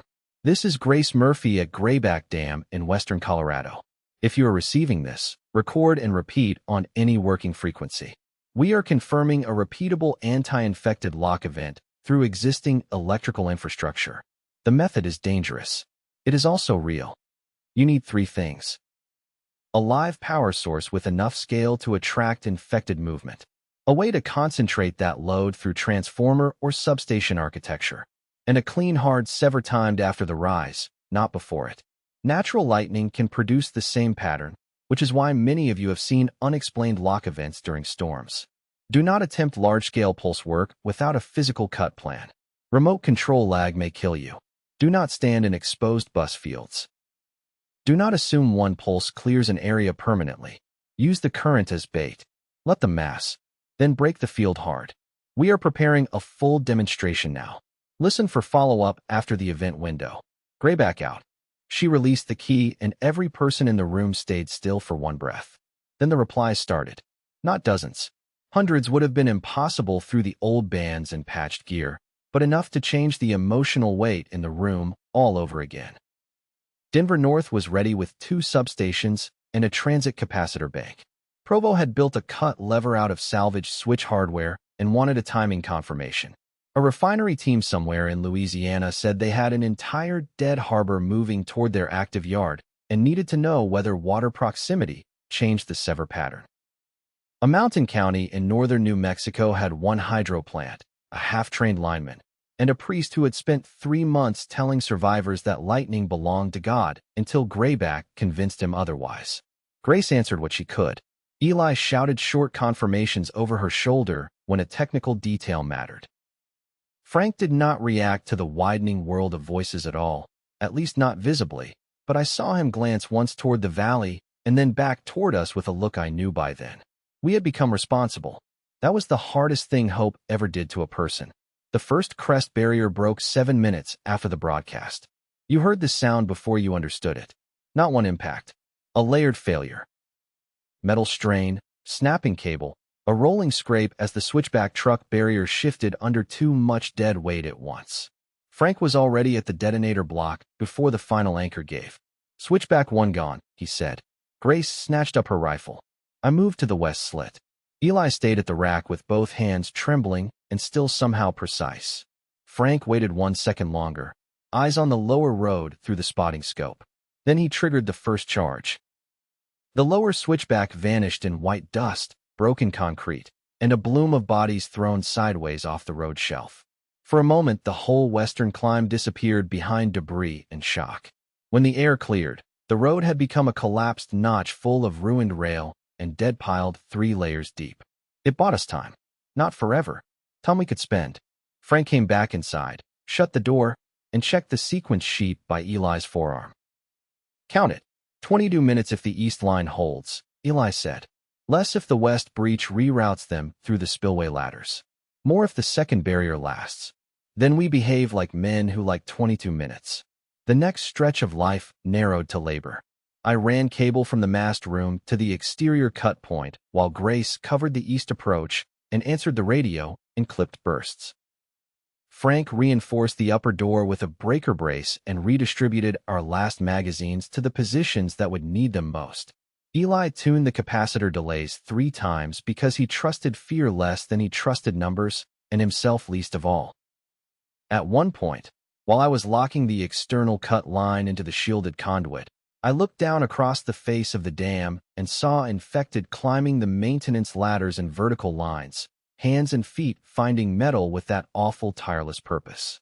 Higher up, others were crossing the spillway crest itself, threading between barriers as if guided by visible tracks only they could see. I felt my stomach drop, not because I had forgotten what we were facing, because I understood then that there would be no clean perimeter at the end. Even if the pulse worked exactly as planned, we were going to trigger it with the dead already on us. I returned to the mast room with that truth written all over me because Grace took one look and said, "How close?" "Too close." She nodded as if confirming what she had expected. "Good. I prefer accurate dread." Eli checked the last timing against the generator support curve and finally set his pencil down. "This is it." No one cheered. Frank unfolded the route map one final time on the console and pointed to our last movement plan. Grace broadcasts on my signal. Trey handles the manual sever when Eli gives the count. Eli manages the rise. I hold the west approach until holding it is a pointless hobby, then fall back to the door and keep anything with legs off the 2 of you. If the room breaches before the cut, we still finish. Grace looked at him. We all finish. Frank met her eyes. That is what I said.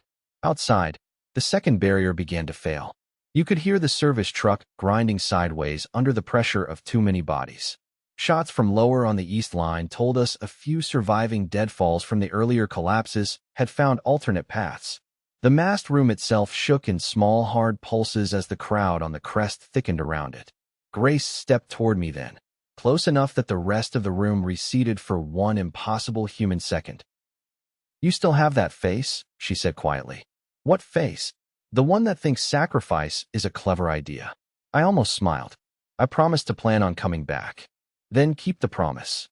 She pulled me down and kissed me with desperate focus. Not long, not soft, just enough to make every other thing in the room feel briefly arranged around one fixed point. When she stepped back, Eli pretended to examine a meter with moral intensity. Frank checked the west window and said, "I remain in favor of timing." Grace picked up the microphone. I moved to the manual sever handle. Eli placed both hands over the control sequence. Outside, the dead hit the crest in numbers that made the whole structure ring. Grace keyed the mic and her voice went out across the failing world, steady as a line drawn by someone who had finally decided where it belonged. "This is Grayback," she said. "The demonstration starts now." At the same moment, the outer west door buckled inward under the first full-body crash of the horde. Frank raised his rifle. The capacitor cores climbed into their final hum, and all of Grayback seemed to hold its breath with us on the edge of the flash. Chapter 89. The Flash. Grace's voice was still in the microphone when the west door gave another hard inward jump under the weight of the dead. "This is Grayback," she said. "The demonstration starts now." Frank fired before the last word left her mouth. The first round punched through the gap that opened between the door and the frame, and a body outside folded against the steel. A second shape shoved into its place at once, then a third. Hands pushed through the widening seam. Nails dragged metal. The whole room rang with the impact of too many bodies trying to enter one small piece of the world at the same time. Eli did not look up. His fingers moved over the switches and delay toggles with a speed that made his hands seem calmer than the rest of him. Rise is stable, he said. Capacitor banks holding. Trey, not yet. Not yet. If you cut early, we get noise and heat and a story about how we all died stupid. Comforting, I said. Truthful. Frank braced his shoulder against the bar he had wedged into the inner frame and fired again through the crack. Grace released the mic, snatched up Mercer's rifle, and moved to the east slit without breaking stride. The mast room had become smaller than a closet and larger than the whole world at once. Every breath mattered. Every sound arrived sharpened by fear and current. Outside, the dead screamed without voices. That was the thing about them by then. The old panic noises had gone out of the world weeks before. The infected no longer howled like movie monsters or raged like drunk men. They moved in linked purpose, silent except for the damage their bodies caused. Boots scraping concrete, fingers slapping steel, joints striking barriers. The noise was mechanical, repetitive, somehow worse than any cry could have been. Grace fired twice through the slit and worked the bolt with hard, practiced economy. East ramp has movement. Human and dead both. Mercer? I asked. Either Mercer or every other idiot who still thinks ownership matters. Frank almost smiled. Ownership still matters. Question is whether you mean people or places. The door slammed again. The brace shrieked. Eli's eyes went to the meters, then the timing sheet, then the meters again. Main rise in 6. Secondary lock in 9. Trey, when I count, you pull the sever all the way. No hesitation. It will resist at the midpoint. Ignore that and keep moving.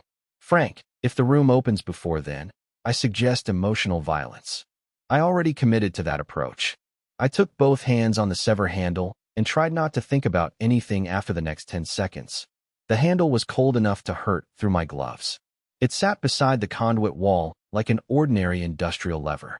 A thing maintenance men would have walked past for years without understanding it might someday decide the future of the species. Grace looked at me once over the sights of the rifle. There was no speech in that look. None was needed. It carried apology for none of this, love in spite of all of it, and a demand that I keep my promise from 5 minutes earlier. Come back. Frank fired again. This time a human voice cried out beyond the door. Mercer's people found the west side, he said. They are using the dead as moving cover. Of course they are, Grace muttered. 3, Eli said. The room narrowed further. 2. The door bar bent inward another inch. 1. Cut. I pulled. The handle fought me exactly the way he had said it would.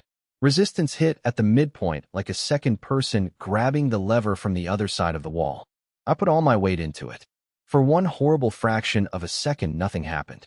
Then the mechanism broke past its catch with a force that nearly threw me sideways, and somewhere inside Grayback a chain of physical separations started to happen all at once. What came next was not a sound first. It was light. It blew through my closed eyes and my skull and the bones of my face in a white sheet, so absolute it erased shape. The mast room leaped under us. Every loose piece of metal screamed. The air itself seemed to hit sideways. My teeth snapped together. My ears vanished into a pressure so complete it felt like being sealed under water and thunder at the same time. Then the real sound arrived. It was not one blast.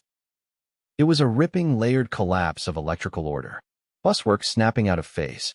Transformer coils dumping their charge. A high, thin shriek above all of it like the sky being cut by invisible wire.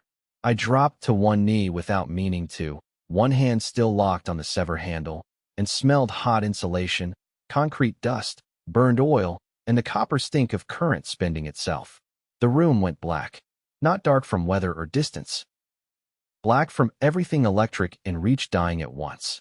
For half a heartbeat, the only thing left in the world was the memory of white. Then daylight returned through the firing slits and buckled door, gray and ordinary and impossible. No one moved. No one outside moved either. I pushed myself up first because I could not bear the stillness long enough to trust it. My ears were ringing so hard the world came back in pulses. Frank stood with the rifle half lifted, frozen by disbelief more than discipline. Grace lowered hers inch by inch and stared through the slit at something I could not yet see. Eli had both palms flat on the console and was laughing with no sound at all because the pulse had taken hearing from him for the moment. I reached the west opening and looked out. Bodies covered the road, the steps, the crest, the broken barrier, the roofline below us, the yard beyond. Every infected that had been in the immediate field radius had simply stopped in the exact posture the blast caught it in. Some lay sprawled over railings. Some had fallen together in piles against the door. One clung half upright to the outer frame with its fingers still hooked in the seam, head angled as if listening for a command that would never arrive again. None of them moved. None. Grace touched my arm. Her lips moved. I only caught half the words through the ringing. It worked. I nodded because speech felt too fragile. Outside on the east road, a human figure staggered from behind a concrete switch housing. Not dead. Mercer's man. He looked around at the fallen infected with a horror so pure it almost made him human again. Then Frank's hearing returned half a breath earlier than mine, and he fired on instinct. The figure dropped. That broke the spell. Eli slapped the side of the dead console, then shouted something I almost understood. What? He tried again, louder. Local field only. My ears gave me the rest a second later. I turned, and he pointed at the meter array that no longer lived enough to glow. Look outside the near radius. The lower roads. I ran from the slit to the mast room's southern window and looked down the face of the dam. Farther out, beyond the immediate crest and upper spillway, movement had begun again. The huge packed masses on the lower service roads had faltered. Some had dropped. Some stood locked. But thousands more were still advancing from the valley approaches, slower now, disordered for the first time in weeks, yet not gone. The pulse had cut the top off the attack. It had not erased the mountain full of death still climbing toward us. Grace saw it too and shut her eyes once in anger, not despair. Say the useful part, Eli. The useful part is that the math was right, he said. The field severed the active control pattern exactly where it should have. The bad part is scale. We proved we can kill the grid they use. We did not yet cast a wide enough net. Frank stepped to the ruined door and kicked the top body clear of the opening. Then we stop admiring the first punch and figure out the second. The radio coughed. Every one of us turned. The mass set had died, but one backup speaker on the emergency battery shelf flashed once and spat static into the room. Grace lunged for it. Eli grabbed the hand crank power module and spun it alive with frantic speed.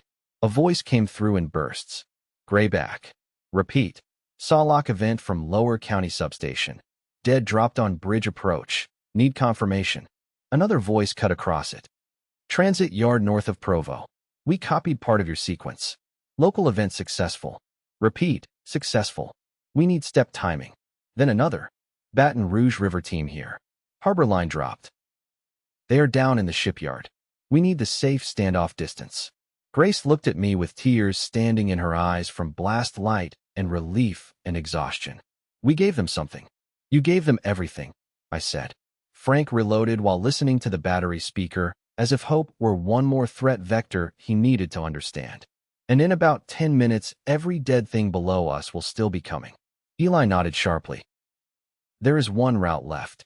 He turned and pointed through the broken west door toward the upper court and the main transformer line that fed Grayback's larger architecture. The demonstration was a hand tool, he said. If we want the valley, we have to use the dam itself. Chapter 90. White silence. The strangest part of surviving the first flash was having to walk through its result. Frank took point out of the mast room because that was what he always did when danger turned unfamiliar. He kicked bodies away from the threshold, checked the angles, and moved into the open with his rifle high and his shoulders set. Grace followed with the battery speaker under one arm and the notebook packet inside her coat. Eli carried the timing sheets and one salvaged meter board, as if numbers could still be bullied into life if he refused to let go of them. I came last and pulled the ruined inner bar aside so we would not trap ourselves when the next problem arrived. The crest smelled like a burned-out power plant and a graveyard left in winter sun. Everywhere I looked there was stillness arranged in violent shapes. Dead crowded across the broken switchback. Dead folded over cable spools. Dead locked against chain-link fencing and concrete parapets. Dead hanging from maintenance ladders where the pulse had erased whatever false command had been moving their limbs. The silence between the gusts had weight. It pressed on the ears after so many weeks of impact and scraping and the constant knowledge that motion meant danger. A person can get used to anything, I had learned. That included dread. When dread suddenly vanished, the body did not celebrate right away. It waited for the trick. Grace keyed the battery mic while we crossed to the outer yard. Grayback to all stations. Initial crest pulse successful.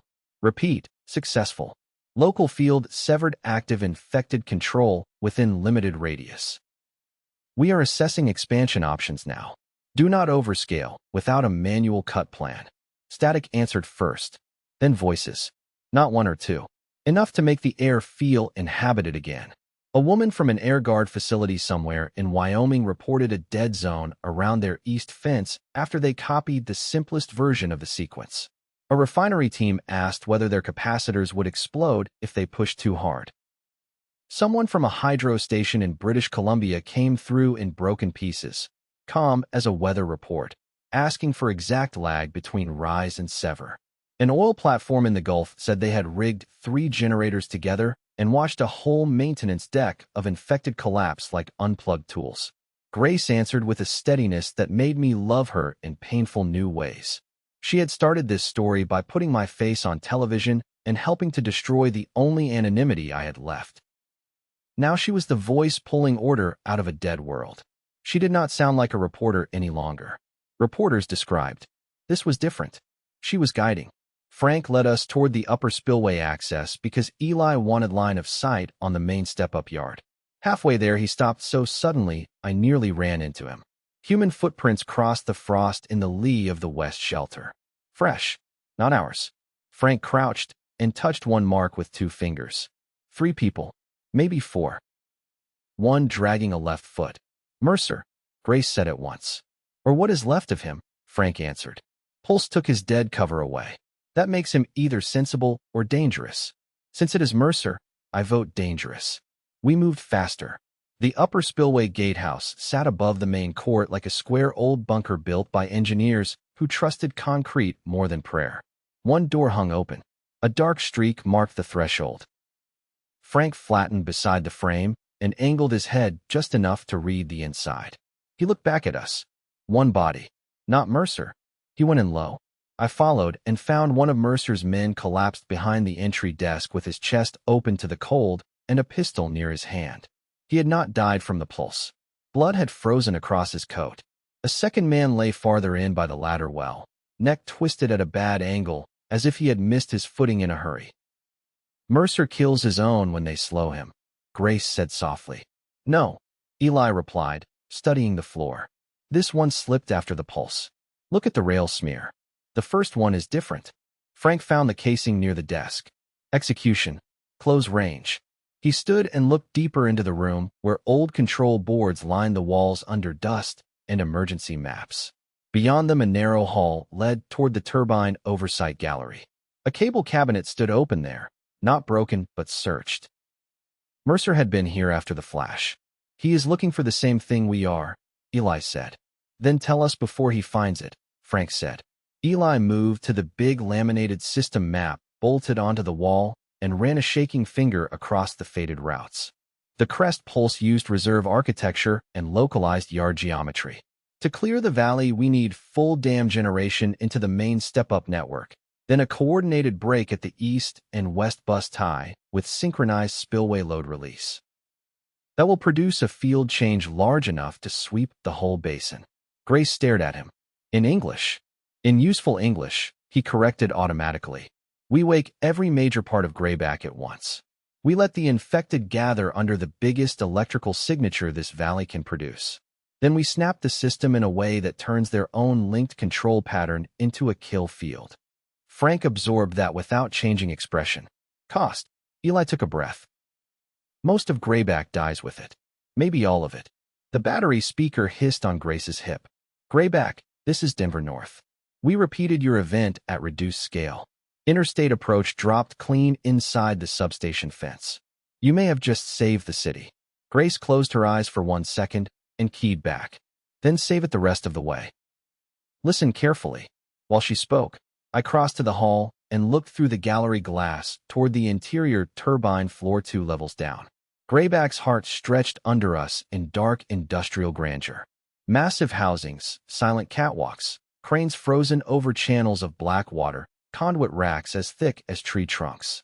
The first time I had seen the dam from outside, it felt like a wall.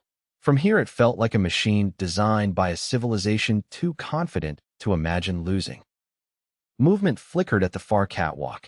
A man, coat dark, shoulders narrow, pace controlled even in retreat. Mercer turned his head just enough for me to know it was him. "There," I said. Frank was beside me instantly. He saw the figure vanish behind the generator housing and said, "We do not chase without knowing the room." "He knows the room now," Grace said. "Then he gets to enjoy us learning it very aggressively." We went down in staggered order, Frank first, me behind him, Eli and Grace bringing the radio and notes. The turbine hall amplified every footstep into a hard metallic answer. Shadows shifted under broken skylights high above. Meltwater dripped from overhead beams. Somewhere deeper in the structure, a door banged in the wind. Mercer's voice floated across the hall before we saw him. "You have a habit of making bad choices look noble, Collins." He stood on the farm maintenance bridge with a pistol in one hand and one of Grace's copied timing pages in the other. How he had gotten it, I did not know until I saw the paper edges torn from the map table upstairs. He must have taken them while we were still outside answering the radio. Frank lifted his rifle. "You are the only bad choice I see." Mercer did not even look at him.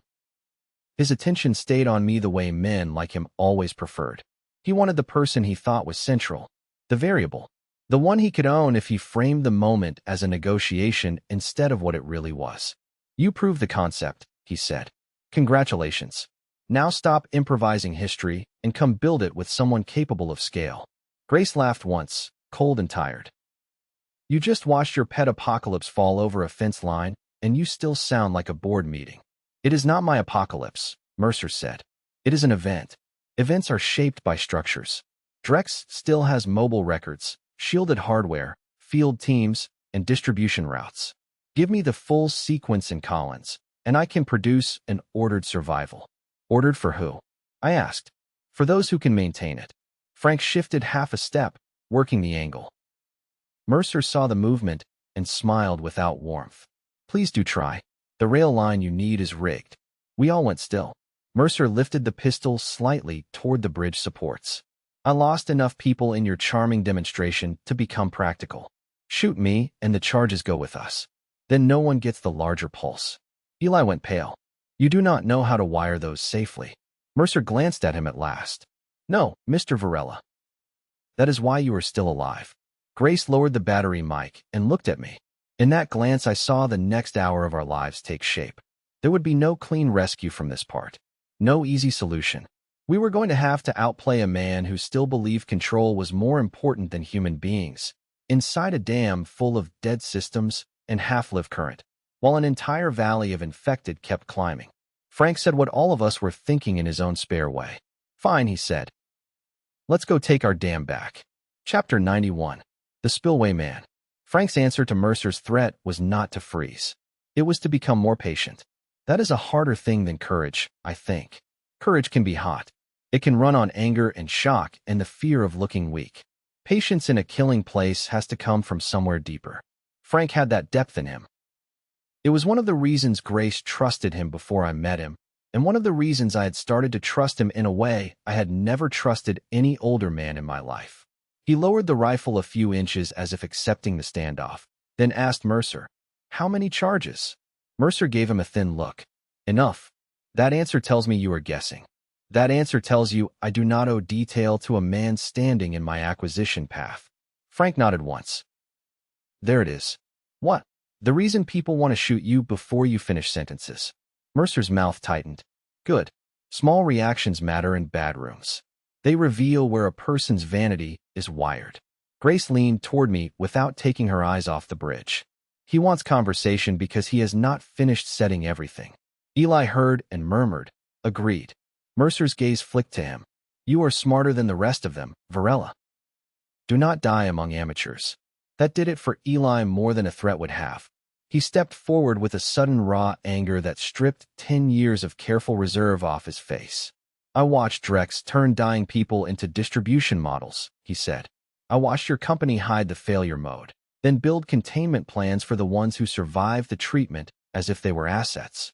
Do not confuse my technical ability with admiration. Mercer sighed. Emotion. Always a poor substitute for systems. And yet here you are, Grace said, standing alone in a failing dam, talking to the people who beat you 3 times in a row. For the first time, Mercer's eyes sharpened with actual hate. He was too controlled to shout, but the mask thinned. You did not beat me. You merely disrupted schedule. Frank said quietly. That means yes. He is still wiring. He moved before the sentence finished. Not at Mercer. At the lights. He fired 1 round into the emergency lamp housing above the bridge. Glass burst. The far span dropped into alternating bands of gray daylight and shadow. At the same time, Grace keyed the battery mic and tossed it hard down the side stairs. The speaker hit steel 3 landings below and exploded into static and feedback so loud and sudden the whole turbine hall answered with it. Mercer flinched. Frank dove left. I went right. Eli dragged Grace behind the nearest generator casing, and the pistol shot Mercer fired cracked through the place where my chest had been a second before. Another shot hit the rail. I slid on old grease, slammed into a maintenance cabinet, and came up with my own rifle already pointed. The bridge support popped with the first sign that Mercer had not lied about charges. Not detonation. A primed line armed by vibration. Eli saw it too. No center span fire, he shouted. Hit the triggers, not the support. Mercer had moved deeper into shadow at the far side. I fired once at the flash of his sleeve and drove him back, then ran low across the near catwalk, while Frank climbed the side ladder to get a higher angle. Grace, from cover, put 2 disciplined rounds into the bridge panel where the wire disappeared through conduit. Sparks jumped. A small control box fell loose and swung. Left trigger compromised, Eli yelled. Maybe is not a plan, Frank called from above. It is the plan available. Mercer answered from the shadows with another shot that struck the generator housing beside Grace and threw concrete grit across her hair. I felt something ugly open in me at that. Not blind anger. Colder than that. Focused. Personal. He had pointed guns at me before. That was abstract enough for a man who had spent months being hunted. But seeing him fire at Grace turned every argument about scale and structure and survival into what it always was underneath. One cruel man making choices that got decent people killed. I reached the side stairs and took them 2 at a time toward the lower bridge anchorage. Mercer must have heard me because he shifted position and fired downward through the grating. The round sparked off the rail inches from my hand. I dropped flat, crawled under the catwalk shadow, and listened. Above me, Frank moved like a ghost in boots, careful, old, relentless. He had found the overhead service run.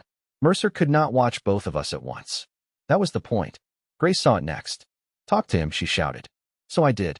Mercer, I called, keeping my voice level while I crawled. Did you ever take the drug yourself? Silence. Then, of course not. That answer told me more than any confession could have.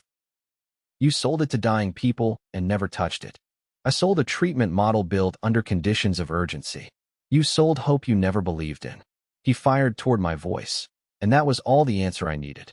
Frank dropped from the upper run onto the far end of the bridge like a landslide in human form. Mercer twisted and shot at him. Frank took the shot in the plate carrier with a grunt that made my heart stop anyway, then kept coming because the man was built out of refusal. He hit Mercer's shoulder first, drove him into the rail, and both men smashed into the half-lit span where the charge wires ran. Not the rail. Eli screamed. Too late. One of the side charges blew. Not the whole bridge, thank God. Just the left trigger Frank had already damaged with that first lamp shot. The blast tore a section of grating upward and threw all 3 men in different directions. Frank hit the deck hard and rolled. Mercer slammed against the outer barrier and barely caught it. I lost my grip on the lower ladder and dropped the last 6 feet to the concrete chute access with enough force to rattle my spine. Grace was moving before I got up. She sprinted across the near platform and slid to Frank's side, while Eli ran to the control cabinet, ripping open panels until stripped wires spilled out like metal roots. I climbed back toward the bridge as Mercer dragged himself upright with murder in his face and blood down one side of his neck. He still had the pistol. He leveled it at Grace. I fired first. My round hit the rail post beside his hand and knocked the pistol spinning into the spill channel far below. Mercer stared at the empty air where it had been like he could force reality to reverse itself by refusing the outcome. Frank used that instant to rise on one knee and slam the butt of his rifle into Mercer's ribs through the damaged barrier. Metal shrieked. Mercer lurched sideways. One hand grabbed the rail. The other clawed at Frank's coat. "You have no idea what happens after this," Mercer hissed. Frank's face did not change. "People like you stop choosing for everybody else." Then he hit Mercer again. The rail gave. Mercer disappeared over the edge without drama, without final speech, without the dignity he would have scripted for himself. 1 second, he was a man who thought he still belonged at the center of history. The next, he was falling through the cold gray space above Grayback Spillway, shrinking fast until the concrete and white water took him from sight. No one spoke for a moment. Then Grace grabbed Frank's vest with both hands. "Tell me that plate caught it." Frank looked down, touched the dent in the carrier where Mercer's shot had struck, and said, "It seems to have discouraged penetration." Grace laughed once in sheer furious relief and pressed her forehead to his chest before stepping back. Eli was still half inside the cabinet, muttering to himself and stripping out the last live trigger line. "Bridge charges?" I asked. "2 dead, 1 damaged. 1 still viable if we repurpose the relay," he said. "Which we should do." Mercer accidentally improved our defense in one narrow and very annoying respect. Frank exhaled, rolled his shoulder, and looked at me. "You all right?" The question hit me harder than the fall had. No man had asked me that in the honest parental way he meant it since I buried my mother. I swallowed once before answering. "Yeah, you." I remained difficult to kill. Grace picked up the torn timing page Mercer had dropped and folded it back into her notebook. Then she looked through the gallery glass toward the valley road still thick with the moving dead. "They are still coming," she said. Frank nodded. "Then we finish before his kind gets to matter again." Eli stood from the cabinet with black grease on his hands and a fierce, strange light in his eyes. "I know how to do it now," he said. "Mercer forced us into the part 1 had not solved. The full Pulse route is ugly, but it is real. Ugly is our house style," Grace said. He pointed deeper into the plant where the main control room waited in shadow. "Come on," he said. "Grayback has one more miracle in it, and I would prefer to steal it before the dead get upstairs." Chapter 92. The Full Grid. The main control room of Grayback looked like the inside of a dead government dream. Wide windows faced the reservoir on one side and the valley on the other. The old board stretched in a long, curved wall of gauges, knife switches, rotary controls, faded labels, and analog dignity from an era when people built serious things large enough to make them feel small. Dust lay thick over most of it. Dead monitors reflected the 4 of us back in weak daylight. Above the board hung an operations slogan from some vanished decade. "Stability is designed." Grace read it and said, "That feels rude." Eli had no time for slogans. He spread the timing pages, the notebook copies, and Mercer's stolen scraps across the central table and started drawing over them so fast the pencil looked frantic. "The local pulse worked because we could isolate the reserve bank and force a clean sever through a compact field," he said. "To clear the valley, we need amplitude and footprint. Grayback gives us both if we stop trying to be neat." Frank leaned against the table with his arms folded over the dented plate carrier. "Translate." Eli pointed without looking up. "We bring all 4 turbines live. We route the whole active load through the east and west step-up yard instead of only the reserve bank. We let the draw call the infected in tighter. Then we open spillway gates 3 and 4 to create a sudden hydraulic shift at the same moment Trey cuts the bus tie and I dump the synchronized transformer rise. The field collapse will ladder through the basin instead of clipping only the crest." Grace stared at the map. "And this kills them?" "It destroys the electrical coordination pattern riding their nervous systems over a much larger area," Eli said. "So yes, in a non-poetic sense, it kills them. In a poetic sense?" I asked. He glanced up. "It teaches stolen current where to die." Grace smiled despite herself. "There you are. I knew you had one dramatic line hidden somewhere." Frank tapped the reservoir side of the diagram. "What has to happen by hand?" "That is the part 1 dislike." "Good. I distrust plans engineers enjoy." Eli pointed to 3 separate positions. "I need the control room for synchronization and turbine load." Grace needs the mast room or the auxiliary radio cabinet if we lose the mast again. Trey has to handle the main bus tie sever from the east yard cut position because remote lag is no longer acceptable at this scale. Frank has to manage the spillway gates and barrier charges, because if those roads fill too fast we lose the minutes the rest of us need. That is not one team, Grace said. No, Eli answered. It is 4 people pretending to be infrastructure. The room fell quiet after that because the truth had settled fully between us. The local demonstration had been dangerous. This would be worse. Much worse. The dam was large enough to matter now. Large enough to win.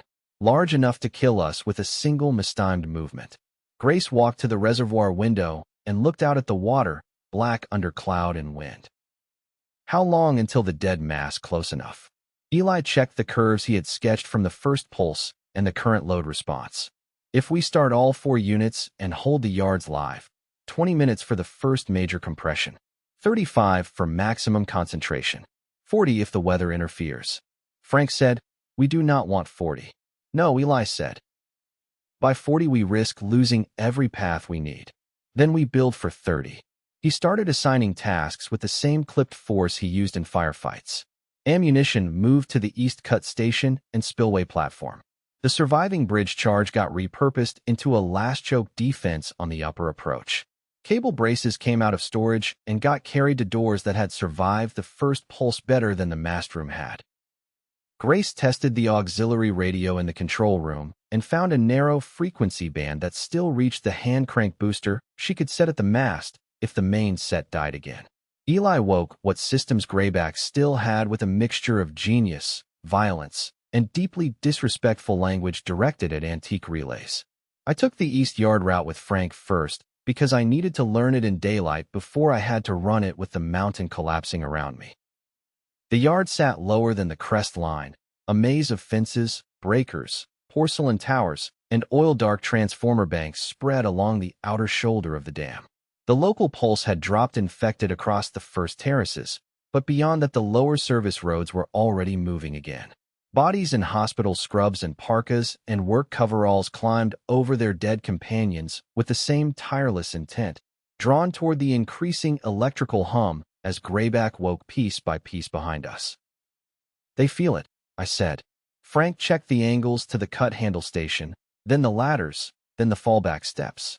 Of course they do. Do you ever get tired of being right? Yes, but the world remains inconsiderate. We reached the sever point, a waist-high insulated lever cage behind a concrete guard wall with a direct view to the east bus and enough exposure to get a man killed in several interesting ways. Frank studied it, then studied me. You know the real problem with hero plans? He asked. I laughed without humor. They get people dead? That too. Bigger problem is they make young men think doing the dangerous part alone is somehow noble. I looked out at the roads. You are going to tell me not to volunteer for anything stupid. I am going to tell you something more annoying. You are not alone even when the job puts you by yourself. I did not answer right away. Wind moved through the yard and rattled a dead wire against steel. Down the slope, 3 infected climbed over the same barrier and then separated in perfect angle-corrected paths toward us. Grace's notes were right. The linked pattern in them was still beautiful in the ugliest way. Current seeking route. Failure seeking host. Frank lifted his rifle and dropped the first 2. I took the third before it reached the fence. He glanced at me, not evaluating, just checking. You understand? Yeah. No, you don't. You are hearing me. Different problem. He stepped closer, lowering his voice in a way that made the words feel heavier than normal conversation. When this thing goes bad in the last minute, and it will, your first instinct is going to be to turn yourself into the answer. Maybe by staying too long. Maybe by drawing danger off Grace. Maybe by deciding your life is the most tradable thing in the room. I am telling you now that if you do that while there is still another option, I will come back from the dead out of pure irritation and kick your ass. The simple bluntness of it almost broke me. I looked away toward the valley because men raised without fathers learn early how to hide emotion in horizons. That a Marine speech? No, that is a family speech. The words settled into me slow and deep. When we returned to the control room, Grace was standing at the board with the auxiliary handset in one hand and her father's old brass compass in the other. She had set it beside the notebook packet like a relic and a reminder. Eli was behind her, bringing the first turbine up in careful increments. The room thrummed with new life. Gauges shivered awake. Switches clicked. Somewhere deep under us, water began to move with intention. Grace looked at my face and knew at once something had happened. "Frank give you a lecture?" A threat dressed as advice. She smiled. "That means he likes you." Frank went to the spillway route without comment. Eli engaged the second turbine. Grayback answered with a low rising force that ran under our feet and out through the valley like a promise. Grace keyed the radio. "All stations, this is Grayback. We are initiating valley-scale pulse preparation. Record this carefully. The larger the grid, the more exact the cut must be. Repeat, exact. Do not mistake courage for sloppiness. Sloppiness will kill you." Her voice moved out into the darkened country, and, one by one, the replies came back. Not from a dead world this time. From a fighting one. Chapter 93. Voices returning. There are sounds a person does not realize he has been mourning until they come back. One of them is ordinary human traffic over a line. Not screams. Not gunshots. Not coded emergency traffic clipped by fear. Just people interrupting each other, asking for repeats, saying thank you before they remember they are too busy for gratitude, arguing over whether a sequence should be read slower, no slower than that, because the switch team is already in position. The rough, living mess of other minds in motion. For nearly an hour, Grace stood at Grayback's auxiliary set and turned that returning noise into something useful. I listened while I checked magazines, moved equipment, and ran messages between Eli in the control room and Frank on the spillway platform. The voices came from every direction. Salt Lake, Pueblo, Boise, a river station in Arkansas, a farm co-op in Kansas that had somehow kept two old substations alive with scavenged parts and stubbornness, a Canadian relay farther north than any of us had expected to hear. Every answer made the map inside my head larger, not because the world had healed, because it had not ended as completely as fear had made it seem. Grace changed with every transmission. She did not become softer. That would have been impossible with the work in front of us. She became more fully herself. The woman who once chased stories for a living had found a story she could alter by the way she spoke. She gave clear timings, simpler language when needed, hard warnings when somebody sounded too eager, and silence when another voice broke trying to describe what it meant to watch a dead school parking lot finally go still. At one point, a young man from somewhere outside St. Louis came over the line asking the same question 3 different ways. "How many of us need to stand near the cut?" Grace answered, "Fewer than you think." "What if the switch is jammed?" "Use leverage, not heroics." "What if it still won't move?" She looked at me then, knowing exactly why the answer mattered. "Then you leave and live long enough to try smaller. There is no victory in giving the dead one more body." Frank, passing through the room on his way back to the upper gate control, heard that and gave her a look of deep approval. "You are starting to sound related to me. I have been exposed to you for months," she said. "It was bound to happen." Eli, from the board, did not turn around. "Please delay emotional family developments until after the machine either saves us or murders us." The third turbine came online under his hands. Grayback changed tone when that happened. The whole dam deepened. Not louder exactly. Larger. The air in the control room seemed to thicken with force, like we were inside the chest of some huge animal that had chosen to breathe again. Indicator needles climbed. Relay contacts ticked over. The reservoir pressure fed the turbines fed the yards, and the yards cast a signature into the valley so strong I could feel it in my fillings. Outside, the dead changed direction. From the reservoir window, I watched black strings of motion on the far roads turn inward. The lower switchbacks that had looked random half an hour earlier now organized around Grayback in converging lines. Even the spillway access shelves, which should have been too narrow for large movement, started to fill. They wanted the current. They were built to seek sickness and weakness in hosts. But by then that twisted purpose had learned to read our electrical footprint the way sharks read blood in water. Eli saw me at the glass. "Do not let that make you panic. It is a little late for that advice. I mean, do not let it make you rush. Bigger draw is success, not failure. Grace keyed the line again. All stations hearing Grayback, update follows. The infected do respond to large, energized architecture over distance. Use that. Make them come to you on ground you understand. Do not chase them into open space. Turn your grid into a trap. Replies layered over each other. Refinery team copied. Boise Municipal copied. National Guard remnant, Cheyenne sector, copied. Cargo relay on Lake Erie copied. We can bait them off the docks. Then a voice came through rough with age and static and disbelief. Grayback, this is St. Anne's Hospice outside Cincinnati. We only have one maintenance generator and a volunteer electrician. Are we truly hearing that the dead can be stopped? Grace's face changed. Not dramatically. Just enough for me to see the woman beneath the mission, the one who remembered her father and my mother and every dying person Symbicure had lied to. Yes, she said into the set, gentle and firm at the same time. You are truly hearing that. Silence answered for 3 seconds. Then the older voice returned, breaking. Thank you. No one in the room spoke after that. We let the line move on because there was work to do, and because some moments deserve not to be stepped on by commentary. The fourth turbine came alive just after noon. Snow devils spun along the outer yard from the heat and vibration coming off the main banks. Frank reported heavier contact on the west spillway stairs. I took 2 crates of ammunition down to him and found him behind a barricade of cable drums, busted guardrail, and one very unlucky forklift that had been dragged across the approach as an improvised wall. He checked the load, then pointed with his chin to the valley. From this angle, the convergence was impossible to misunderstand. The dead were not just climbing. They were gathering.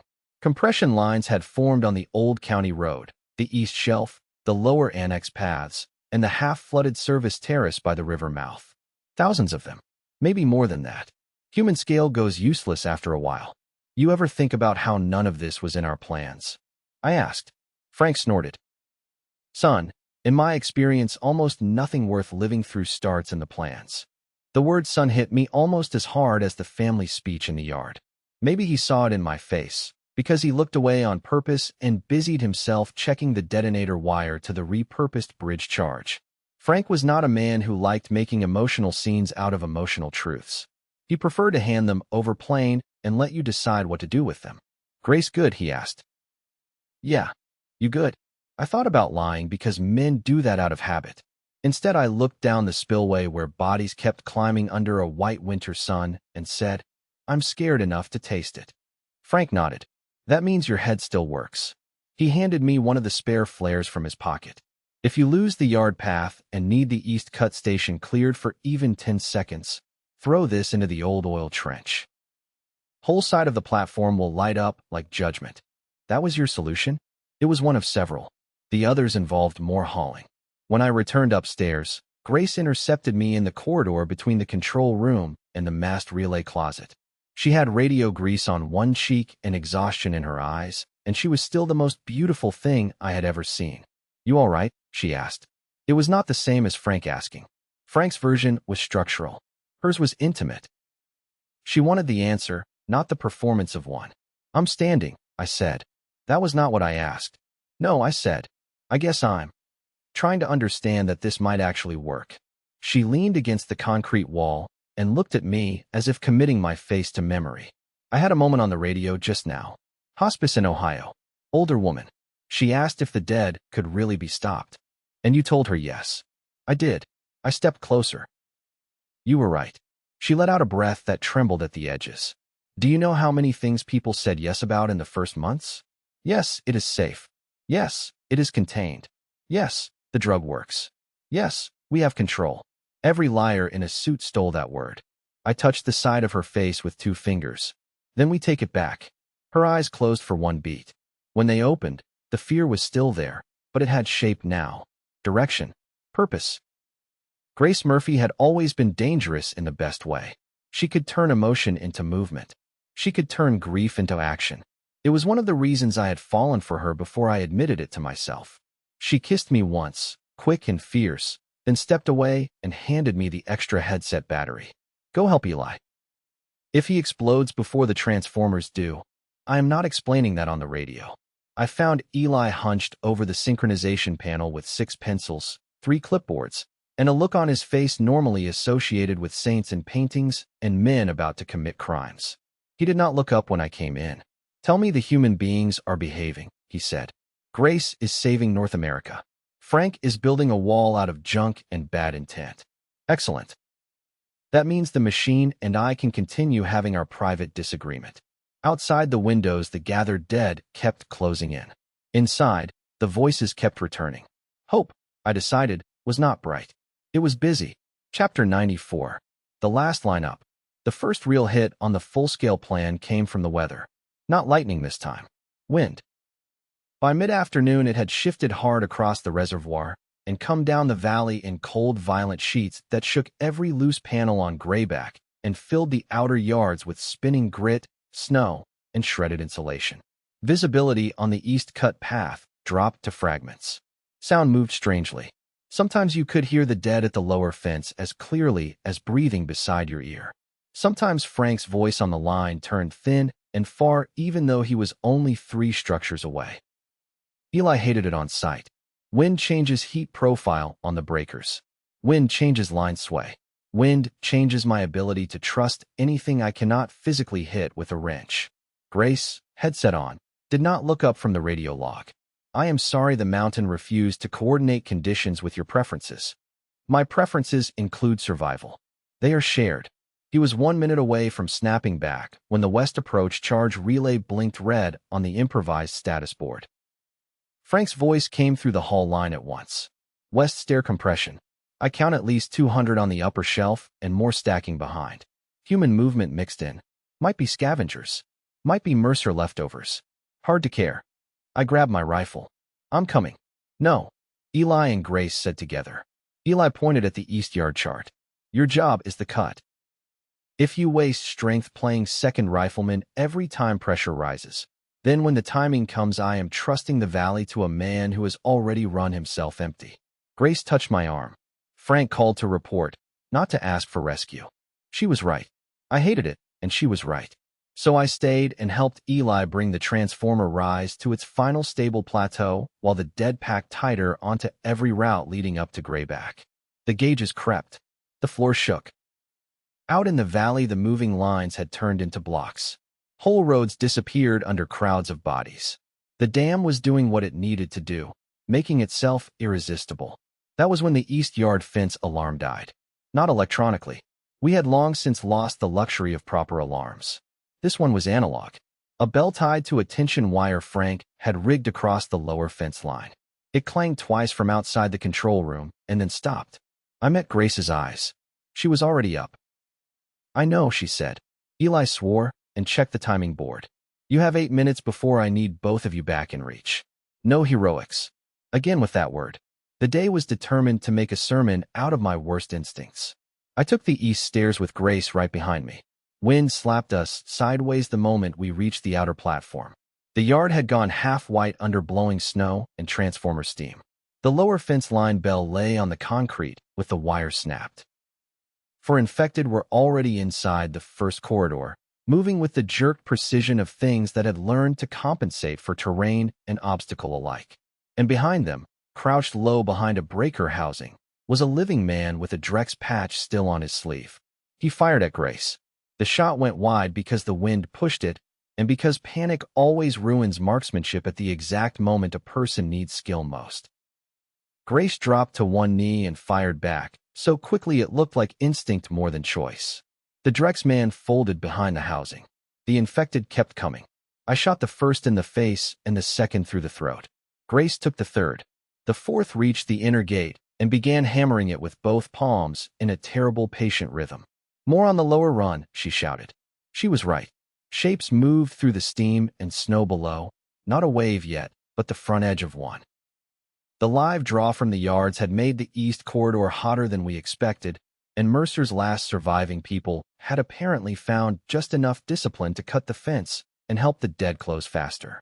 I ran for the gate crank while Grace covered the slope. The mechanism fought under ice and old damage.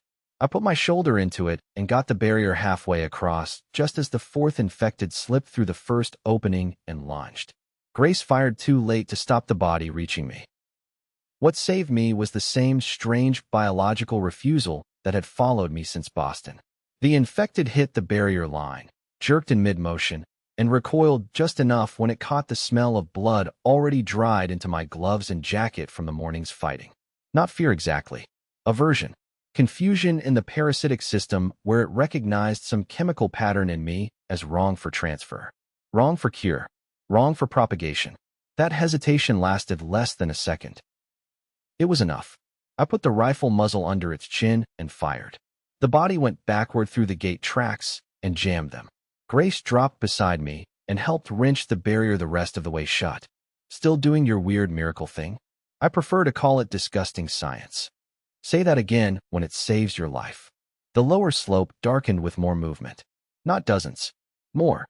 The first wave hit the fence line and started climbing over the dead already caught there. We fell back toward the inner cut wall, firing measured shots because ammunition was a currency we could no longer afford to spend emotionally. One infected toppled from the upper ladder. Another kept coming after losing half its jaw to Grace's round. A third got tangled in the fence and became a temporary ladder for the bodies behind it. Frank's voice burst over the clipped line on Grace's shoulder. Status. East interior compromised, she answered. We can hold for the moment. His reply came as 3 shots in the background, and then words. Moment is the enemy today. Fall back if it thickens. Charge on west side goes in 2 minutes, and that will turn them mean. Eli cut in from the control room. Both of you return. We are entering final rise. I looked at the east cut handle 15 yards away behind its concrete guard wall and knew what the rest of the day would become. I would not be making one final run to that lever in calm conditions after everyone said something brave and lovely over a safe radio. I was going to have to take it under pressure. Grace saw the same thing. We do the reset now. We sprinted to the handle station while the first ranks of the east side infected slammed against the closed barrier. I checked the lever travel, cleared the debris from the base track, and marked the midpoint resistance with a strip of torn tape so there would be no uncertainty when Eli called for the cut. The whole time Grace stood over me with the rifle and killed anything that reached the interior gap. When we ran back, the barrier gave behind us. Not fully, just enough to prove it would not last long. Inside the control room, Eli had the synchronization sequence laid out in final order. He looked from me to Grace and read the yard truth off our faces at once. Bad. Grace stripped the spent magazine, slammed in a fresh one, and said, East side is now a countdown. Frank came over the line again, breathing harder than before. West charge placed. Upper shelf nearly lost. I can hold spillway gate 3 and the roadblock, but not politely. Eli nodded to no one visible and wrote a new number on the board. Then we shortened the draw. Maximum concentration is no longer our target. Sufficient concentration is. Grace keyed the radio. All stations, Grayback update. We are moving to execution window early due to perimeter failure. Remember this part. Perfection is not required. Timing is. Voices answered from across the continent, some of them speaking over sirens, some over open gunfire, some from calm, isolated stations where the operators sounded more like linemen than soldiers. They were with us now in a way I had not fully understood until that moment. Grayback was not just a place on a mountain.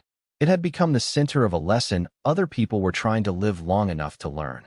Eli brought the final line graph up against the transparent board and circled the point where the turbines, gates, and transformer banks would have to meet.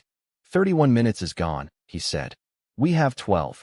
Frank's answer came from the spillway with a grunt and one short laugh. Better. I was getting bored. No one believed him. But the lie helped anyway. Chapter 95. The valley goes still. The last 12 minutes of Grayback did not pass like normal time. They passed like pieces torn from different clocks and nailed together in the wrong order. One moment, I was in the control room listening to Eli count down load thresholds while Grace pushed the final instruction set over the radio. The next, I was out in the east yard with wind in my face and transformer hum in my ribs, running for the cut station while the dead broke through the first inner corridor. Then I was back on the line with Frank in my ear, hearing him describe bodies on the spillway stairs so thick he could no longer see the concrete beneath them. The dam had become all edge. Grace's voice carried through the control room speakers, and the hand unit clipped to her coat at the same time, giving her words an odd doubled force. This is Greyback to all stations. Final guidance follows. At larger scale, the sequence is rise, crowd, sever, and immediate retreat from exposed hardware. I repeat, immediate retreat. Do not watch the field from inside the yard. Do not trust remote lag. Put living hands on the cut if you must, then get those hands out. Eli pointed at me. East cut now. Stay on open line. I ran. The corridor between the control room and the yard had been a simple passage an hour earlier. Now it was a war zone of dragged crates, spent casings, one broken door, and the first two infected that had made it inside before Frank's redirected charge shook the whole west side hard enough to buy us a little more life. I stepped over one body and shoved the other away from the threshold with my boot before hitting the outer platform at full speed. Greyback's east yard had become a furnace of cold metal. Steam rolled off the transformer banks in pale sheets. Arcs snapped blue in the upper switchwork every time the wind pushed the lines just wrong. The barriers we had set were bent and leaning under the pressure from the lower fence corridors. Infected crowded every visible route toward the live field, filling ladders, catwalks, stairs, and maintenance runs with that silent linked urgency, which by then felt more alien than any monster roar ever could have. And all of them were converging on me. Not on Trey Collins as a person. On the current. On the cut. On the hottest point in the local world. I reached the concrete guard wall and dropped behind it, breathing hard. The sever handle stood where I left it, marked with the torn strip of tape at the midpoint. Through the gap in the wall, I could see the east interior barrier beginning to fold. The bodies pushing it had become a single moving surface of hands and shoulders and dead eyes. A few farther back were still hesitating when my scent carried to them. That half-recognition of chemical wrongness in whatever remained of the symbiote logic. But the draw of Greyback's full load was stronger than that now. Attraction beat aversion. They kept coming. Grace's voice sounded in my ear again. Trey, answer. I'm here. How bad? I looked at the barrier buckle inward another 3 inches. Bad enough to be interesting. That is not an acceptable measurement. It is the measurement you are getting. Frank cut in. West side gone to clutter. Spillway 3 opening on my count. Eli, you tell me when. Eli's breathing came over the line, quick but disciplined. Stand by. Turbine 2 drift correction. I need 7 more stable seconds. Grace did not waste the line. She switched back to the broad transmission with the kind of split focus only she seemed able to manage now. All stations hearing Greyback, we are entering live event. Listen for post-sever assessment if our equipment survives. If it does not, remember this, you do not need perfect infrastructure. You need nerve, timing, and a way to force the field to break. Static answered. Then voices. Pueblo copies. Cheyenne copies. Lake Erie copies. St. Anne's copies. The names came like hands placed one by one on our shoulders. I checked the yard again. The first infected cleared the bending barrier and spilled into the inner run. They came fast now, no longer in patient compression, but in a dense, purposeful surge toward the live banks. I fired into the front ranks and dropped 2, maybe 3, but the shape behind them did not change. Others climbed over. Others squeezed through the side mesh. A woman in a torn winter coat hit the concrete wall 6 feet from me and clawed at the edge, jaw flexing with electrical insistence. A man in a maintenance vest hauled himself over the barrier behind her using a dead body as the step.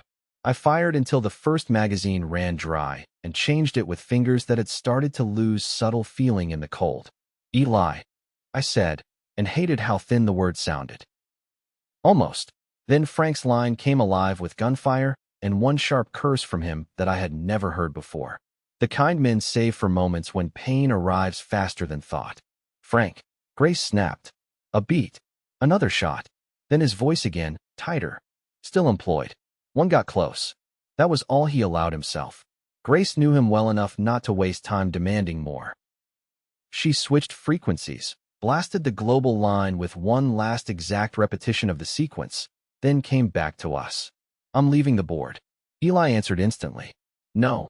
The transmission is out. I still need you breathing. You need Trey breathing too. He did not answer because he could not without admitting she was right. I heard her already moving by the change in breath and the strike of boots on the control room floor. She was coming to the yard whether any of us liked it or not. The infected reached the intercut lane. The concrete guard wall saved me from being mobbed in the first second, but only barely. I shot the woman in the coat through the eye as she hauled herself over the lip, then drove the rifle stock into the face of the maintenance man and kicked him backward into the others climbing in behind him. One body fell. 2 more took its place. I looked at the lever. Not yet. Too early, and the field would scatter wrong. Too late, and none of us would get clear.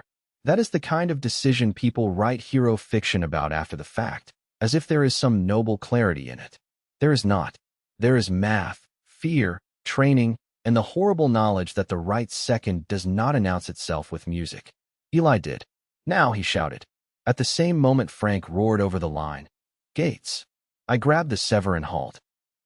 The midpoint resistance hit harder this time because the full system load was trying to hold itself together through inertia and live draw and every giant mechanical argument Eli had forced the dam into. My shoulders screamed. The lever stopped. For one impossible instant, I thought this was how it ended, with my hands on the answer and not enough strength left to move it. Then Grace was there.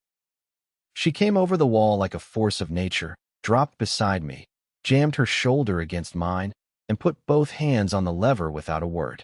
We pulled together. The handle tore through the midpoint catch. Somewhere inside Grayback, the bus tie broke under full synchronized load at the exact second Frank dumped spillway gates 3 and 4, and Eli slammed the last transformer rise into collapse. The world ended in white again, but not like before. The local crest flash had felt like a room exploding around us. This felt like the whole valley being rewritten. Light leaped not from 1 yard or 1 bank, but across distance itself, a vast invisible geometry, turning visible for the fraction of a second. It destroyed the parasite's stolen order. The windows of the control room blew outward in shining sheets. Every line in the east yard sang, and then went dead. The concrete under us kicked. Air hit like a giant open hand. Grace and I went backward together, blind and half weightless, and slammed into the wall behind the station as the pulse tore outward over Grayback and down every route where the infected had packed themselves tight in answer to our trap. I could not hear. I could barely see. The only image that stayed clear in the white was the mass of bodies in front of us freezing in place all at once. Then falling. Not charging, not stumbling, not flinching. Dropping. Rows of them. Clusters of them. Whole lanes of them toppling in silent mechanical failure as the control pattern running them simply ceased to exist. The first line in the yard folded where it stood. The bodies behind it collapsed over the first. Shapes on the ladders let go and vanished. The lower fence run crumpled inward as if gravity had been waiting impatiently for weeks to resume its rights. The light went out. Day returned. Snow and ash and steam drifted through the air. Grace rolled off me coughing. I pushed myself upright on one arm and stared into the east yard, unable for several seconds to understand what my eyes were telling me. Nothing moved. Not in the inner run. Not on the fence. Not on the lower stair. Not on the road shelf across the spillway. Beyond the yard, the whole valley had changed shape. The black moving blocks on the roads were gone. In their place lay long, broken shadows of human bodies covering concrete, catwalk, riverbank, truck lane, switchback, and ridge path from one horizon to the other. I looked across the dam face and saw the same stillness on every approach. The infected that had filled Grayback's world for months were simply down. A voice reached me through the ruin in my ears. Not close. Over the line. Grayback. Answer. Grace heard it too. She scrabbled for the hand unit, found it half-cracked under a fallen tool case, and hit the talk switch with shaking fingers. This is Grayback, she rasped. The reply came from everywhere. Denver North here. They dropped. Provo Transit. Full rail yard down. Repeat. Full yard down. Baton Rouge Harbor. They're still across the docks. Cheyenne Sector. Interstate line stopped moving. Stopped moving. St. Anne's. Parking lot is still. Dear God, it is still. Grace cried then. Not beautifully. Not quietly. With the hard, raw sound of a person whose body had finally found someplace to put months of terror. I wrapped one arm around her because that was the only answer I had. Then Frank's voice cut through the overlapping replies. Trey. Grace. Status. We both answered at once. Alive. He let out one breath I was not sure he meant us to hear. Good, he said. Because I am getting too old to raise people twice. Where are you? Grace asked. Spillway platform. On my feet. Eli is with me. He keeps using the phrase, catastrophically successful, and I dislike it. That did it. Grace laughed through the tears and handed me the radio, so she could wipe her face with the back of her sleeve. Eli came on next, his voice thin with exhaustion and awe. We need a final transmission while some systems still exist. Not everyone will have seen enough. We tell them it worked. We tell them how to replicate at scale. Then perhaps I pass out for a year. Grace took the handset back at once. She stood, swayed once, planted her boots, and keyed the line to the widest surviving frequency Grayback still had. All stations, this is Grace Murphy at Grayback Dam. The Valley Scale event succeeded. Repeat, succeeded. Full infrastructure draw followed by synchronized sever and load shift produced basin-wide infected collapse. Record this and pass it on. The method is dangerous, but it works. Use your grids as bait. Mass them where you can cut clean. Break the field hard. Then confirm and repeat. She lowered the radio a fraction and looked out over the valley that had gone still. Her next words came quieter, but somehow they carried more. You are not out of the world, she said. If you can hear this, neither are we. Across the line, human voices answered like the first birds after a long season with no morning. Grayback had taught the dead silence. Now the living were filling it. Chapter 96. The first morning of after. We did not celebrate right away. I think stories lie about that part because celebration makes a cleaner ending than procedure. What we did first was clear routes. Check for the rare body that still twitched from simple human damage instead of symbiote control. Make sure Grayback was not about to flood itself to death. Find Frank and Eli. Verify no one was bleeding worse than they admitted. And gather every surviving notebook page, timing sheet, and relay log before wind or water took them. Victory, when it comes in a broken place, looks a lot like exhausted people doing chores under shock. I found Frank on the spillway platform, sitting on an overturned cable spool with one hand pressed to his side and his rifle across his knees. He looked up as I approached and said, "Do not use the word heroic." I was going to use the word stubborn. That I permit. He had a cut over one eye, a purple bruise climbing out from under the edge of the plate carrier, and the stiff posture of a man whose body had begun filing formal complaints. But he was upright, alive, entire. That was enough to make the air easier to breathe. Eli sat 2 yards away against the spillway control housing with his back to the concrete and his eyes closed. One of his glasses lenses was cracked. Grease striped his face. He still had the final synchronization sheet clenched in one hand, like he was afraid success might try to revise itself if he let go. "Are you conscious?" I asked him. "Regrettably," he said without opening his eyes. Grace arrived a minute later carrying the small medical kit and 2 canteens. She dropped to her knees in front of Frank first because family hierarchy was not theoretical with her. He accepted the water, drank once, and then let her inspect the side hit he had been pretending was minor. "It is not minor," she said. "It is extremely minor compared to being dead. That is not the standard. It is the standard that keeps winning." She pressed fresh gauze against the torn edge where metal and impact had cut through his outer layers and looked at me over her shoulder. "He is impossible. I have been saying that for months." Frank waited until she had taped the dressing down before he asked the question living in all of us. "How far did it carry?" Eli opened his eyes then and looked past us toward the valley with the expression of a man trying to respect reality enough not to exaggerate it. "Farther than the topography model predicted. The basin geometry helped. The spillway discharge turned the field break into a deeper cascade. Not infinite range. Nothing is infinite. But enough to clear every route we can see and enough for other grids to copy with local conditions." Grace handed him the second canteen. "Can normal people hear that answer?" He took the drink and sighed. "Yes. We changed the war." Frank nodded once, as if that confirmed a logistical item on a list.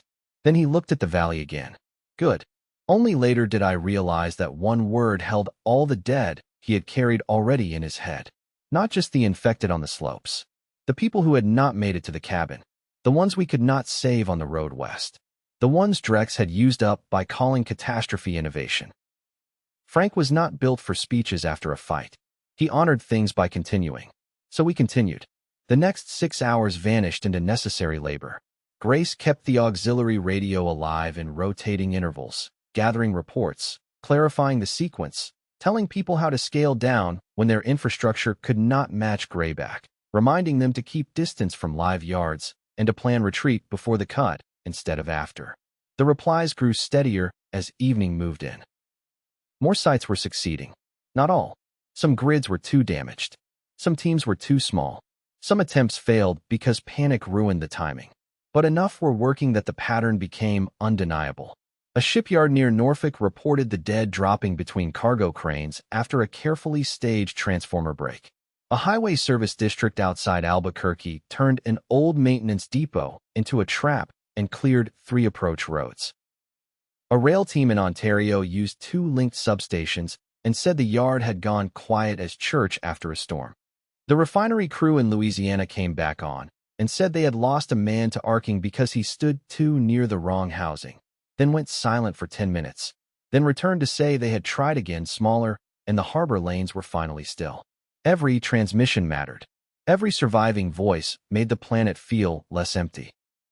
I spent that time with Eli inside the control room, helping him document every detail we could salvage from Greyback's death before the remaining systems failed completely. He had shifted from desperate improviser to obsessive archivist, which was apparently his resting form when not actively preventing extinction. Write this exactly, he told me while pointing to a stained page. Main basin success required load stability longer than expected because cold air changed line behavior. I wrote, note that spillway gate release amplified the field break in a way I still cannot model elegantly. I wrote that too. He checked my phrasing and muttered, too graceful. This is engineering, not seduction. Graceful engineering exists. Not in my handwriting.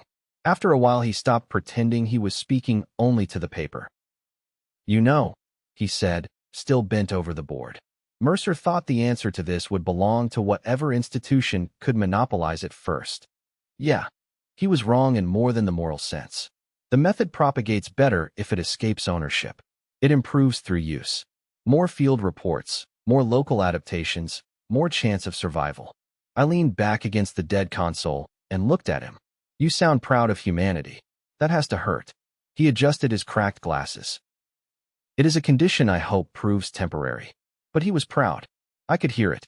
At sunset, Frank insisted we all eat whether we wanted to or not. He heated ration packs over one of the last clean chemical warmers while sitting on the reservoir side floor because standing had become an argument his ribs no longer wished to have. Grace radioed with one hand and ate with the other. Eli complained about the taste in terms usually reserved for moral scandal. I ate without noticing flavor at all because exhaustion had burned subtler senses out of me for the hour. The sky over Greyback turned from iron to bruised purple and then to a deep stripped blue with clear hard stars pushing through the last wind-blown cloud. Night on the mountain should have been frightening. Instead it was strange. The dead were still there, of course. Thousands of bodies lay over every approach, every road, every stair. But stillness had changed category. It was no longer the tense waiting silence before impact. It was aftermath. End. Space reclaimed from a pressure we had almost forgotten was not permanent. After dark the radio traffic slowed. Not because the world had gone away again. Because people everywhere else were doing what we were doing now. Checking routes, counting survivors, crying in corners where no one could see, burying some, saving others, staring at empty streets and learning the new shape of quiet. Grace finally turned the handset off for 10 minutes and came outside to the west parapet where I was standing. The valley below us looked like a black ocean frozen midwave.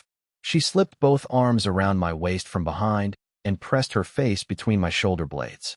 For a while we stayed like that with no need to perform thoughts into sentences.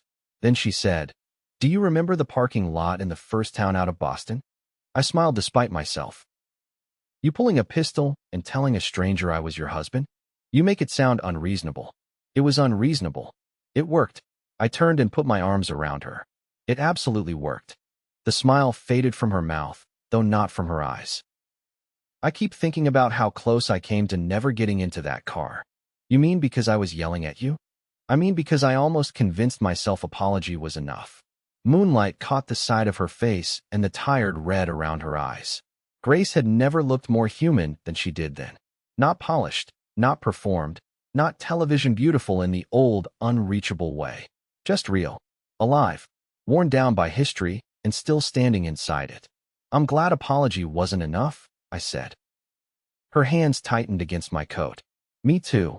She hesitated, which was unusual for her. Grace usually attacked truth the way some people attack locked doors. What? I asked. When this started, I was thinking in days, she said. Find safety for a day. Survive the next drive. Make it to the cabin. Hold through the night. I did not let myself think farther because farther hurt too much. Then at the cabin, I started thinking in weeks. And at the annex, maybe in months if I was feeling arrogant. Tonight is the first time in a long time I accidentally thought in years. The words landed gently and hit hard. In a good way? I asked. Her laugh was small and tired and beautiful. Yes, Trey, in a very good way. I kissed her then, slow this time. With the whole valley still below us and the dead starless machinery of Greyback cooling at our backs.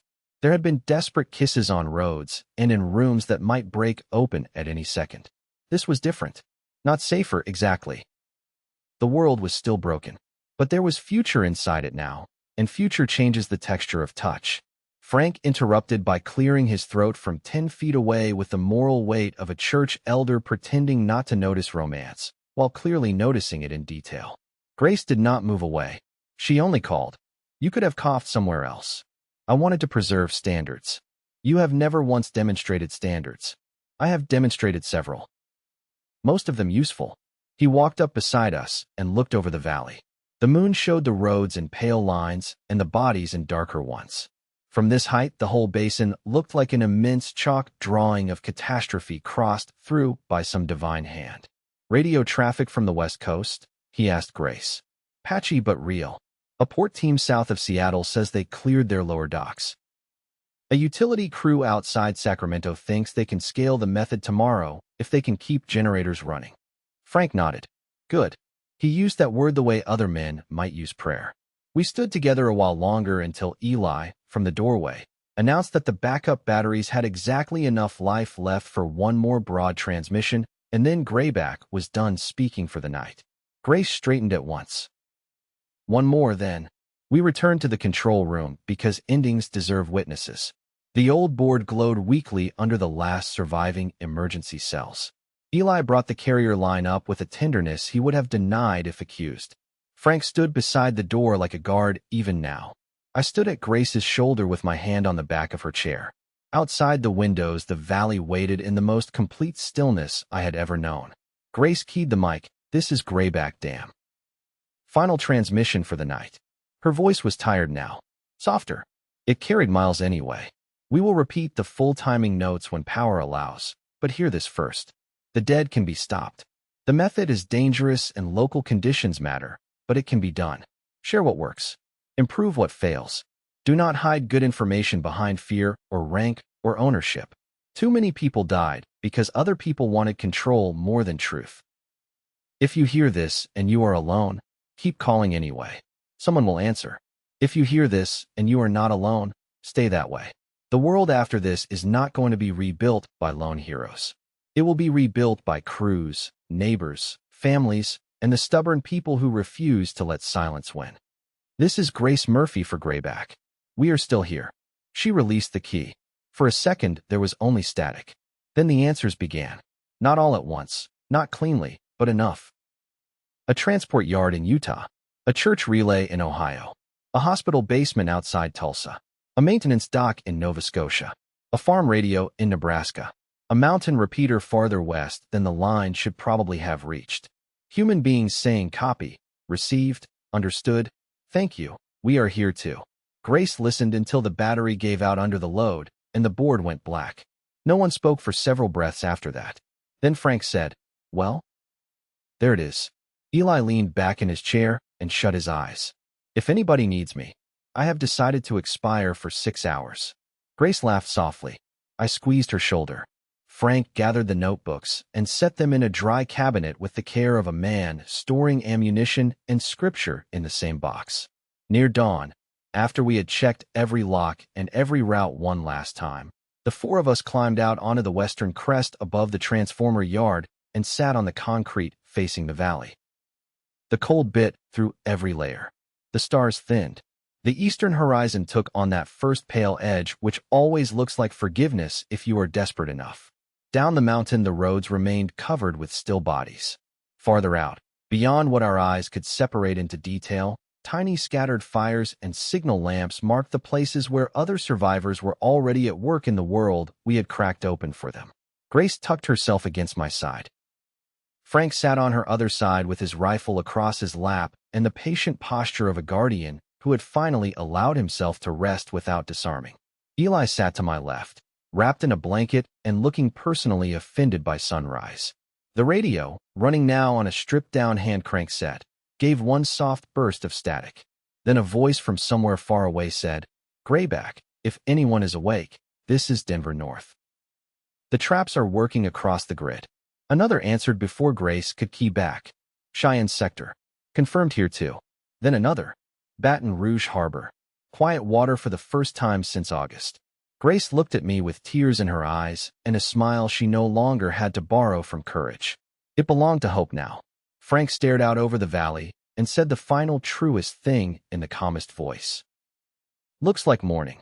And for the first time since the world went wrong, morning looked like it intended to stay.